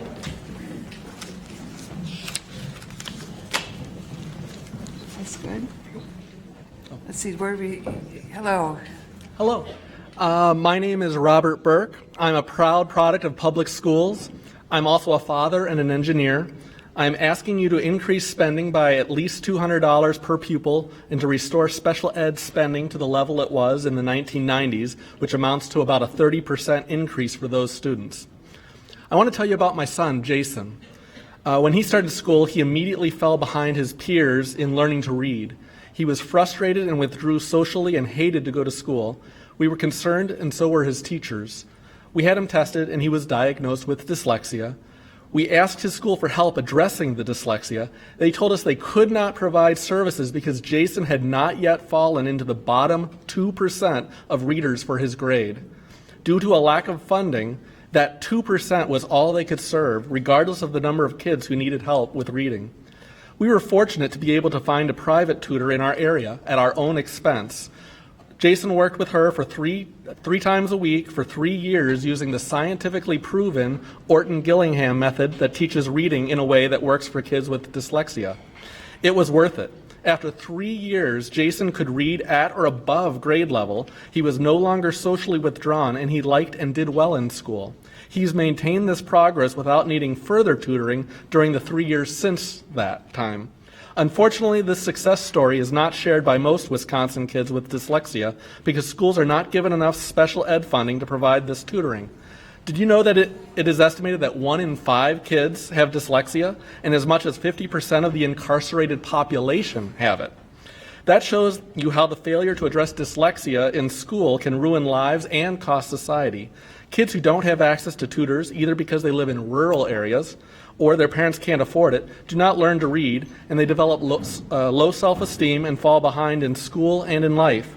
This is heartbreaking, especially since it is so easily avoidable. Invest now, provide these services to the kids in your districts, and we will all save later. That's why I'm asking for an increase of 30% for special ed and a raise per pupil spending of at least $200. Thank you. I'm Christine Burke. I'm Robert's wife and Jason's mother. We don't fault the public schools because they couldn't provide services for our son. Instead, we fault you and the rest of state government for failing to provide proper funding so that schools can provide special ed, including one-on-one tutoring to all kids that need it. We ask you to change that by restoring special ed spending to the level it was in the 1990s, which amounts to a 30% increase. We also ask you to increase per pupil spending by $200. Kids with dyslexia, which is the most common reading disability, have trouble learning to read because their brains are wired differently than most kids. It doesn't mean that they can't learn. They just need to use a different method, which requires intense tutoring for a few years. They are generally very bright kids and often gifted in other subjects. Some of the great scientists of all time had dyslexia, including Thomas Edison, Alexander Graham Bell, and even Einstein. That shows you the potential these kids have if they aren't shut out from getting a good education because they don't learn to read. Public schools are the best place to provide tutoring needed for these kids. They do not need a special school or a completely different curriculum than the other kids. They just need tutoring. Voucher schools don't work for these kids. They won't accept kids with these types of challenges because they cost more to educate, especially if intense tutoring is needed. Public schools will accept these kids and are already located throughout the state. Kids can go to their neighborhood school with their friends rather than a special needs school that will focus only on one challenge. All kids should receive a comprehensive and accountable curriculum, including science and math. Voucher schools are not required to provide this, and many don't. Taking money away from public schools to give to vouchers makes this problem worse, not better. We made an investment in 3 years of tutoring and our son's future is bright. We need you to invest in all kids to achieve their potential. This means an increase of $200 per pupil generally and a 30% increase for special ed. Thank you very much. Thank you, Joint Finance Committee and staff, for taking time to listen today. My name is Mindy Russell, and I live in Beaver Dam, and I'm pleased that my own representative, Mark Bourne, has joined you this year.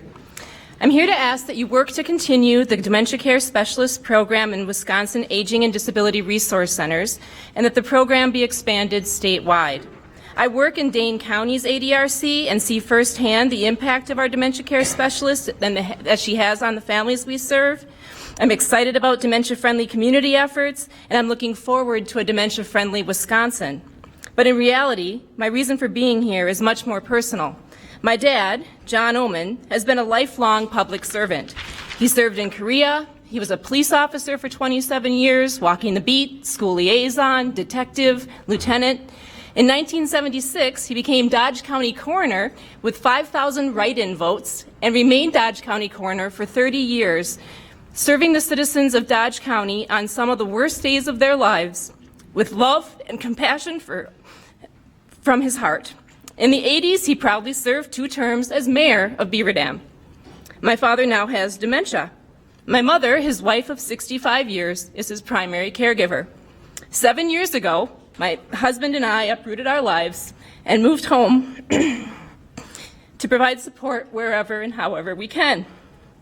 As Dad's dementia progresses, we're turning more and more to our local dementia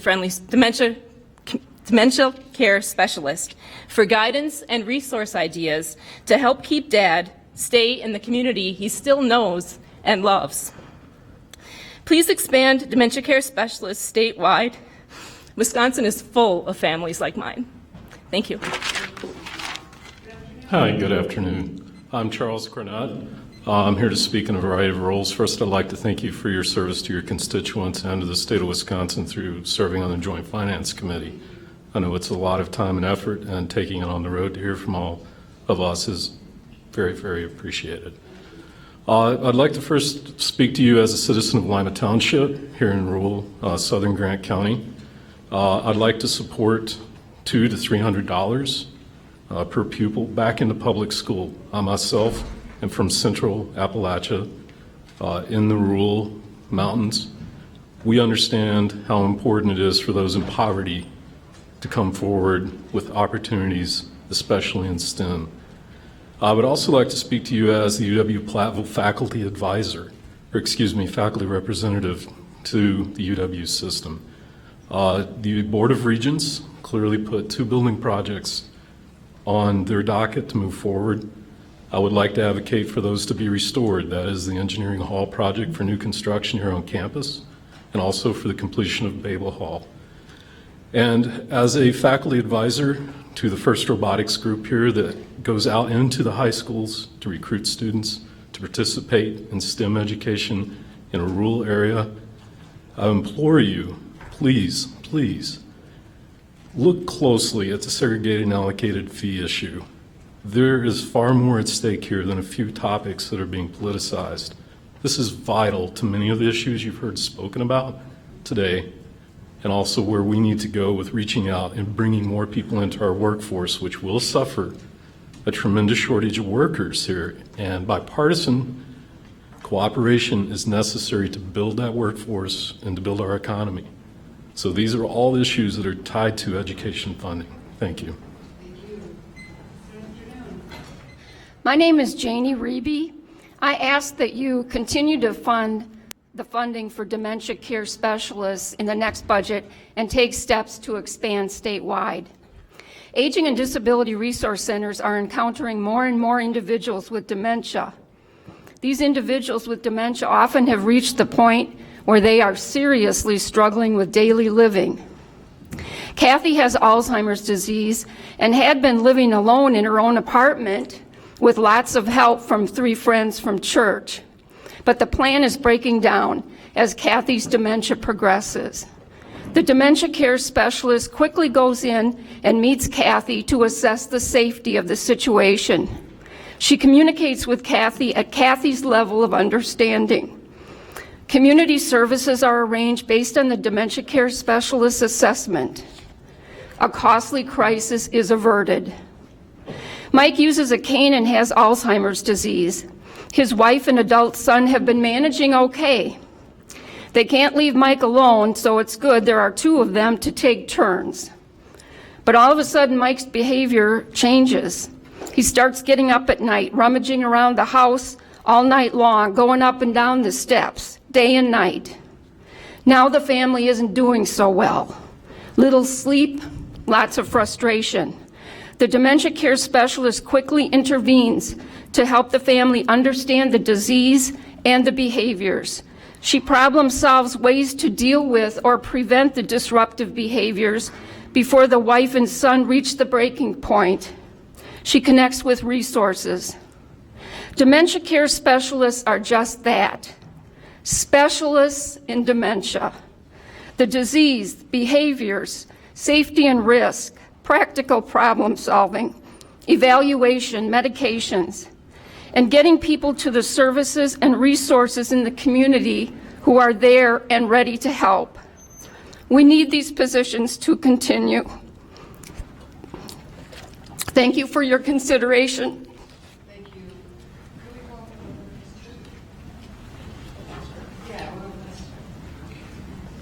Good afternoon. My name is, first I want to thank the committee for coming out to the beautiful part of southwest Wisconsin. It's a little bit damp out today, but that's the time of the year. My name is Glenn Thronson. I am retired, but I was a farmer for 45 years and the Iowa County Highway Commissioner for 14 years. When I became the Highway Commissioner, Iowa County had 16 miles of gravel roads. When I retired, all roads had been regraded and paved. Maintaining roads is vitally important to the overall economy of the state for many reasons, such as keeping vehicles in good working condition, road safety, and even people wanting to live in Wisconsin. I strongly believe there should be a 10-cent per gallon increase as part of the proposed budget in the gas tax. Maintaining good roads is more cost effective than rebuilding roads, and a gas increase per gallon is fair. If you don't use the road, you don't pay the tax. I don't expect my children, grandchildren, or my great-grandchildren to pay the roads I have used all these years and hope to continue to use. I'll try to talk a little faster. When I worked as the commissioner, I never raised even 1 mill the tax rate in over 14 years. I was with Iowa County. There are many ways to save in other areas. It takes collaboration and creative solutions. An example from my tenure was adopting a 4-day, 10-hour work week. Iowa County was the first county in the state to utilize this schedule as cost-effective savings. Work days from Memorial Day to Labor Day. It was quite a savings. First left ring on the patrol truck was in Iowa County. Now they're all over the state. Our roads are needed. It is imperative that we maintain them. If the governor is serious about Wisconsin being open for business, which is what he has placed on signs welcoming to our state, he better put his money where his mouth is, because without the devoting the money to take care of our much-needed road repairs and upgrades, Wisconsin will continue to see people and businesses moving out of our state. Thank you. If there's any other further questions?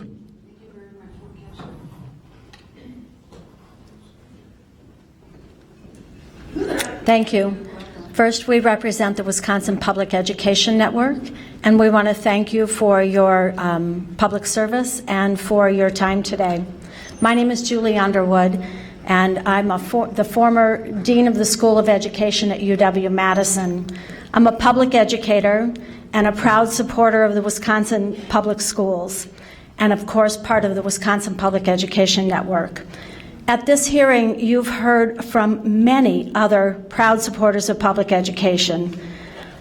You've heard from public educators, parents and grandparents of public school children, community members and community leaders, people from all over the state of Wisconsin, and you will continue to hear at these hearings as you go on the road from people all over the state of Wisconsin who support public schools.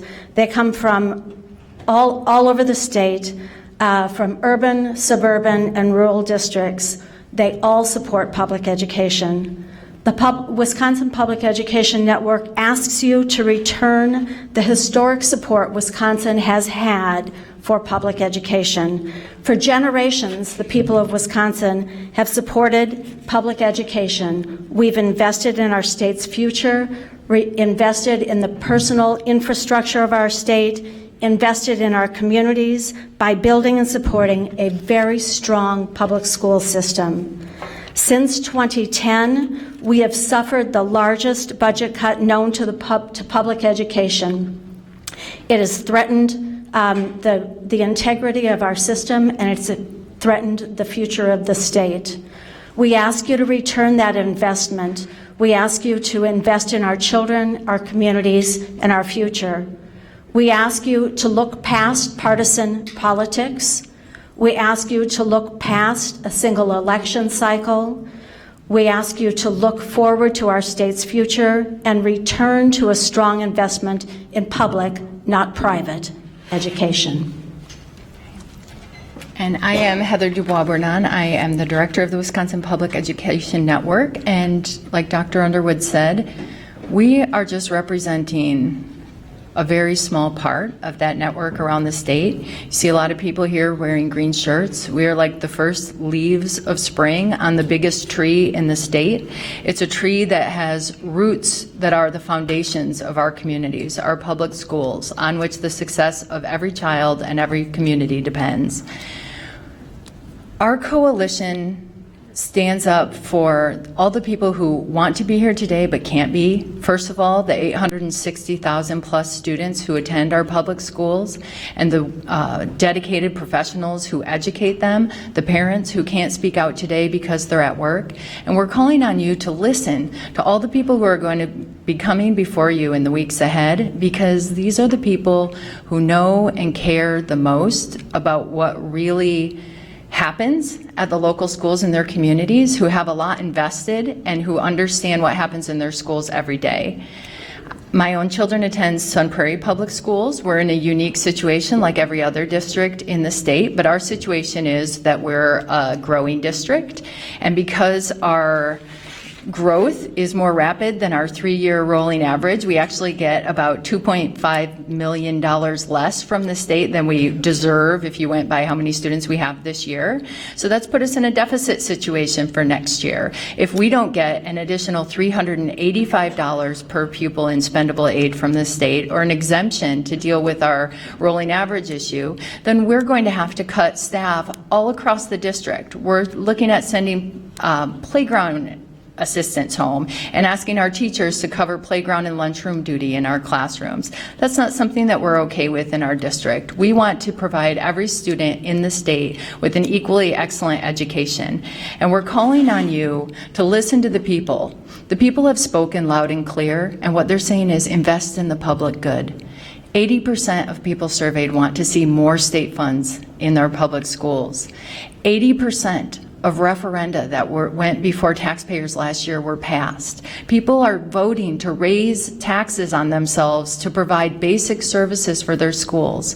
That's not how schools are supposed to be funded in this state. We're calling on you to make sure that the state does its duty by restoring per pupil funding as a revenue limit increase so that it's equitably distributed across districts, and to restore special education funding to at least 30%. Special ed funding has been frozen for a full decade if it isn't increased in this budget, and that's an area where districts all over the state are really struggling. We also call on you to please keep the funds for mental health and for rural schools that are in the governor's budget, and to keep an eye toward transparency and local control. In recent years, we have seen last-minute measures that were presented without any opportunity for public input, policy and non-fiscal items that were put into the budget after the Joint Finance Committee hearings. Give us a chance to share our expertise and our concerns about these things before they make it into legislation, and trust the people of Wisconsin to stand up for the children and the schools that mean so much to them where they live. Thank you for your time. Good afternoon. Michelle Olson, Bob Frank, David Lambert, Nate Orkman, Chris John, Betty Mason, Carl Nielsen, Kathy Cope, Heidi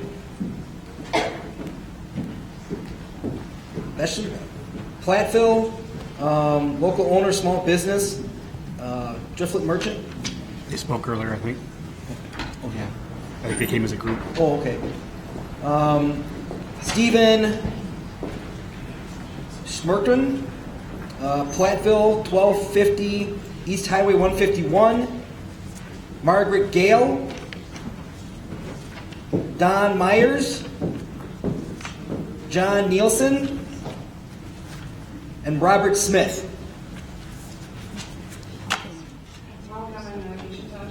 Good afternoon, I'm Jane Bushnell. I thank you all for your service and the opportunity to be here today. I'm here to advocate for individuals receiving long-term care and their care workers. I work for Lori Knapp Companies. We have served Wisconsin since 1972. We provide assisted living, in-home care, and fiscal agent self-direction services. In addition, I'm a board member for the Wisconsin Workforce Alliance. Over the past several years, agencies like ours have had extreme difficulty in finding care workers. These care workers make it possible for seniors and people with disabilities to lead safe and healthy lives in their own home and community. Why aren't we finding caregivers? Reimbursement rates are low, and wages do not provide a livable income. Thus, we cannot compete with non-healthcare jobs. Agencies see turnover rates of 67%. Even though the caregivers love their job, love the people they care for, they leave in tears, saying goodbye to those they have cared for years because they cannot afford to do so any longer. The results are devastating. Those needing supports are unable to receive them. 60+ agencies have closed or downsized in the past few years. Up to 50% of care workers access public assistance because their wages do not provide them with their basic needs. With the aging demographics, the gray tsunami is just beginning, and the need for care workers will grow by 25% by 2022. How do we care for them? We are asking you to support the governor's proposal of the Medicaid personal care rate increase. It is a first step, but a 15% increase is needed. Increase the direct care and service portion of the managed care organization's capitation rate. This could carve out and directly allocate dollars to care workers for in-home care and assisted living, those not addressed in the personal care rate. Please help us help those who are helping others. And I want to leave you with one story. I was transferring, this is from a person needing cares. I was transferring into bed for myself, which is something I usually have assistance with. I fell and had to lay on the floor for 9 hours until my caregiver came for her morning shift. This would not have happened if I had been able to find caregivers. Thank you for your support. Thank you. Can we review a few names that we have? I think that you were... No, did you two? Okay, let's look us because you can have whatever you want.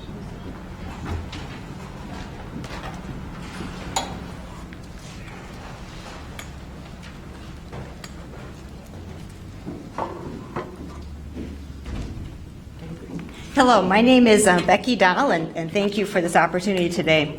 I'm the Regional Manager for the ADRC, Aging and Disability Resource Center of Eagle Country, serving Crawford, Juneau, Richland, and Sauk. It is an estimated 115,000 individuals 65 and older are living with some form of dementia. By 2040, that number will grow to 240,000. My ask is to continue supporting the 16 current ADRC and 3 tribal dementia care specialists and to expand those positions throughout the state. If we had a dementia care specialist in our region, they would provide us with resources for valuable case consulting, crisis planning, and prevention. Dementia care specialists spend time developing person-centered plans to improve outcomes and delay the need for expensive institutional care, saving Medicaid dollars. They assure ADRCs collaborate, not duplicate services with other organizations. Please ensure critical programs and services are consistently available by adding dementia care specialist funding to the base allocation of all ADRCs. I have a second topic. I'm the president of the Career Education Cooperative. It's a grassroots youth apprenticeship program to address worker shortages in our rural communities in manufacturing, financing, and healthcare. This last year, we started a healthcare track to address our healthcare worker crisis. We do not have a problem getting students interested in healthcare. It is keeping them in those careers. Some support is on the way. Do these solutions address the real issues? It is really about wage and benefit disparity. 4 of 5 personal caregivers who took jobs outside of healthcare left for better pay, better benefits, and better hours.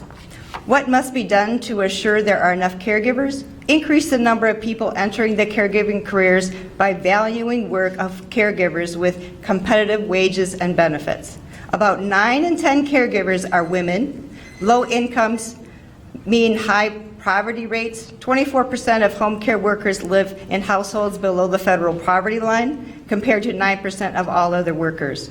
As the regional manager for the ADRC, we are about helping seniors and persons with disabilities remain at home as long as possible. With long wait times for any resources available for home care providers, we are not able to keep people home safely. Of course, we all know keeping people home with care and support is the most cost-effective way to use their personal resources as well as Medicaid. Please continue to look for more ways not only to bring home care workers into this career, but to sustain this workforce with livable wages. Thank you. Thank you. Good afternoon. I'm Sheila Plotkin from McFarland. I retired from the Milwaukee Public Schools Deaf and Hard of Hearing program after 28 years, and I want to tell you about one of my first students. When I met her, she was an angry, frustrated 9-year-old whom well-meaning teachers had no idea how to reach. But in 1968, MPS created a Hard of Hearing Center where kids with hearing loss enrolled in regular classrooms could have specialist support. At last, she had a safe place to learn and a teacher with the right skills. Me. She thrived, and with her husband has raised 2 sons, one of them a newly minted PhD. All over Wisconsin, parents of children just like her choose their public schools because their child will be welcomed and appropriately served. But they are afraid. Will they lose their special education teacher to budget deficits? Will their school close? What good is a voucher in a school without trained professionals? These parents choose their public schools. Wisconsin's Constitution requires you to support their choice with full restoration of public school funding. I ask you to begin that restoration with a $400 per student increase in this budget. I expect you to honor the choice of more than 800,000 Wisconsin children. As representatives of the public, that is both your legal and your moral responsibility. Thank you. Thank you. Good afternoon. If we have passed anybody up, we have a few people who signed wanting to testify, and we called names and we haven't seen them in line. So if you feel like you've been passed up in the line, let us know. Please. Welcome. Good afternoon. I'd like to thank the Joint Committee, Finance Committee, for holding this hearing. My name is Betty Manson. I'm currently the town clerk for the town of Plymouth in Juneau County, and I also serve on the Wisconsin Towns Association District 1 Director. I represent 10 counties in the southwest Wisconsin here. Towns have 62,000 miles of roads, or 54% of the entire system. 73% of the town pavement needs maintenance. This does not include the unpaved road maintenance needs. Based on data the towns collected for the Wisconsin DOT, our maintenance and replacement schedules are not responsible or sustainable. Based on what towns did in 2015, our road reconstruction schedule is 371 years. You cannot get a road to last 371 years. Currently, my town has 45 miles of road. We can only seal coat 1 mile per year. This is a rotation of 45 miles, and it's recommended that we do this every 5 to 7 years. A 21st century economy requires stronger roads. The heavy weights of agriculture, logging, mining require strong infrastructure that towns cannot currently provide. For example, just the manure traffic from a 700-cow dairy using a John Deere 8230 or a Husky 5,000 manure spreader to emptying the manure pit will cause a 50-year road to become a 20-year-old road. This is not acceptable to the public. A former governor put a tax freeze on all towns' levies. We do not borrow money or bond. The towns are very frugal. The state needs not to continue to kick the can down the road. Would like you guys to provide leadership and just fix it and not ignore the problem. The other thing that I would like to touch on is to maintain Wisconsin volunteer fire and EMS system. The volunteers are down, the money is up. A recent legislative council study continued her testimony that volunteer fire and EMS personnel save the Wisconsin taxpayers a minimum of $385 million annually. Volunteers obtain hundreds of hours of training, often hours from their homes, put their lives on the line, and at times are forced to use their own resources to fund their volunteer efforts. I just would like you to support the SB 32, creating a $1,000 income tax credit valued at $20 an hour, and support SB 33, creating $400 refundable income tax credit to reimburse for equipment purchase, mileage, and training. Thank you. My name is Mary Belanchi. I'm from Madison, Wisconsin, and in spite of the green shirt, my topic today is health care. In 2005, after teaching for 34 years, I retired. I was able to continue in my district's group health insurance plan until Medicare. In 2011, I was diagnosed with multiple myeloma, a rare blood cancer. The oral chemo drug I was first treated with listed then for $7,000 a month, 21 days of treatment. It now costs $21,000 a month. I paid a small copay and a large insurance premium. Later, the medical coverage paid for IV chemo, 2 stem cell transplants at UW Hospital, and follow-up care. Without insurance, I would be bankrupt, dead, or both. At one point, I went to the Carbone Cancer Center pharmacy to pick up a prescription for 8 days of a drug, one of the drugs. As I wrote the check for the copay, I told the pharmacist how grateful I was to have good drug coverage. She responded with great feeling in her voice, "Me too, many patients don't have any coverage, and these 2 boxes cost over $4,000. That price is well over $6,000 now." I vowed to her then that for the rest of my life, however long that would be, I would work to make sure everybody had the high-quality insurance and health care I had then. I am working to keep that promise. As you are well aware, Governor Walker's budget includes self-insurance for state workers and reduces the number of insurance companies from 18 to 6. That means many of your constituents are likely to end up with reduced health care coverage, new care providers, and reduced access to quality health care in exchange for higher premiums and higher out-of-pocket costs. Such changes would ultimately affect every other Wisconsin citizen's health care, like me. His plan also does nothing to reduce the risk of medically induced bankruptcy. I ask you to make certain any changes to the state workers' health insurance preserves health care benefits and does nothing to jeopardize existing health care organizations that do so much. The future of every Wisconsin citizen's health care depends on the choices you make. We can afford health care in this state. Thank you. Good afternoon, and thank you for the opportunity to provide testimony. Thank you for your service and being here for this long day.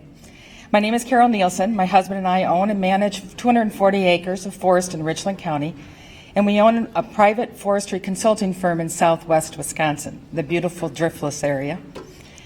I've worked as a forester with private woodland owners for over 32 years. I'm testifying in opposition to sections of the budget that would discontinue the collection of the forestry mill tax. That is the state portion of the property tax, which is dedicated to the purpose for acquiring, preserving, and developing the forests of the state. The proposal would shift the funding of roughly $80 to $90 million a year to GPR, which is already stretched very thin. Why give up this dedicated funding source? The forestry mill tax for an average home is only $27, less than 1%. In my mind, it's pretty insignificant. We have come a long way from the degraded cutover landscape we were left with in the early 1900s. This stable funding source, established in the Constitution, is why Wisconsin's forests are healthy and productive today, and why we have such a strong forest economy, over $24 billion annually, and over 64,000 jobs across the state, both rural and urban. Our strong forest economy provides a market that makes it possible to carry out the forest management that keeps a healthy forest healthy and productive. The forestry mill tax demonstrates the commitment that Wisconsin has to its forests, the forest industry, and the people who work in, enjoy, and love the forest or value the forest now and into the future. During my career, I've had the opportunity to work with foresters in the Northeast 20 states. They all look to Wisconsin as a role model and are astounded by the results that a long-term commitment and stable funding source has had in Wisconsin. I fear that the shifting the funding to GPR will only serve to weaken our commitment to a productive and healthy forest resource and begin the decline of our strong forest economy. I would also like to speak in opposition of moving the Chief State Forester and other Central Office Division of Forestry staff from Madison to northern Wisconsin, or north of Highway 29. It's beautiful up there and I love it. But the truth is that the field staff who work with the landowners, the programs, and the resources are already spread across the counties based on the workload and the need. The central office staff has statewide responsibility, not just northern Wisconsin responsibility. Thank you. Good afternoon. Thank you. If you need to stand and stretch, you guys have been sitting there a long time. Please feel free to. I'm Bob Frank from Richland Center, retired law enforcement and president of the Wisconsin National Emergency Numbering Association. I'm going to bring a different topic to you today. Nina, we're the 911 people. Our goal is to bring emergency help anytime, anywhere, from any device. 911 in Wisconsin is in need of modernization as existing equipment is becoming obsolete. 911 has migrated from E911 to W911 to the next generation NG911, which would allow texting and video and other services to come into the PSAPs and the dispatch centers to get emergency services out. NG911 has been studied under the State Interoperability Group. A working plan has been developed to bring NG911 to Wisconsin. Most states have legislation and funding in place to improve NG911. This also helps access to federal grants. Legislation is in the process and being drafted that would lay the groundwork for next generation in Wisconsin, including funding for Emergency IP Network, the EZNet, and a 911 Advisory Council. NENA and APCO continue to work with Wisconsin Counties Association, Wisconsin Telecommunications, Wisconsin, the American Heart Association, Badger State Sheriff, and the NG911 work group that's been formed by the Wisconsin Interoperability Council. Funding is going to be critical.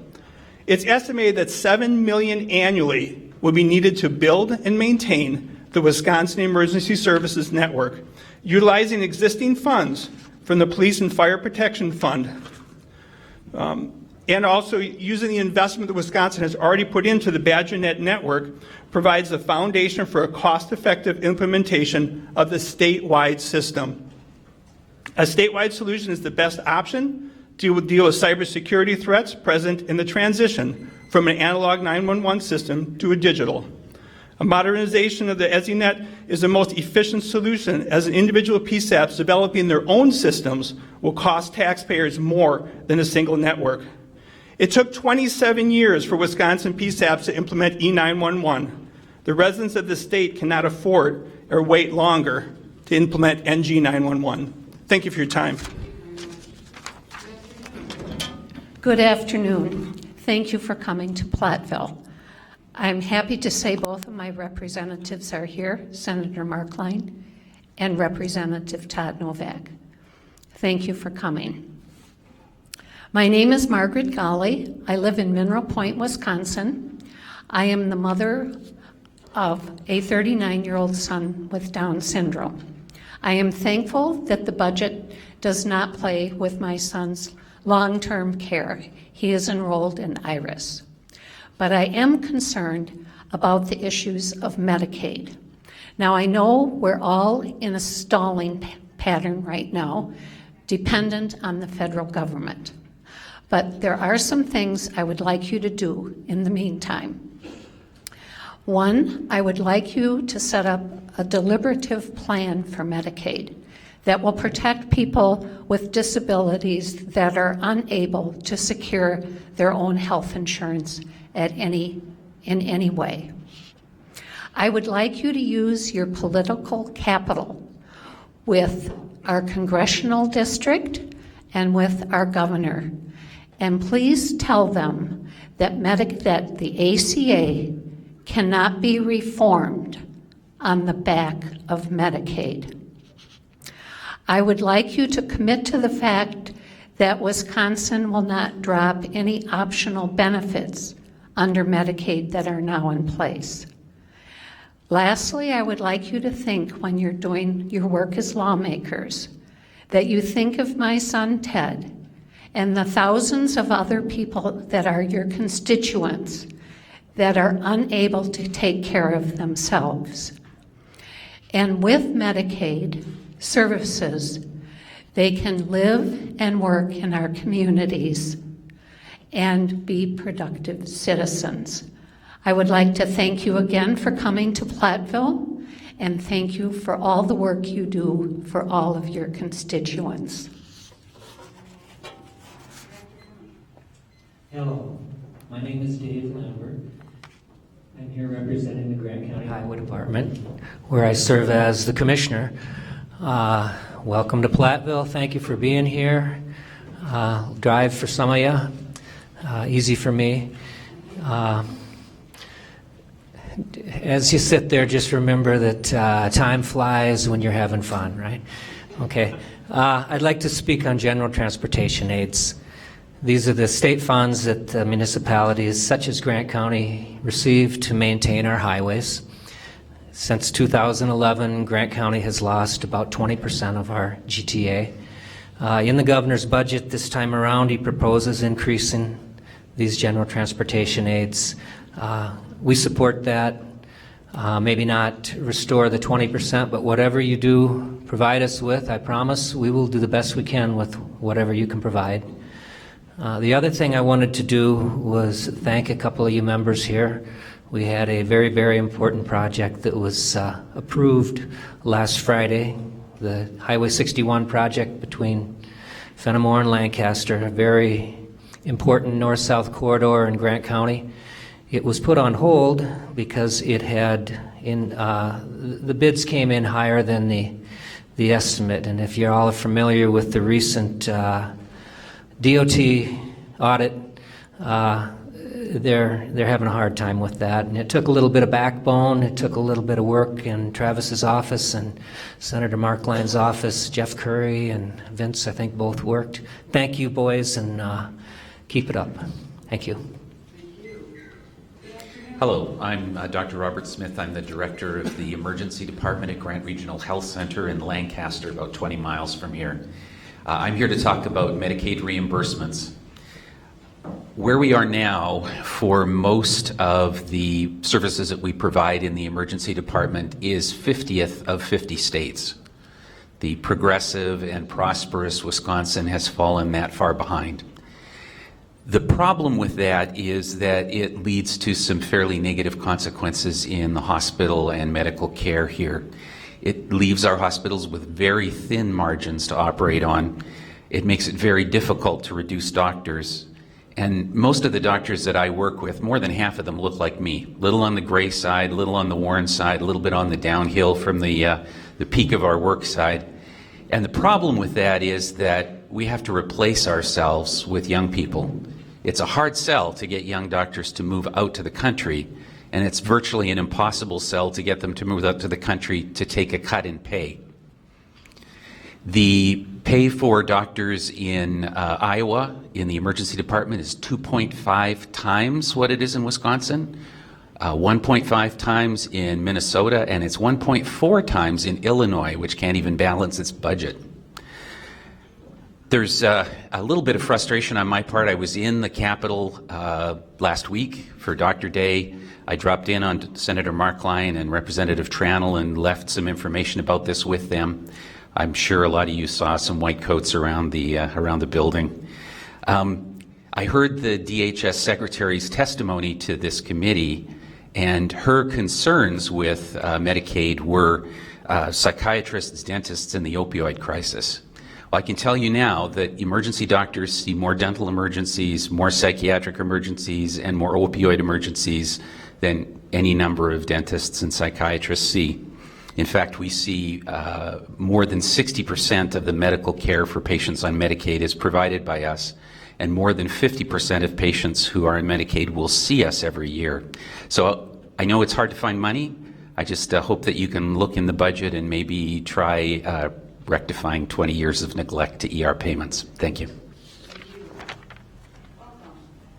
Good afternoon. My name is Nate Dreckman. I'm the sheriff here in Grant County. Welcome to UW-Platteville. As a UW-Platteville alumni, I appreciate you taking the time to come here. I'm going to follow up on what Mr. Frank was talking about with 911 because it's an important issue for us here in rural Grant County. 911, I'm going to give you a little scenario to start with. So let's say, for example, you're somewhere, maybe it's a workplace, and a violent incident breaks out, and you go somewhere and you try and hide to stay away from that incident. And you're thinking to yourself, okay, I need to contact 911, but I don't want to call and talk because the person might hear me. So, okay, I can text. You know, I've heard all about this texting to 911 thing. I'm going to text to 911, let them know where I'm at, let them know where the bad guy might be. And you try it and nothing happens because you're in Wisconsin and it doesn't work here. There's one agency in Wisconsin that you can text to 911. And they only do it because they go over a public internet connection, which obviously has some major cybersecurity concerns. So we, as also on the board of the Badger State Sheriff's Association, we are in support of being able to move forward with something that the state, a state system, and it can piggyback off of BadgerNet, as Mr. Frank said, and the funding is there. We need to find out a way to bring that funding back to be able to modernize our 911 system, because we're probably somewhere in the neighborhood of about 10 years behind our neighboring states. And we need to get on board and get going, because as he said, it took us 27 years to get all the PSAPs in Wisconsin to 911. We can't wait this long with this project. Thank you.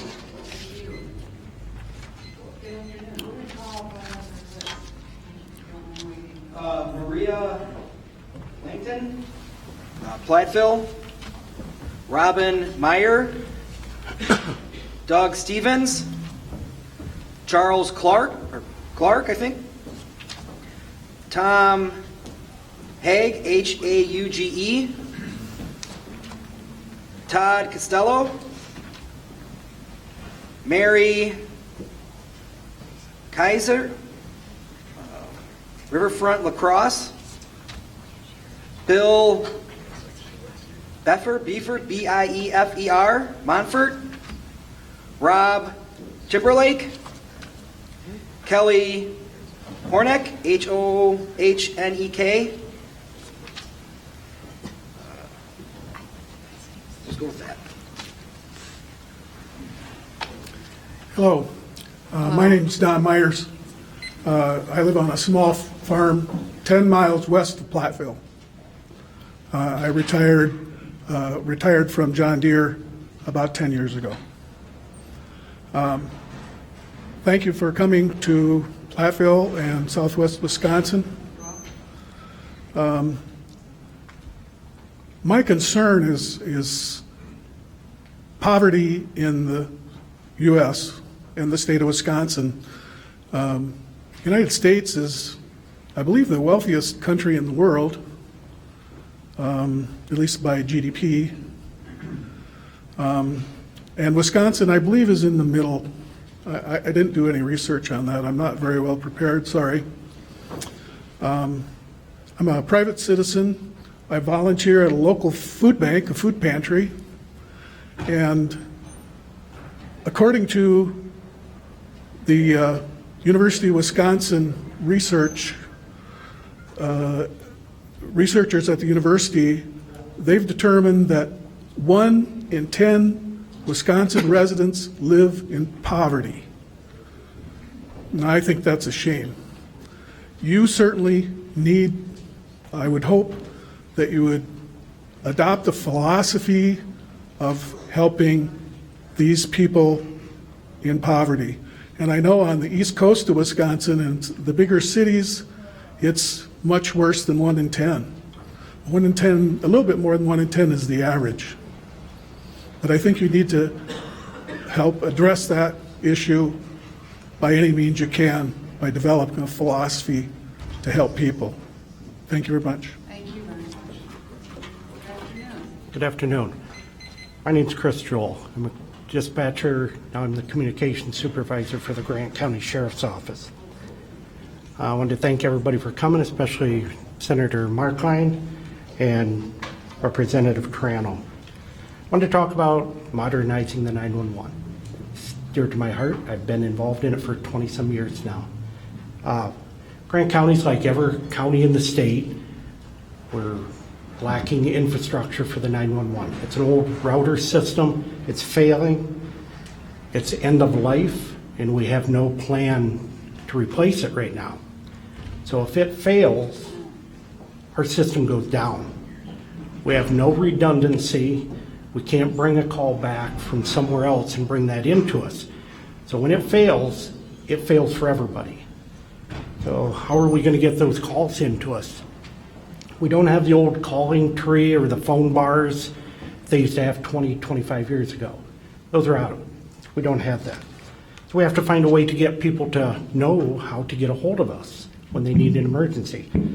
They expect us, when they call 911, to answer that phone and to be there 24 hours a day, 7 days a week. When we're not, how are they going to report that? We have no way.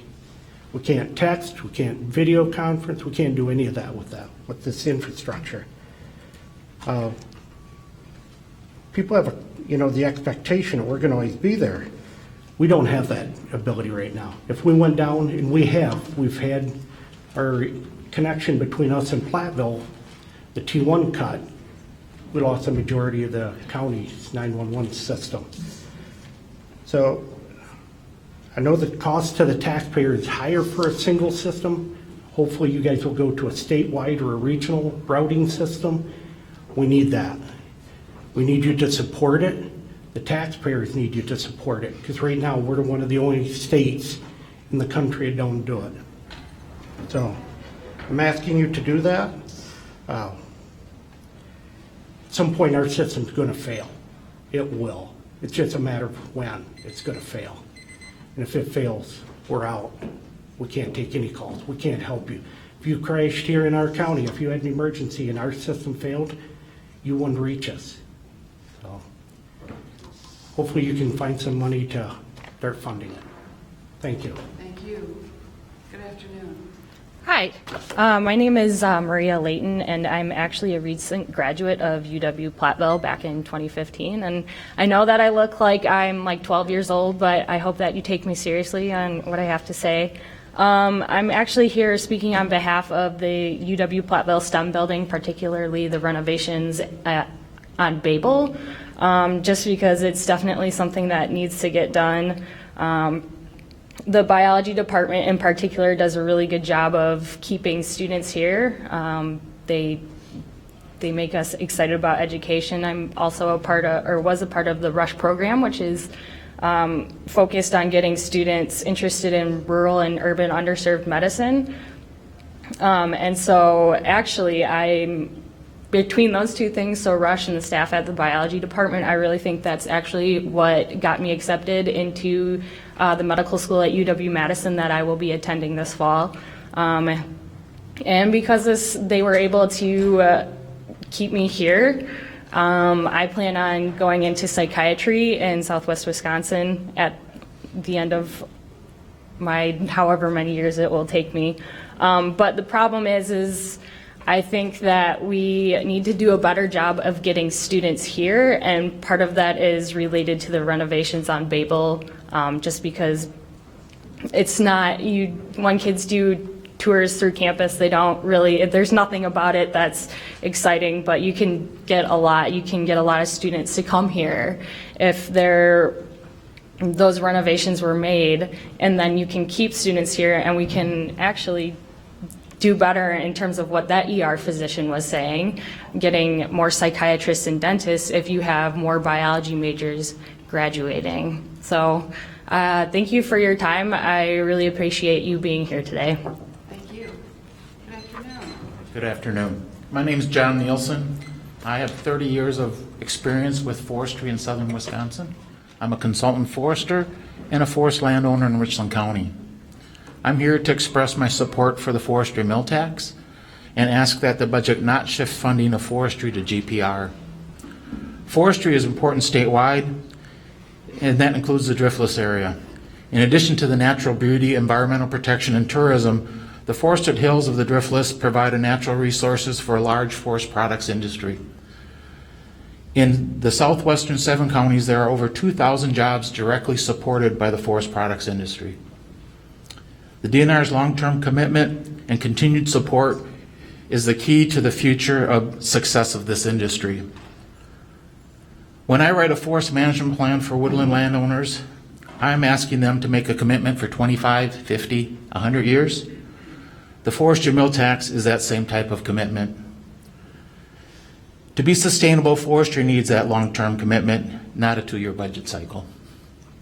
Thank you. Thank you. Good afternoon. And I know I only look like I'm 18, but I hope you'll take me seriously too. My name is My name is Charlie Clark from Platteville, and I believe I'm the second Charles Clark to testify here today. I hope you'll consider what you hear from all of these individuals speaking today as much as you consider what you hear from the paid lobbyists that bombard your office. I don't know how you guys do that. Today, you've heard from individuals sharing concerns regarding appropriations for, among other things, public education, social services, dementia services, even the incarcerated. People have already spoken about these issues much more eloquently than I'm about to do, but I'm going to give it a shot.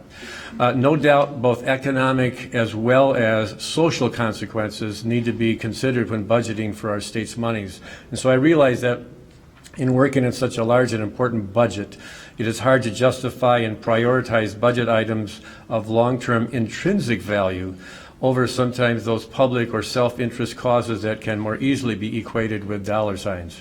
However, there's no excuse for limiting funding needed in the areas of public education, social services, mental health services, and so on, so that politicians can simply say that we balance the budget with no tax increases, or maybe we even decrease taxes. In the honesty of it all, the reality of such tax manipulations more often and significantly benefit the top 10% of the income makers and large businesses and corporate entities, and not the majority of Wisconsinites. And such misappropriations, for the most part, eliminate the payback that's much more important to us, and that would be a well-being, including mental health of our Wisconsin citizens, as well as not just a good, but a great education. I don't have a lot of statistical information to throw at you, but I'm going to add one philosophical comment. St. Augustine said, "Charity is no excuse for justice withheld."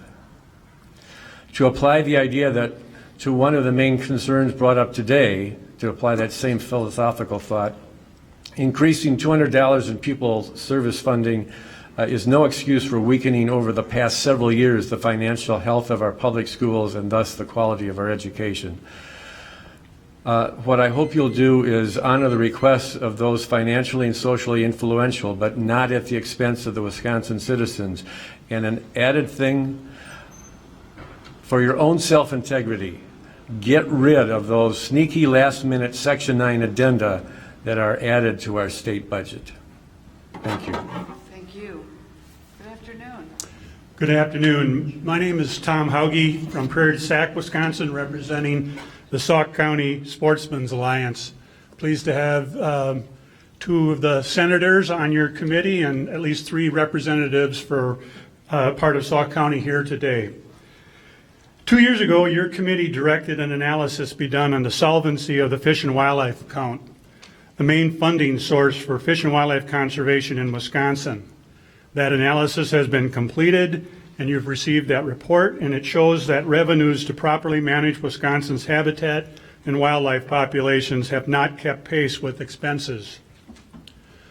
14 of Wisconsin's largest hunting and fishing conservation groups have stepped forward to help address this issue and have proposed a modest targeted fee increase to some of the licenses we purchased to hunt and fish. All of you received a copy of this proposal in February. In March, the Sauk County Sportsmen's Alliance endorsed the proposal that these groups have put forward because we believe it is important to the well-being of Sauk County's habitats and wildlife. So on behalf of the Sauk County Sportsmen's Alliance, we are requesting that the Joint Finance Committee take action to enact the conservation proposal put forward by these groups. Thank you for your time. Thank you. Good afternoon. Good afternoon. My name's Robin Meyer, and as the administrator of the Bluffview Sanitary District, I was disheartened to see in the budget proposal the elimination of the grant portion of the Clean Water Fund, their hardship program, and see it replaced with a 100% loan. While that seems like a good idea, you need to look at the makeup of the community. The Bluffview Sanitary District serves one of the largest low-income communities in Sauk County. The 300 households represent roughly 600 people with a median household income of $19,792.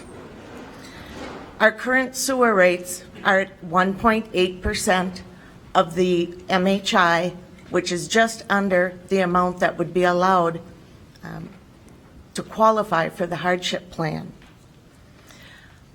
The system is hooked up to Badger right now. We received the Army's wastewater treatment facility located in the Badger Army Ammunition Plant, which was built in 1942 and updated in 1971. It has some issues. Unfortunately, the residents of Bluffview will not be able to afford debt service payments if this becomes a loan-only program. The 2012 facility plan prepared by the Army estimated the costs for the upgrades required to become compliant with DNR regulations to be between $2.3 and $2.7 million. Let's say that we can keep the construction costs to $2.5 million over 40 years at a 0% interest rate. That would result in a $62,500 principal payment, revenues of $115,000 per year, and operating expenses of $95,000 a year will not be able to cover those costs. I hope you'll consider the welfare of the low-income community as you make your decision on that project. Thank you. Good afternoon. Good afternoon, co-chairs and members of the committee. Thank you for the opportunity to testify regarding the proposed state budget's 2% increase to Medicaid personal care.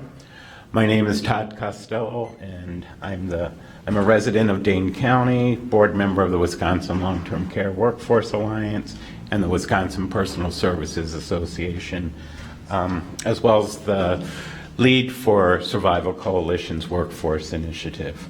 I'm also executive director of Community Living Alliance, a nonprofit Dane County Personal Care Agency. We support over 1,200 individuals with disabilities, children to older adults. And we've been a provider for 30 years and employ over 1,000 individuals in Dane County. I greatly appreciate the Joint Finance Committee's efforts to reach out to citizens, consumers, and stakeholders. I'm grateful for Governor Walker's proposed increase of 2% and 2% for the Medicaid personal care services. It's a critical first step in addressing the direct care workforce crisis, but additional financial resources are needed to address the current deficits created by the cumulative impact of 10 years without a rate adjustment. The Wisconsin Personal Services Association's members, many whom are providers, report that the current Medicaid personal care service rate of $16.08 is 15 to 20% below current operating costs, resulting in close to 60 personal care agencies either closing their doors or downsizing in the past few years. Agencies across the state continue to face difficulty in finding workers, and turnover rates, as you've heard, are as high as 67%. But more importantly, this workforce crisis threatens the safety and independence of individuals who rely on these services to remain in their homes and community.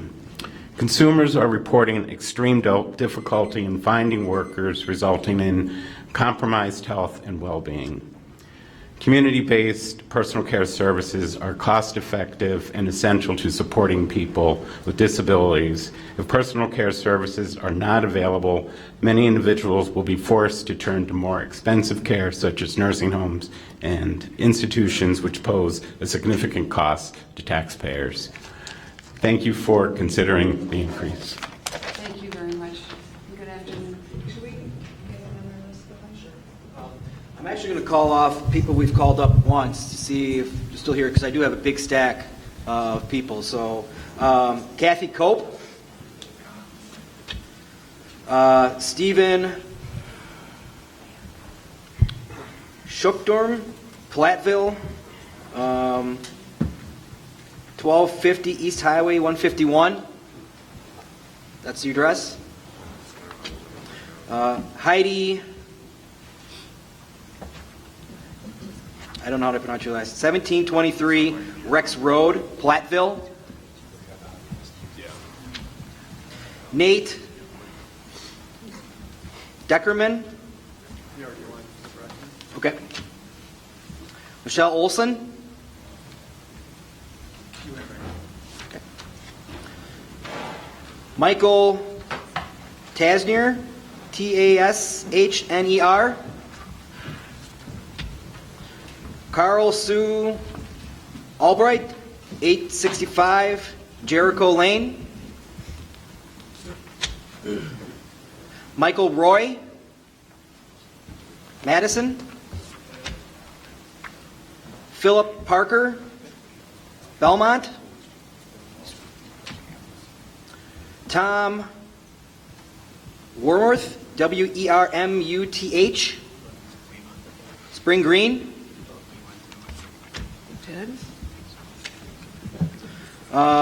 Laura Schmidt-Dolan, Madison, 4K, 12K public education funding. Jeff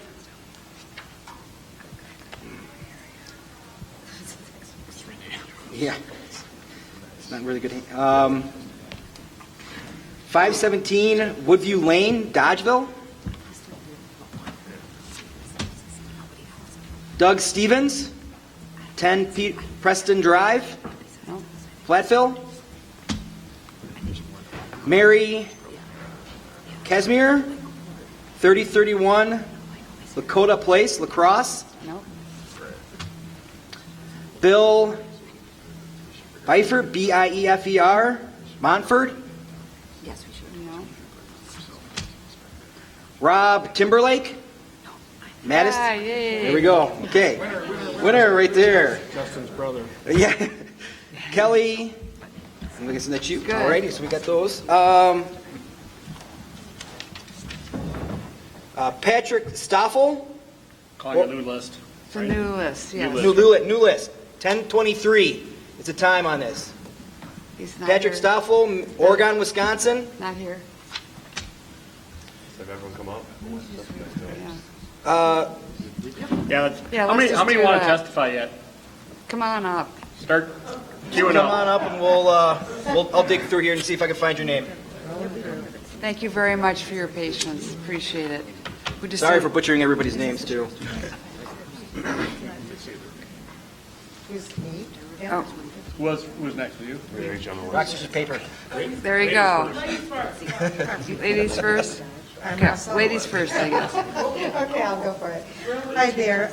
My name is Kelly Haneke, and I'm here today with the Skills Enhancement Program and the Jobs and Business Development Program with Southwestern Wisconsin Community Action out of Dodgeville. We cover Iowa, Grant, Lafayette, Greene, and Richland counties. I'm here today to advocate and request increased funding for both the Skills Enhancement Program and the Jobs and Business Development Program so that we may continue to be more effective in reaching Wisconsin with skilled labor and new business startups. Both Skills Enhancement and the Jobs and Business Development Program funding assists low to moderate income wage earners to overcome barriers to employment success through education and business development, allowing participants to leave low-wage jobs and secure for themselves a living wage. In turn, these same participants give back to Wisconsin's communities continued economic growth through a skilled labor force and additional employment opportunities afforded through new business creations. Funding a skilled labor force and business expansion is money well spent and makes sense for our state's continued growth. Skills enhancement graduates from between 2011 and 2016 showed a 77% graduation with a 9-month program that we assisted with, an increase of $3.44 per hour and a 4-fold increase in access to employer-sponsored health care. With our case management services through Skills Enhancement, our training completion rate is 62% higher than at the national average for community college at only 45%.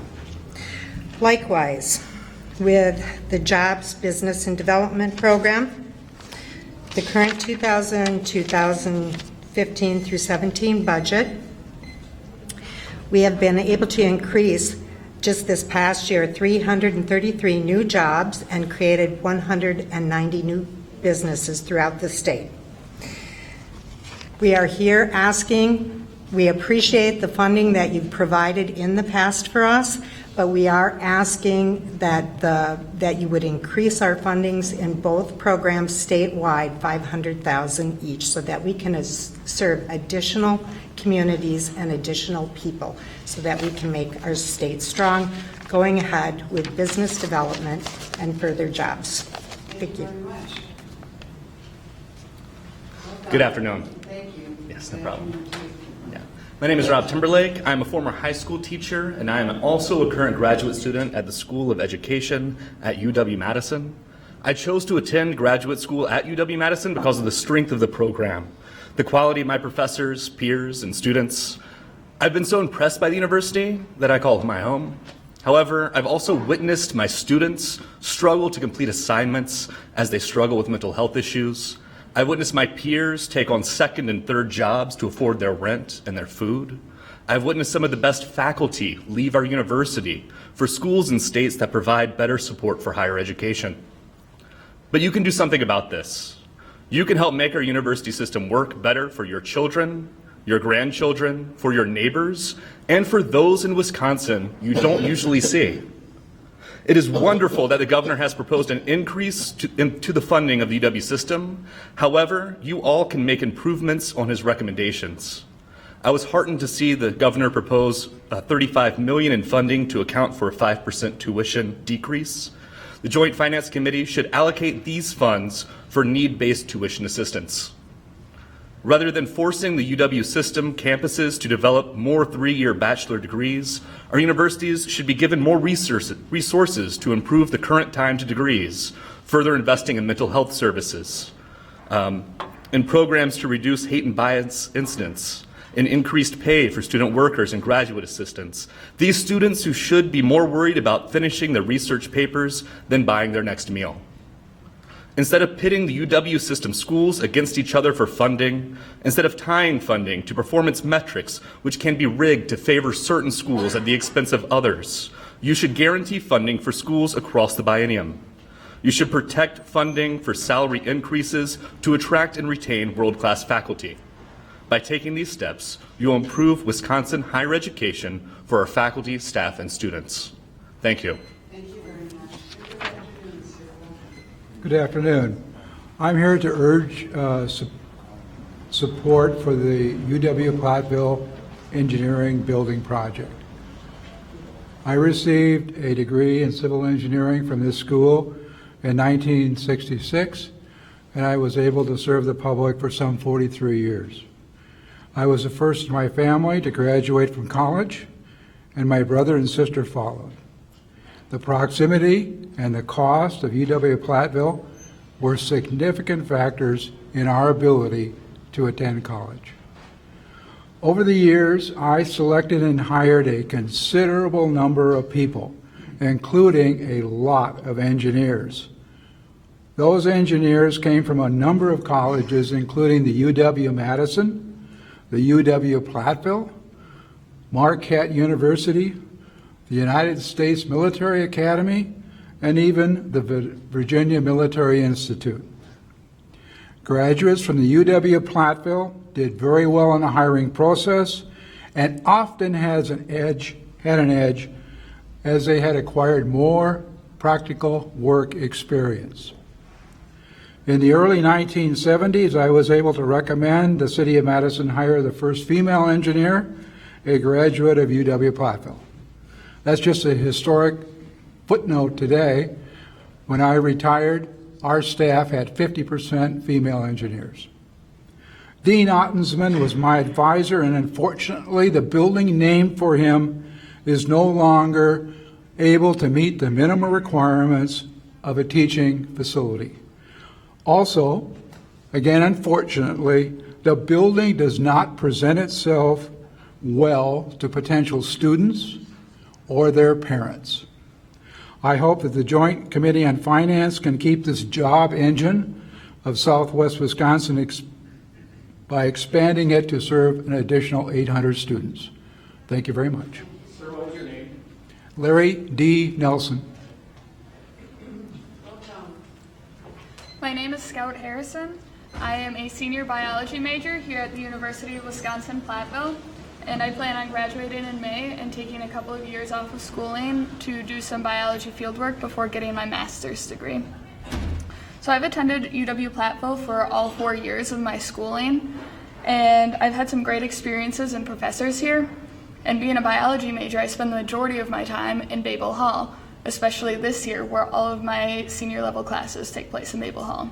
Unfortunately, however, it is not fit for my learning needs. There are a lot of problems, especially with ventilation. I had a course that was in a lab room where we had fungal specimens that we were able to look at, but someone in the classroom had an allergy to spores and was sneezing throughout the class and had a hard time getting through the class. In addition to that, we have several rooms that have chalkboards, no projectors that are able to aid in our learning experiences, as well as give us a good environment to learn in, again with breathing issues. And it's very distracting to our learning, as well as it poses a negative appearance to tour groups that would come through, potentially lowering our attendance here at Platteville. I will not benefit for any of the renovations that happen on Babel Hall, but I have a younger brother here, I have friends here, and there are several other people who deserve a quality education and a quality space. Thank you. Good afternoon. My name is Steve Salerno. I proudly serve as the Superintendent of Schools for the Mount Horeb Area School District. I promise to keep my comments short and sweet, much like my very self. 3 items on my mind this afternoon: budget, local control, and mental health supports. Please do not permit discussions of a biennium budget to begin from base, as some have advocated. The governor has finally proposed a budget that permits public schools to break through to even higher and new levels. I hear the word local control bandied about quite a bit lately. It seems to be like the latest buzzword. They can often become overutilized and their meaning really distorted. If local control truly is valued, stop the nonsense with restricting local community rights to vote for referendums. Successful referendums are taking place around the state only because the state has failed to honor their obligations under the Constitution, the commitments they've made. Local communities are picking up the mantle to tax themselves when others fail to demonstrate the fortitude necessary to do good and right by our children. If local control is truly valued, forcing districts to increase employees' shares of health insurance is antithetical. This proposal is being supported at the same time school districts are really falling all over themselves in order to search for the best and brightest talent in our schools. And if local control truly is valued, empower districts to make decisions about simple things like when to start our school year. We're prohibited by law from being able to start our school year until September 1st. This year, September 1st is on a Friday. Imagine how that sits with our families and our communities. The governor's proposed budget shines a light on the burgeoning mental health needs of our schools and communities. As an educator for the past 24 years, I could regale you in stories that would bring you to tears. Nonetheless, due to the time, I will simply note an investment in our children is also an investment in their family, and it's a heck of a return on investment. Public education continues to be the best bargain around. It is the great equalizer sustaining our citizenry and our way of life. We owe it to those whose shoulders we stand upon and pay forward the many blessings we've enjoyed. I hope I can count on you to do good and right by our children. Thank you so much. Hello, my name is Elizabeth Gates. I'm the chair of the psychology department at UW-Platteville. I'm also a psychologist at the Platteville Family Resource Center. I thank you so much. I know it's been a long day for all of you, and I'm so appreciative of you hearing our comments. I'd first like to talk in support of the increased funding to our public school system. My husband is a high school guidance counselor. He works at the Cuba City District. So both of us support Governor Walker's proposed increases to school funding. Just speaking in reference to Platteville, I know if our Governor Walker's increases are not supported, our district will be forced to cut costs by about $400,000. And I know that that will mean the potential non-renewal of 5 teachers within our school district. In addition to speaking about K-12 funding, I would also like to advocate for the 2 capital projects at UW-Platteville, which you've heard about today. And I actually have something written out. I'm going to bag all of that. Just so I wanted to speak in reference to the young lady who you saw about 10 minutes ago, Maria Layton. She was a student that came up and said, I look like I'm 12, but I hope you all take what I have to say seriously. I worked closely with Maria when she was here. She was a psychology minor, a biology major. She is going to medical school. We want to attract students like Maria here to UW-Platteville. When students come to UW-Platteville and they major in psychology or biology, they love it here. They want to come back and work and live in rural Wisconsin. We are desperate for physicians, especially psychiatrists, to come back to rural Wisconsin and work, and that is Maria's plan. She's involved in a program where she will specialize in rural medicine at UW-Madison, and her plan is to come back and practice in Southwest Wisconsin, and we desperately need her. But we can't attract students like Maria to UWP with our STEM building just currently out of date. It really is serving the same function as it was about 30 years ago. And it was designed to serve about 150 students. It's now serving about 400 students. So I am asking you to please place the funding for that STEM building back into your budget, along with the funding for the new engineering building. Thank you. Good afternoon. I'm Jim Strosha, and I'm from Mineral Point, Wisconsin, about 20 miles down the road. And I'm writing to advocate to all of you to please save the DNR magazine. This is an important publication in this state. My wife and I live in Wisconsin because of the outdoors. This fall, I will buy a Wisconsin gun deer license for the 37th consecutive time. I've caught steelhead in the Root River in Racine, trout on the Brule River, walleyes in Minocqua, not many, but a few.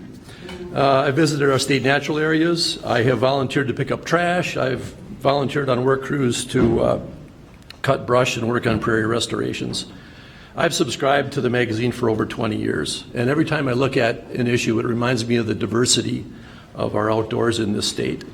You can read about DNR initiatives in hunting, fishing, groundwater, forestry, boating, plants, soil conservation, bird watching, agriculture, clean water, and state natural areas.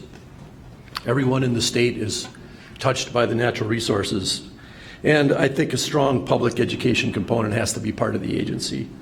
The governor's spokesman said that the magazine is not part of the DNR's core mission. We're not magazine publishers. We'll do something online. Let the private sector do it.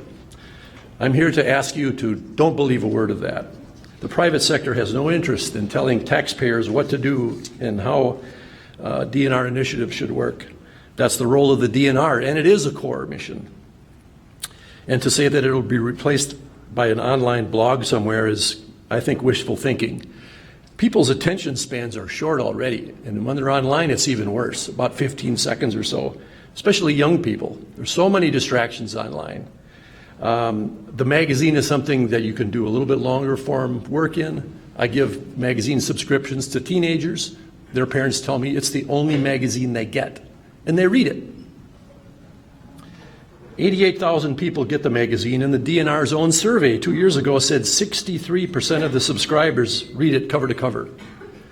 And I run my own media production business, and I'll tell you, any corporate communications officer would tell you that that kind of a return on investment, that sort of a communication tool should be celebrated and not buried. So please retain the DNR magazine. Thank you. Hi. First, I want to thank everyone for coming to listen to us today. My name is Jessica McDermott. I'm the chair for College Republicans here on campus. I'm an industrial technology major. I'll be graduating this spring. I've had a job lined up since September, so I'm really excited about that. One thing that concerns me is that my first year on my job, I'll be making more than 90% of our campus professors, which I think is really sad because they're the people who have gotten me to where I am. One of the things that also concerns me is the budget cut that just happened on tuition. I don't think that tuition needed to be cut. I'm going to be graduating debt-free, and I would have actually rather seen tuition increase so that we can pay for keeping our professors on campus or supporting our programs.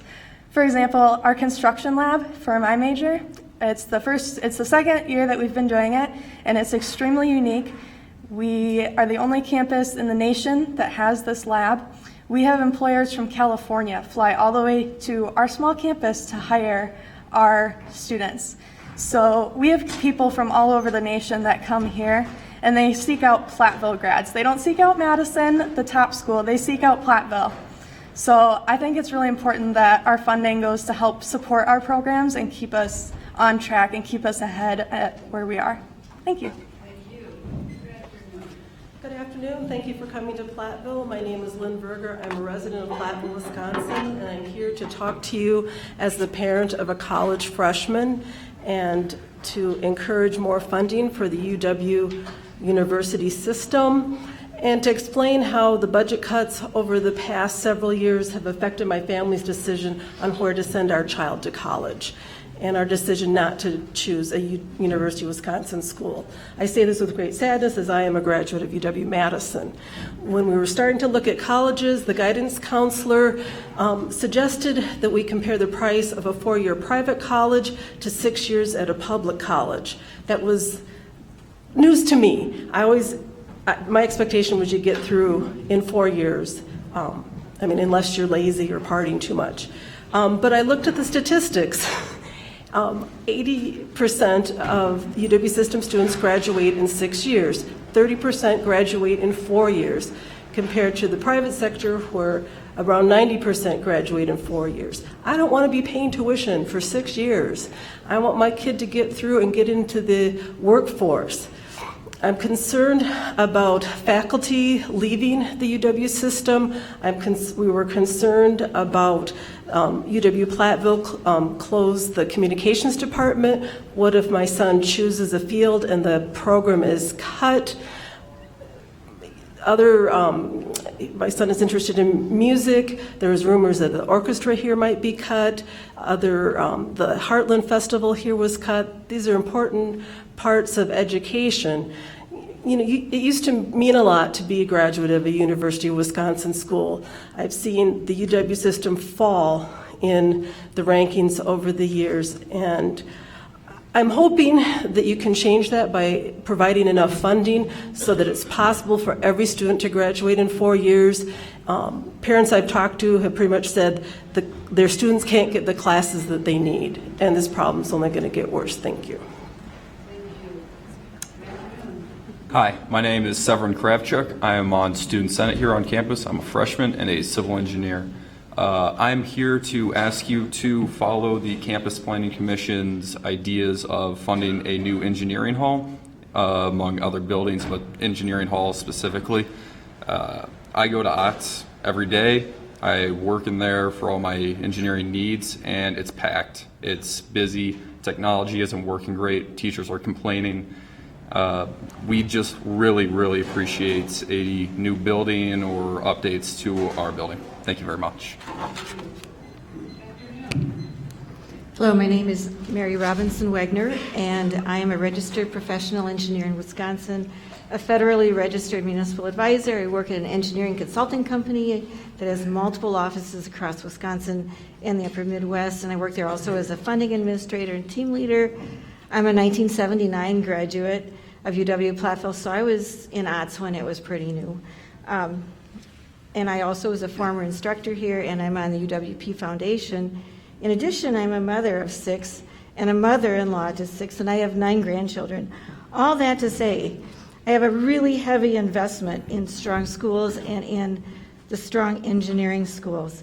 I'm here to speak in favor of investing in the existing established Wisconsin engineering schools, including UW-Platteville, UW-Madison, and Milwaukee, and specifically Sesquicentennial Hall and also the STEM building here at UWP. Physical facilities are critical to the success of an engineering school, and the Sesquicentennial Hall needs to be restored to the budget. This year is a high priority. And also the STEM building, Babel Hall upgrades, they need to be reinstated as well to support all of the students here. And the labs are critical to turning out engineers who are ready to work and have practical skills That's why so many of us hire Platteville grads. Plus, the labs need continuing investment in faculty, staff, and the facilities. Accreditation for engineering schools is difficult, lengthy, and requires continuing investment as well. The high quality and success rate of UW Platteville engineering graduates is a result of long-term and continuing investment in the facilities, staff, professors, and also in the timely ability to get into the classes that the students need in order to get through in a relatively short period of time. In addition, Platteville engineering grads overwhelmingly stay in the state, which supports our industry, business, and municipalities. Platteville has a wonderful track record of providing the best value for each dollar invested, and the partnership with the Fox Valley Technical College, as well as online and remote teaching, mean that you are getting the most for your dollar by investing here. Thank you very much for your time. Thank you very much. Good afternoon, sir.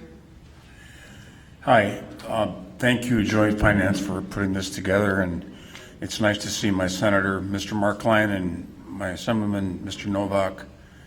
It's great to see you here.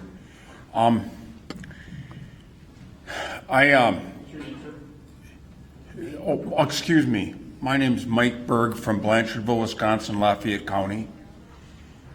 I kept my cap on. Most farmers, we don't go any place without our caps, but I take exception. I do take it off at church. But I did leave my Minari boots outside, just letting you know. Anyway, just recently, I broke 4 lumbars in my back, so I'm a little bit lame here. But thanks to my fine driver here, I got over here, but I don't know, with the bumps on the road, I'm not so sure. I'm hoping on the way back she doesn't have to take me back up to University Hospital because, man, it was bumpy. But, I mean, that's not all you guys' fault, but I really think you can do something about it. And as a Farm Bureau member and a Farmers Union member, we're okay with you raising fees to make our roads safe and better. We would prefer that you not raise the dyed fuel on like farm tractors. And also, I have an off-farm job, and I drive all throughout the state delivering fertilizer, salt, and whatnot. So when people tell me they don't like the money being spent down in Milwaukee, I drive the Milwaukee roads going down to the Port of Milwaukee. So I like to see them nicer roads down that way because it's part of my job. I would just say that I would like to see, evidently, Governor Walker likes it on his resume that no new taxes, and that's his prerogative, that's fine, but I would like you guys, instead of borrowing money to fulfill our infrastructure, that we do the right thing, and let's get the ball rolling and try to keep our roads top of the line like we've been known throughout the country to have good roads, and I think we should continue that. Thank you. Thank you so much. Good afternoon. I've been a member of the UW Platteville Foundation Board as Aaron Ralph, as a director since 2010, and I'm currently serving as the chairperson of the board this year. I'm a 2003 graduate in mechanical engineering. I'm originally from Prairie du Chien, Wisconsin. I currently reside in Dubuque, Iowa, although I'm a very active alum. I'm employed by John Deere as the manager of engineering services. My husband is also a mechanical engineering graduate from 2009, and I'm at least a third-generation Platteville graduate. So you might ask, why did I select this university to attend as a high school graduate from southwestern Wisconsin? First and foremost, affordability. I financed 100% of my college education and graduated debt-free. And I'll say that this included a student exchange in Newcastle, Australia, which provided me the perspective of global business and industry. Investment in our students and the future students is a critical path to southwestern Wisconsin and for the entire UW system. Second is campus. In general, having access to professors and staff was critical to my success as a student here. There's lifetime relationships that I've built, and now with my focus on science, technology, engineering, and math.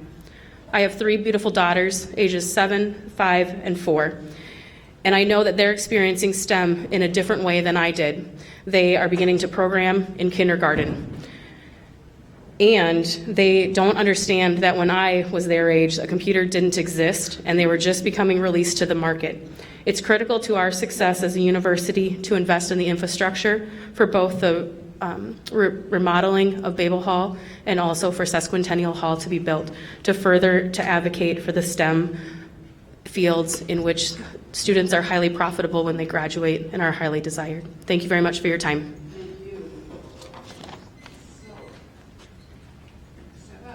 My name wasn't called yet, but can I go? Chris Marion. What was? Did you submit a slip? Yes. Do you want to go first and then you'll go next? Oh, I have, my slip's in there, but it just wasn't called yet. I deferred to Chris. Thank you. My name is Chris Marion.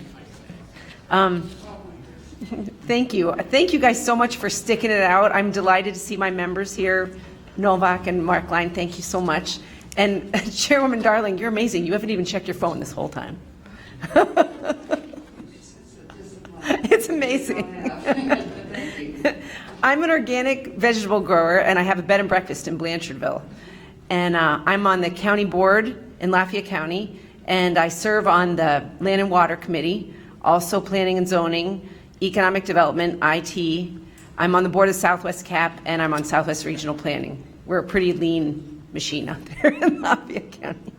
I'm also the president of the County Wisconsin Farmers Union chapter, but I'm here today in support of Wisconsin Land and Water. I think that we are all running really lean machines in the land and conservation departments currently.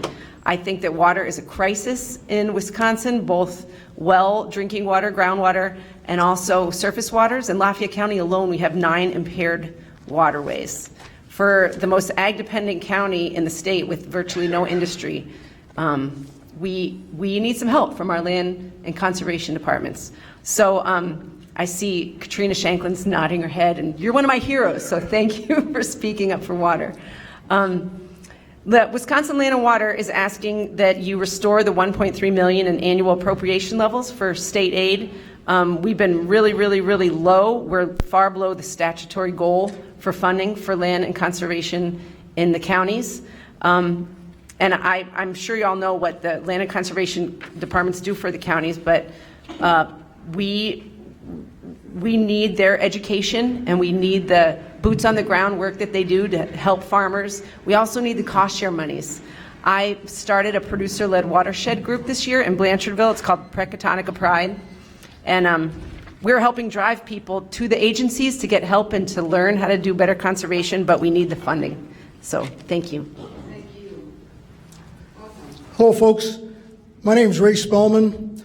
I live on Wisconsin Street in Darlington. What an endurance contest. I'm here to announce the winner. I believe I'm the 137th person to testify.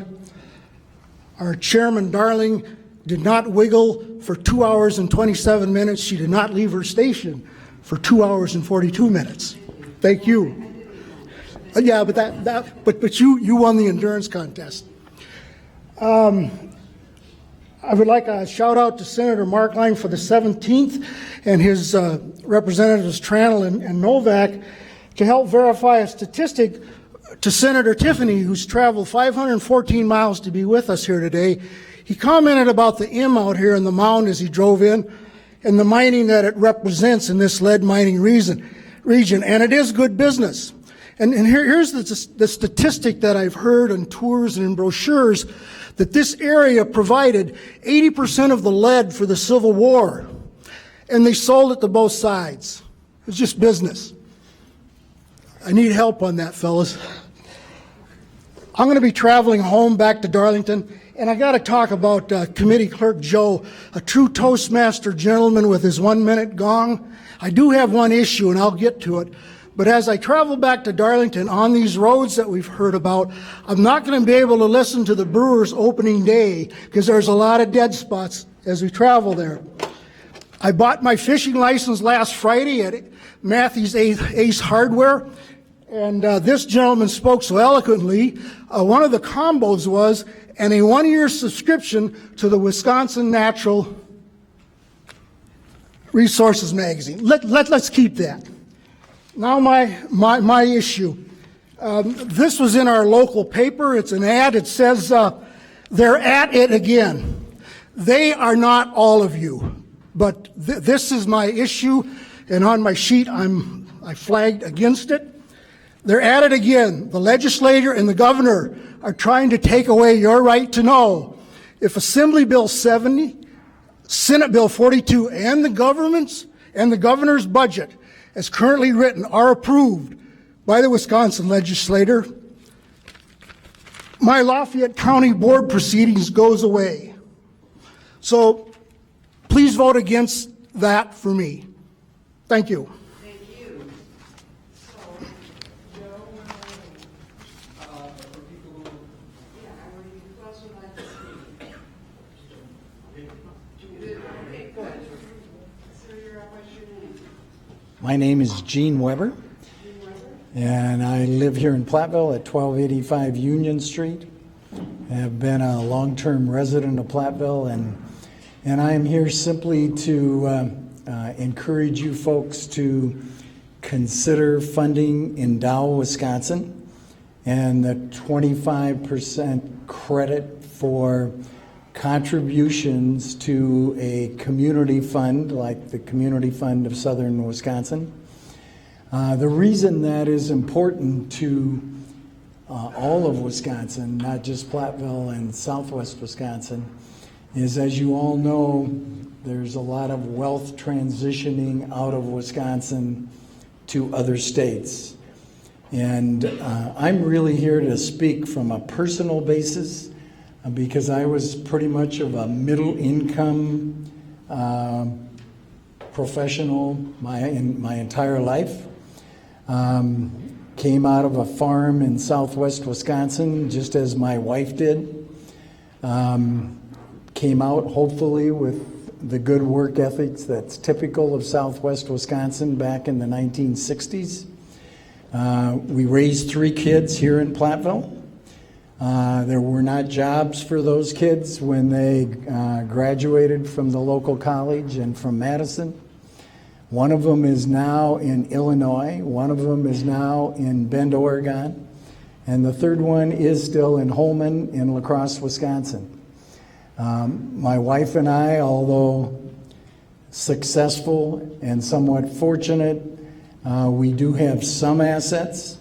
Clearly, when we pass on, those assets will be divided 3 ways equally between our 3 sons, which means 2/3 of our assets will go out of state.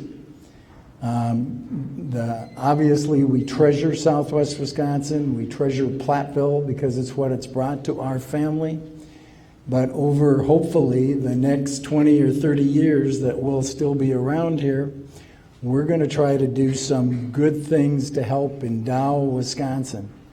We believe there's a lot of people like us in Platteville and other small towns in Wisconsin, and to keep some of those assets here for the future of Wisconsin, for the future of Platteville.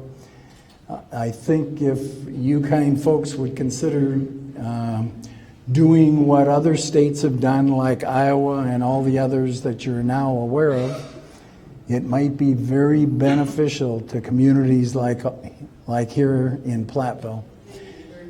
Thank you. Take care.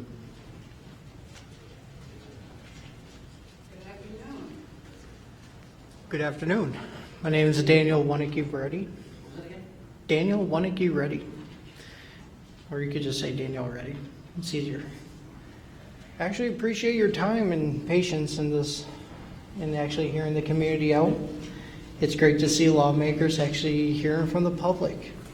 I'm actually speaking for no actual group or anything else. I'm just speaking from my experiences.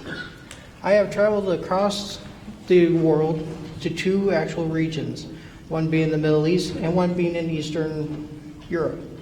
I have seen the effects of not actually having clean water and clean air. I actually have health effects from burn pits in Iraq. Things that actually are not being investigated by the national government at this moment. But Texas has actually taken a stance of actually acknowledging the issues that could come from burn pits.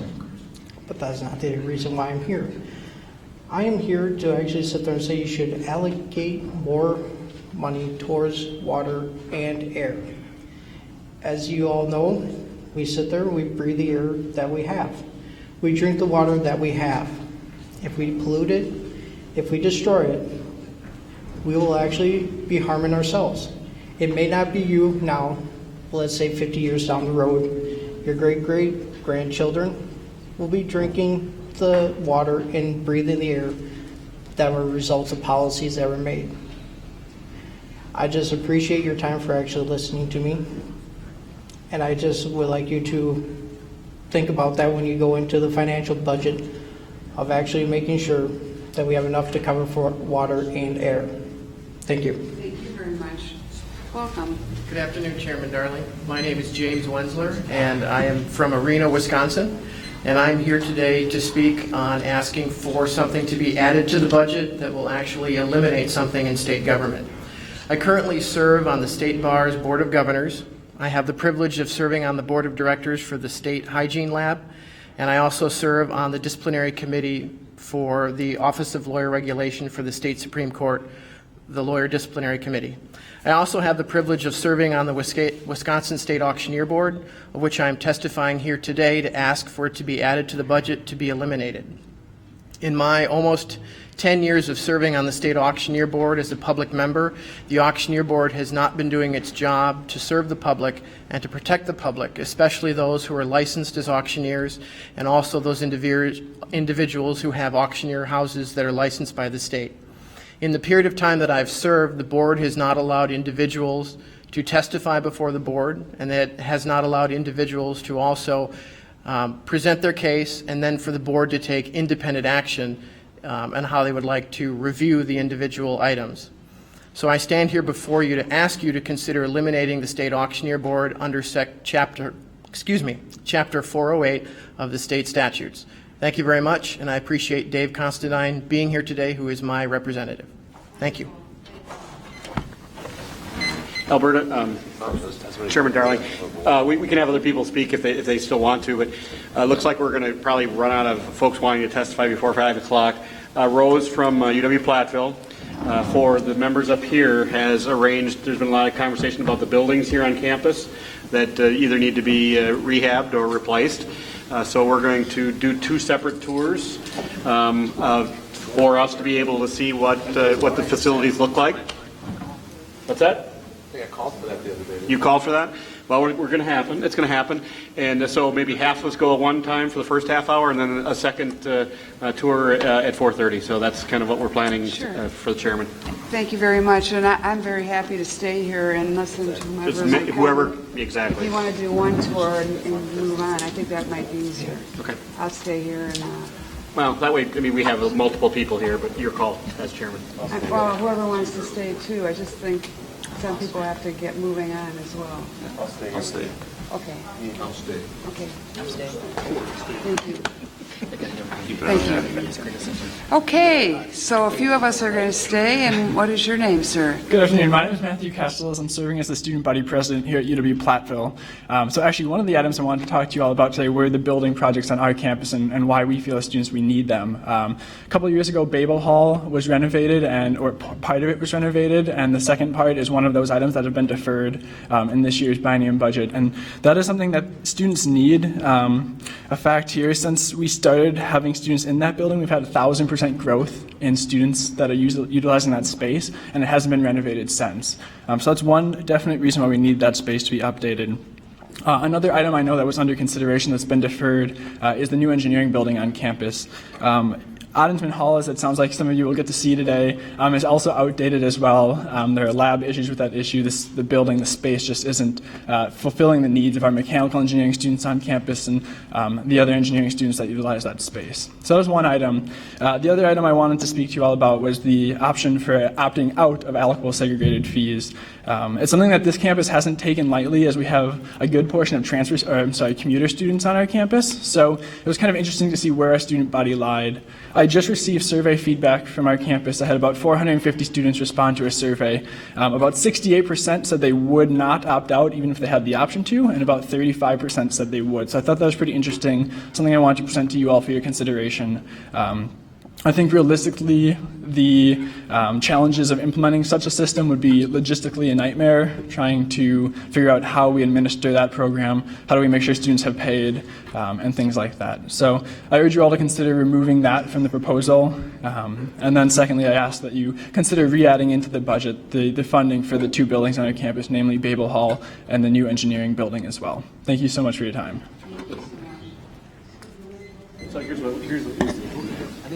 Oh, one more? Where? Oh, right there. I didn't see you. I'm sorry. It's okay. Welcome. Hi. The floor is all yours. Great, thank you. Hi, Taylor Hunley. I'm a senior studying environmental engineering, and I'll be graduating this May.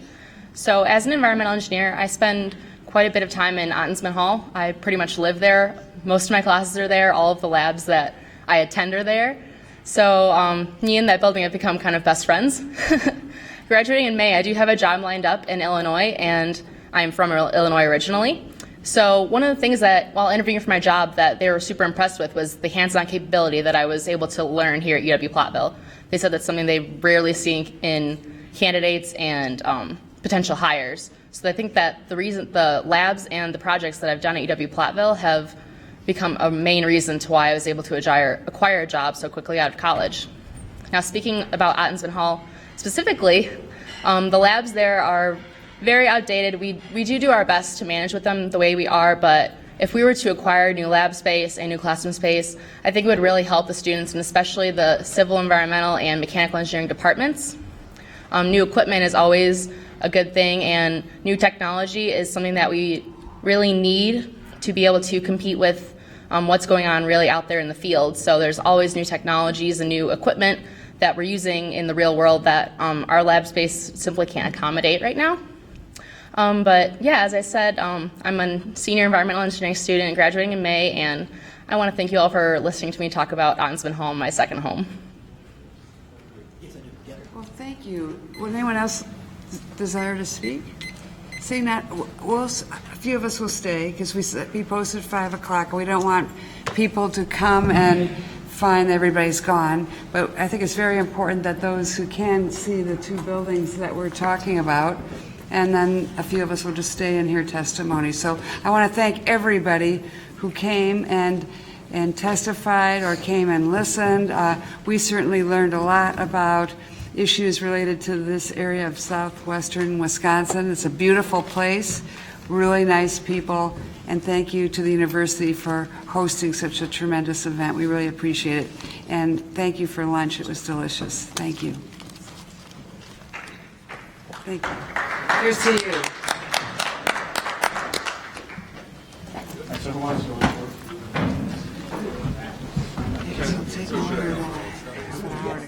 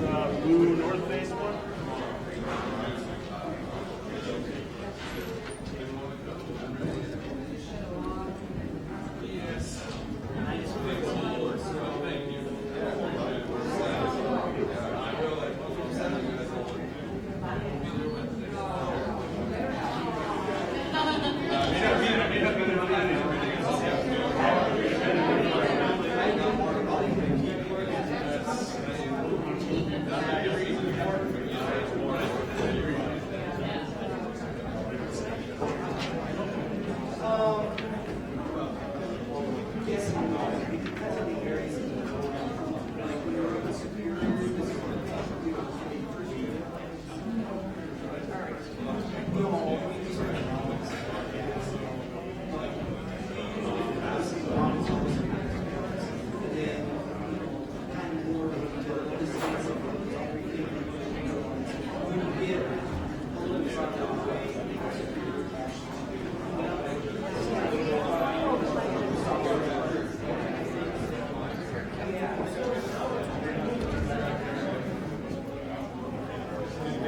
don't know, I might have you beat on that 500. I rode with an Evie Loudenbeck. How are you? Absolutely. Did he calculate it or did you say it?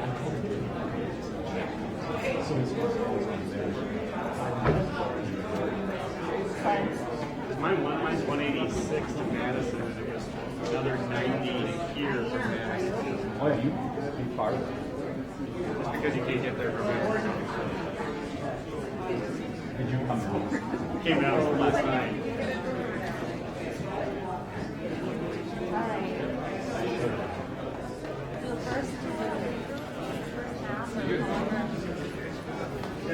Either jump there or who else coming? Yep.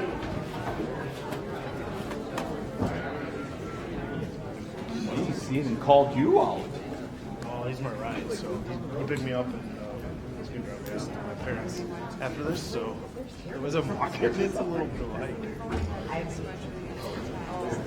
Hi, sir. How are you? Thank you for hosting. Oh, yeah. It was really nothing. I mean, It was good. Most everybody was nice. My kind though. It's okay. Thanks. People should come out. Some of the first days I didn't have. It's like in the hotel. I think this is it.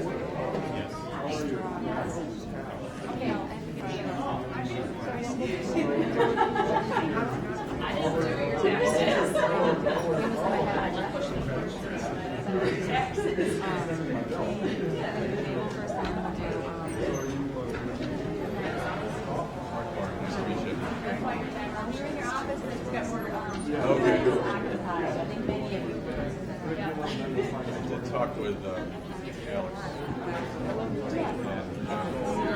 About this project, about the Alex project. Yeah. Because that was one that I remember for the first day. My sister.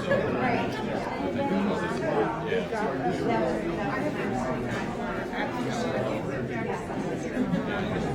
So we've been working on trying to.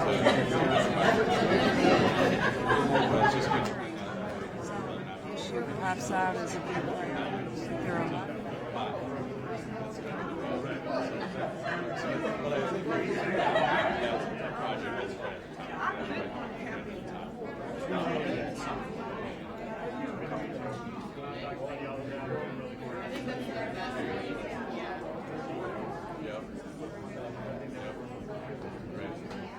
Were you excited when you announced the plan? Oh, she was excited. She's like, here, just keep you up with her. I think it shows up there. Yeah, it's going to be hard to check.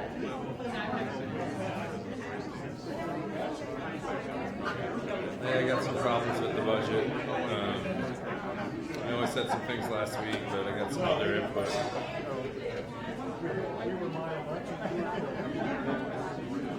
I just think you guys should step up and fund transportation. It's just we can't keep kicking behind.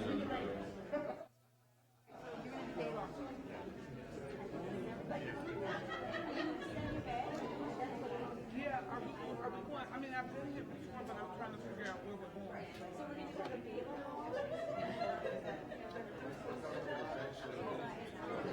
Basically, when you go out, you have to go that way.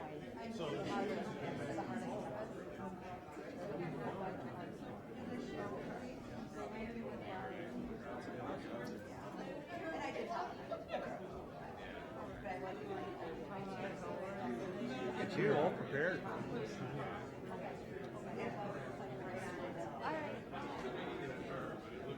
Ready? Yeah. Go for it. All right. All right, guys. First cast. Yeah. No, actually, I don't. I think I left it in the car. Based on the fact they're carrying umbrellas, I'm guessing.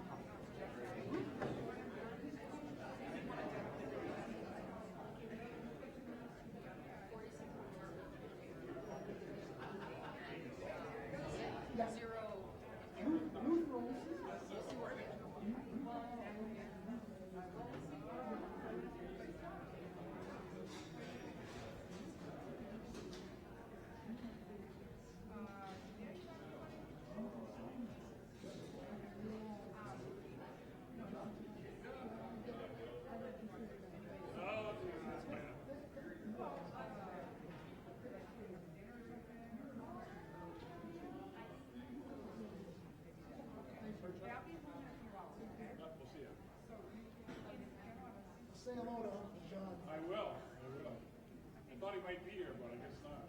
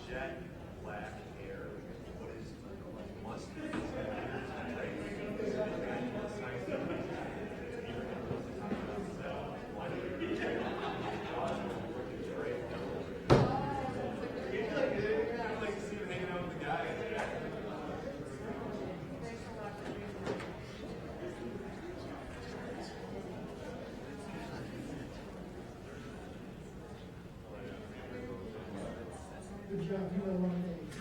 We got 5% more of these.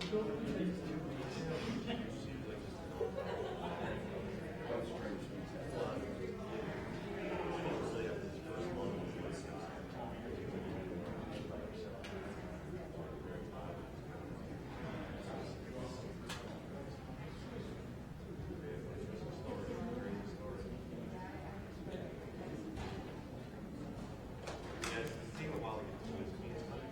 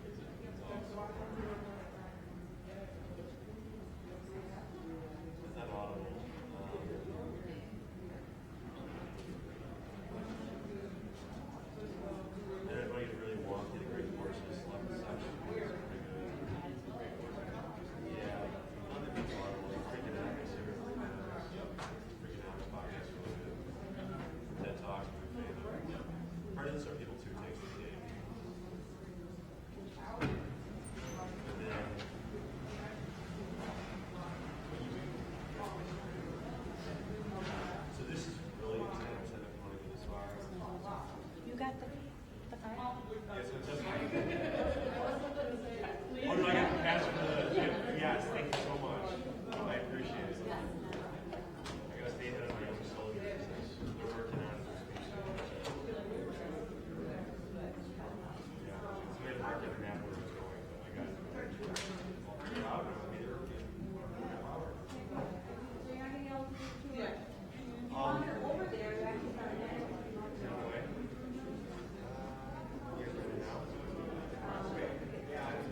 I've actually studied count with so yeah, very lucky.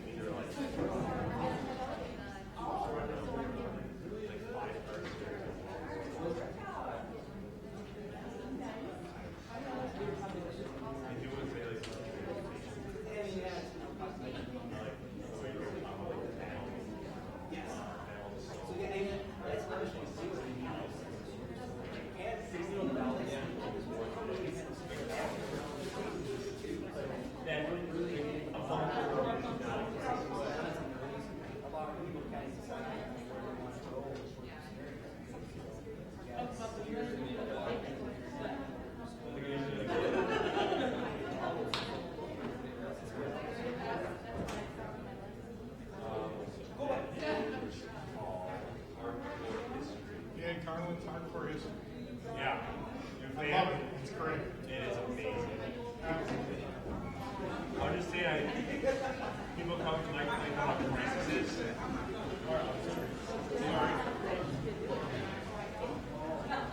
People will talk about there's a crisis, a crisis in this, crisis in that. And on the way here, I gave Carl about the mail this summer. Oh, yeah, I listened to that, yeah. There's 60,000 people in one day. That is a crisis. He's great.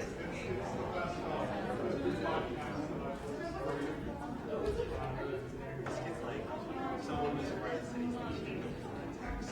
Oh, yeah. And like that is really good. Like gives you like to put that perspective on D-Day, the Allies lost 20,000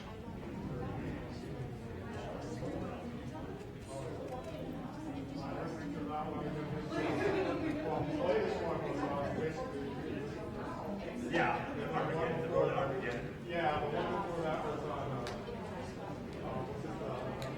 it was all the biblical times. I don't know yet. I just got into my own talking about shared imperialism, President Roosevelt, talking about the Cuban War, the Spanish-American War. That was interesting. A lot of fascinating.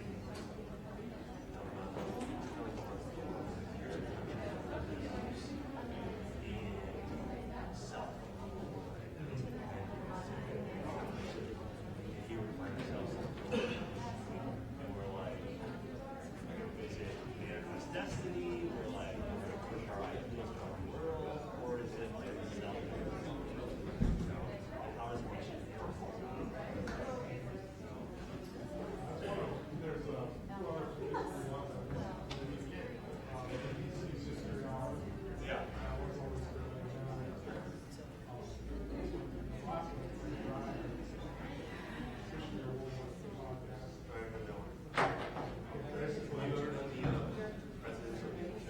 No, I haven't.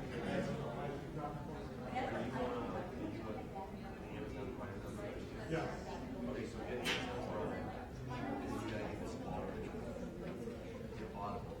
I've got, I can get that now. got that.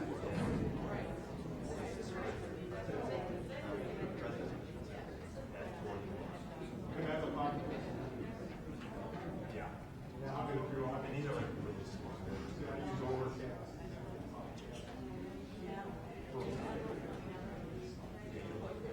Yeah, I'm always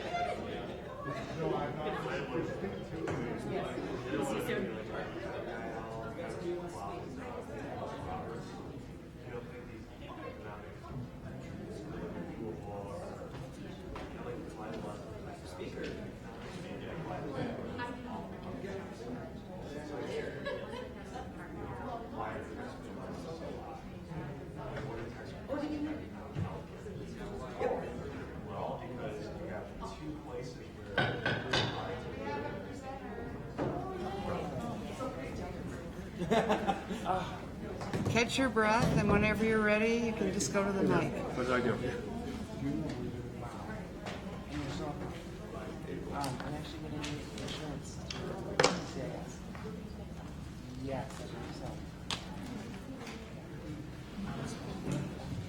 We always say last one, best one. We waited Last for one, you. best one. So please step up to the mic, tell us who you are, and we're happy to listen to what you'd like us to hear. Thank you. You're welcome. And thank you all for coming to the Driftless. We appreciate it. Well, I spent most of my day writing this, and you're getting copies. But since they gave me the opportunity to speak, I'd like to take that. I'm from Monroe, Wisconsin. My name is Patricia Scogan. I'm active with the South Central Wisconsin Farmers Union, the League of Conservation Voters, Family Farm Defenders. I was a dairy farmer in Sauk County for a number of years, and I'm in State Senator Mark Klein's district. Hi. This morning, as I was considering writing my testimony for you, which I'd been mulling over for many weeks, a song came to my mind. And perhaps you heard it if you're a public radio listener. There used to be a show on in the 80s and 90s when I first started listening to public radio called The North Country Notebook by George Ullsvick. And the theme song to that was the song Wisconsin by Glenn Yarborough. I don't know if you've ever heard of it. I suggest you write that down and look it up. It's a wonderful song. And the chorus starts out, and I wanted you to see the old Wisconsin that I knew. This has been echoing in my heart and my mind as I consider our budget. I was born here. I've been schooled here in Clinton, Rock County. I've lived in Sauk, Iowa, now Greene. I've studied our history, especially the 1936 territorial legislature that set up a university, courts, how businesses and corporations would be regulated. I've been a guide at Pendarvis in Mineral Point and worked for the State Historical Society. I've also been a teacher for over 25 years. I've also farmed here, where I learned from UW Extension agents, master food preservers, and soil conservationists coming to our farm and teaching us how to set up rotating grazing systems and manure regulation systems.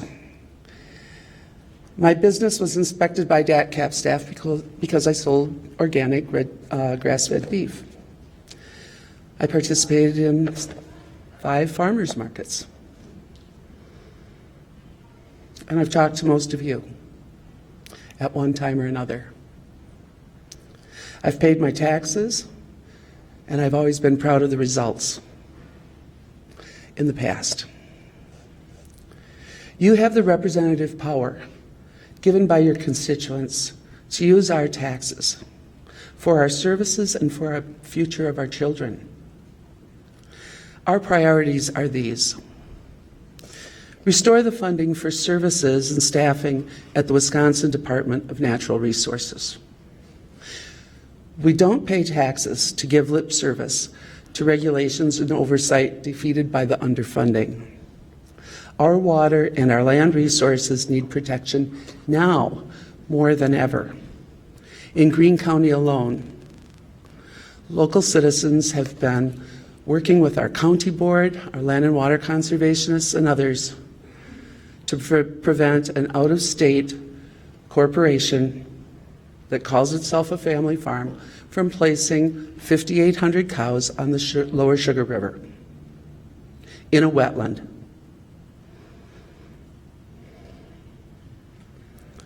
Secondly, fund rural broadband at the level of rural electrification standards. It's that big a problem, and it's that big a need. When I had my farm near Loganville, I couldn't sell my meat online. I had dial-up service. or else I had to pay a lot for data on my cell phone. Luckily, Loganville had a cell tower, but it didn't have broadband.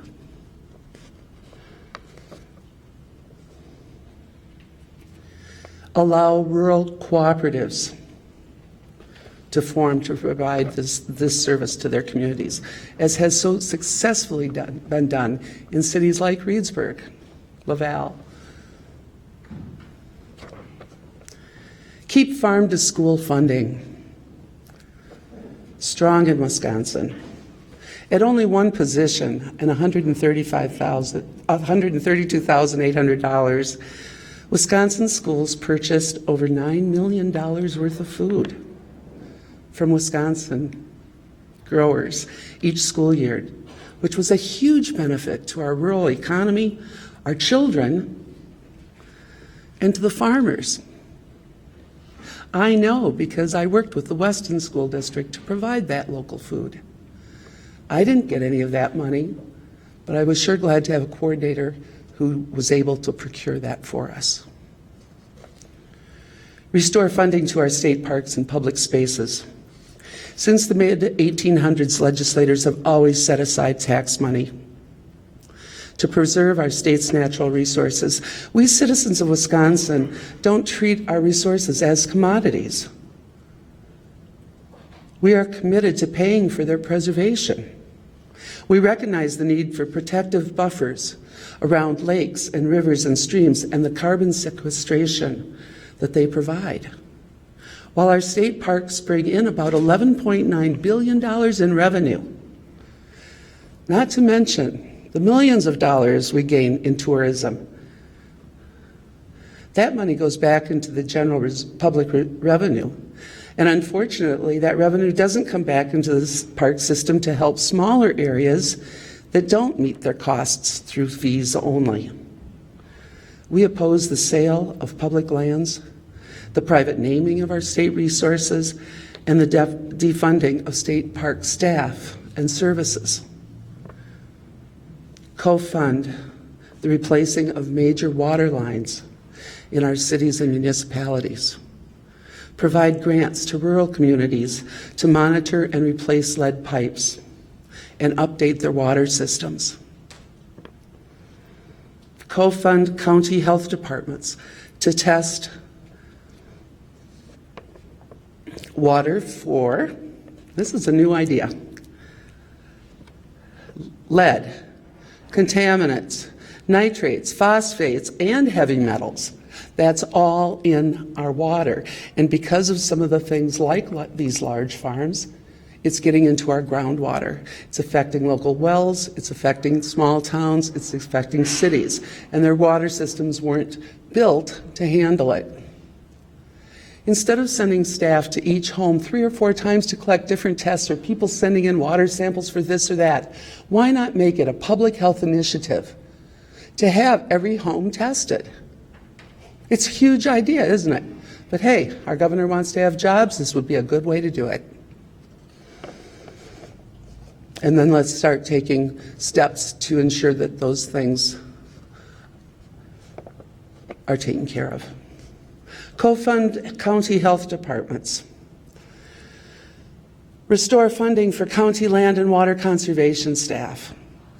With the current underfunded DNR unable to protect us, we depend more than ever on our county conservationists who lead the way in education, monitoring, advocacy for us, and protection of land, water, and family agriculture. In Greene County, our county land and water conservationist is the only thing standing in the way of this dairy. Every other protection has been taken from us. Increase funding to local governments to improve roads, bridges, and infrastructure. I'm sure you've all heard that before. But did you know that in one small township in Greene County, all 3 board members quit? They resigned. There's no one running in tomorrow's election because it's impossible for them to come up for a budget to fix their local roads. And the roads are in bad shape. The dairy I spoke of is on Sylvester Township Road, a one-lane, part asphalt, part gravel, many potholed road. We have no idea how semis and manure tankers are going to affect it. Restore funding for public education as a top spending priority of at least 50%. In 2000, it was 52%. Now it's about 11%. It does taxpayers no good to save on state tax money just to increase paying more in local taxes. The tools the governor promoted and the state legislature voted on are not helping our public schools, and in fact are providing more money for private schools, is hamstringing our schools, especially our rural schools that are facing severe teacher shortages, increased transportation costs, reduced school aid for handicapped students, which is my specialty. I taught special ed at the junior and high school level. Increased transportation costs and reduced school aid for handicapped students, technological infrastructure, and student food programs. Please reduce state-funded incentives to increase out-of-state financed farms and milk production. We have enough milk. We're losing a farm a day. There is more than enough milk in the state of Wisconsin.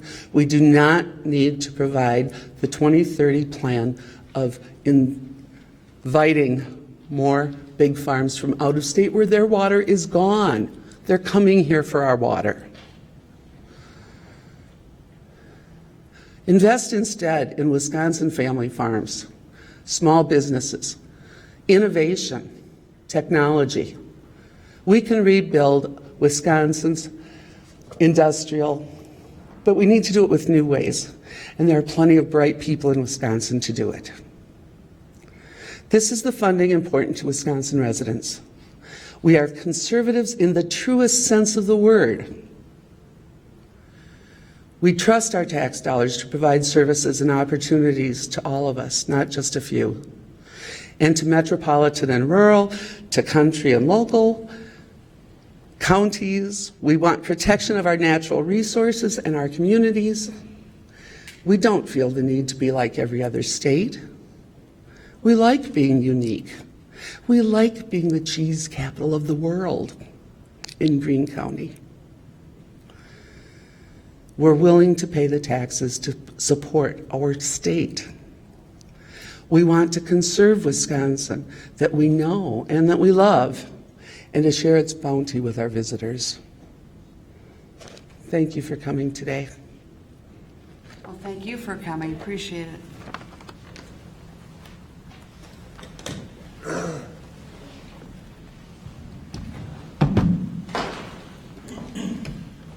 wish the Badgers were playing today.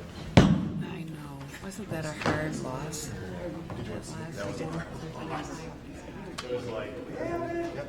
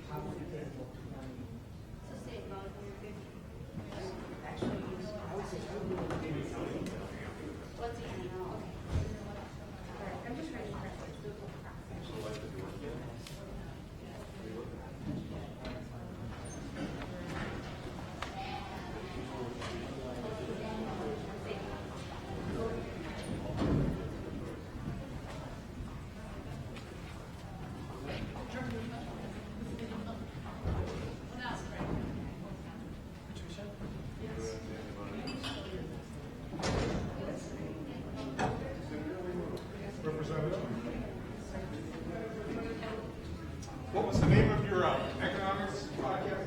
Oh, Russ Roberts. Library of Economics and Freedom. Russ Roberts, yeah.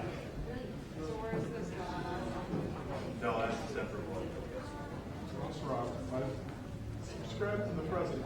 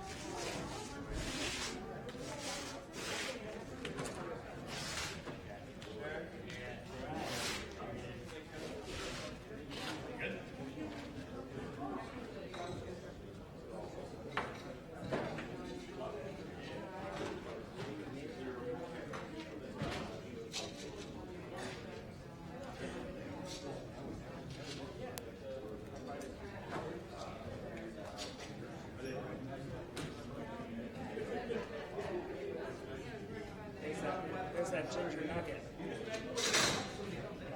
We're hot.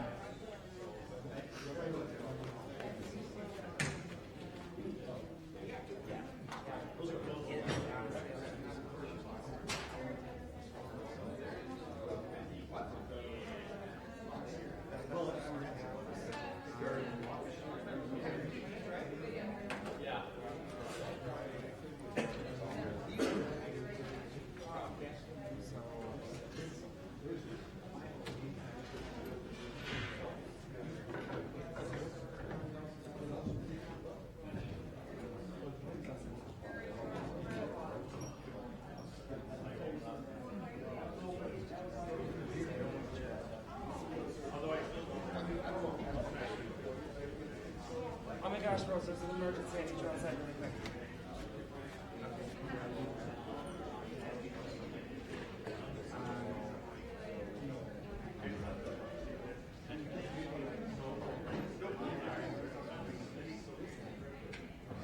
Great idea, Rose. Representative, I don't know if you recall, Rose Murphy. I used to be in the cabinet. Okay. Yes. I was going to say. I saw you earlier. Yeah. Thank you. Thanks for coming down. I don't want to keep you. You bet. Thank you.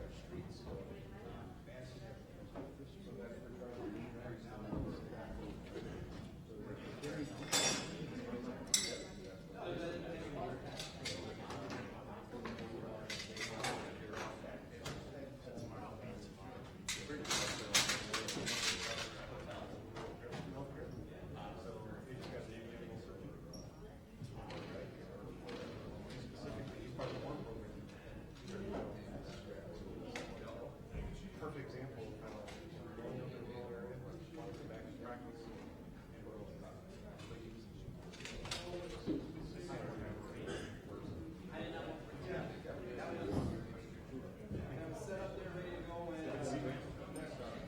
Oh, you do? You don't have to say what you want.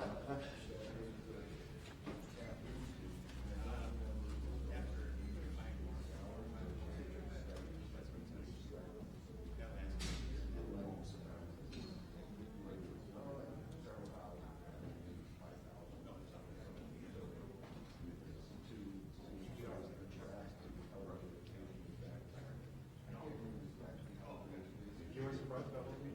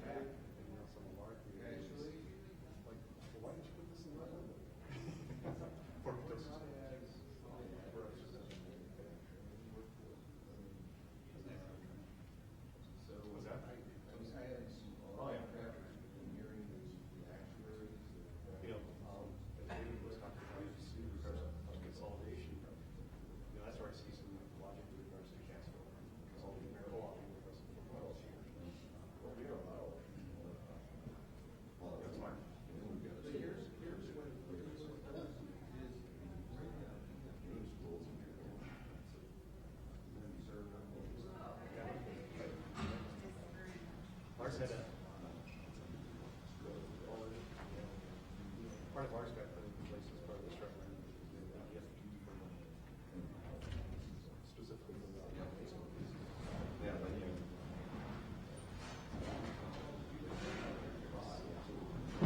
Well, it's not. It's super nice to have.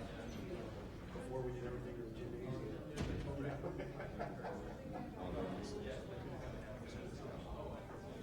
But the other aspect of that, we were able to tie that in to a form that is functional.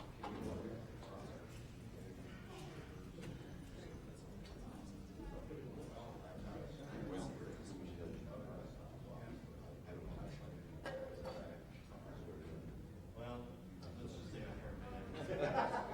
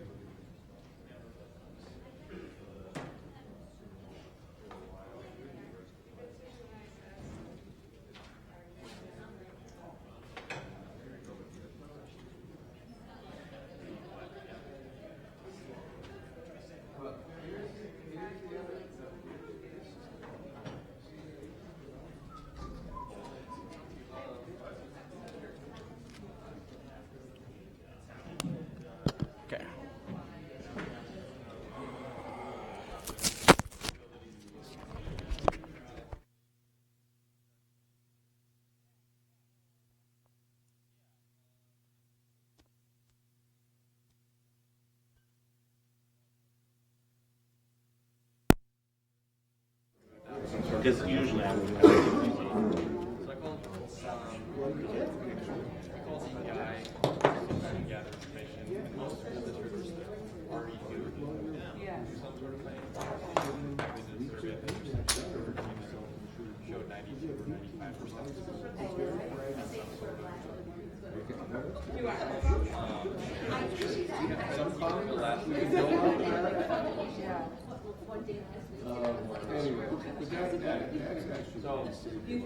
This one is just really fun. We were able to, we started we actually gave insulin free. I don't have a strong feeling. There's sometimes when I've been taking an insulin shot, and we were helped with Go straight home. Well, it's.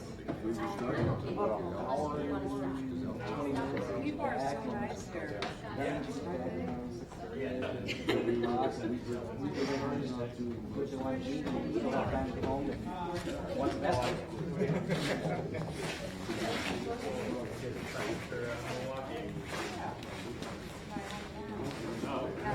I'm really upset that. Did you?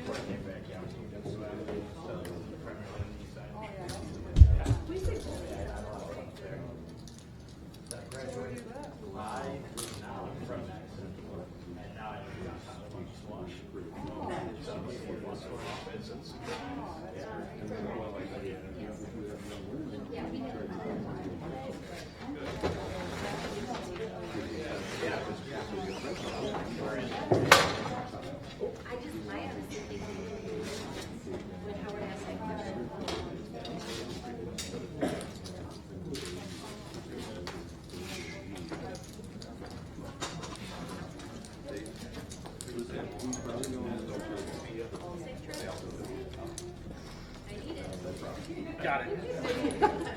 It's always the end of the day. So the last chord you pick up and the gaff tape bites.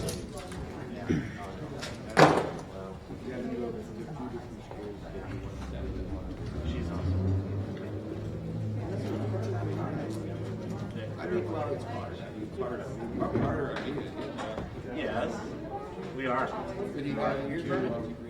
I mean, my third goal was a competitive school. Just as you're walking up, I said, okay, we got to come out. See you, bro.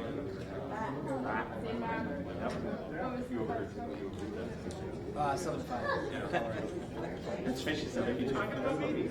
Oh, well. You don't win the World Series in April, so. It's true. It's true. You don't? So much more to go.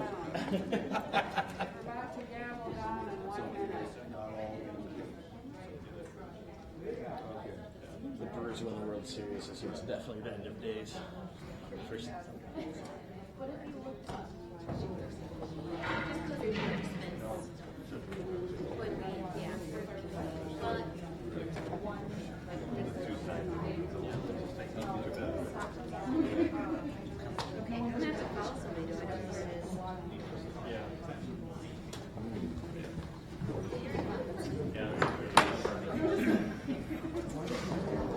That's me. Oh, yeah, that's awesome. It's just ridiculous.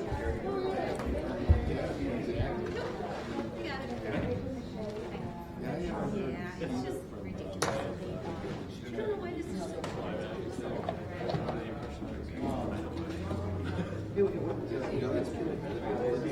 Yeah, yes. What?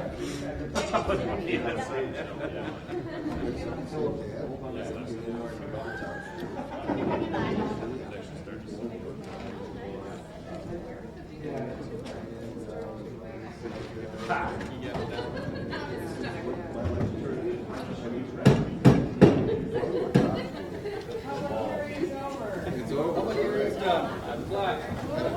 It's gonna have to deal with somebody.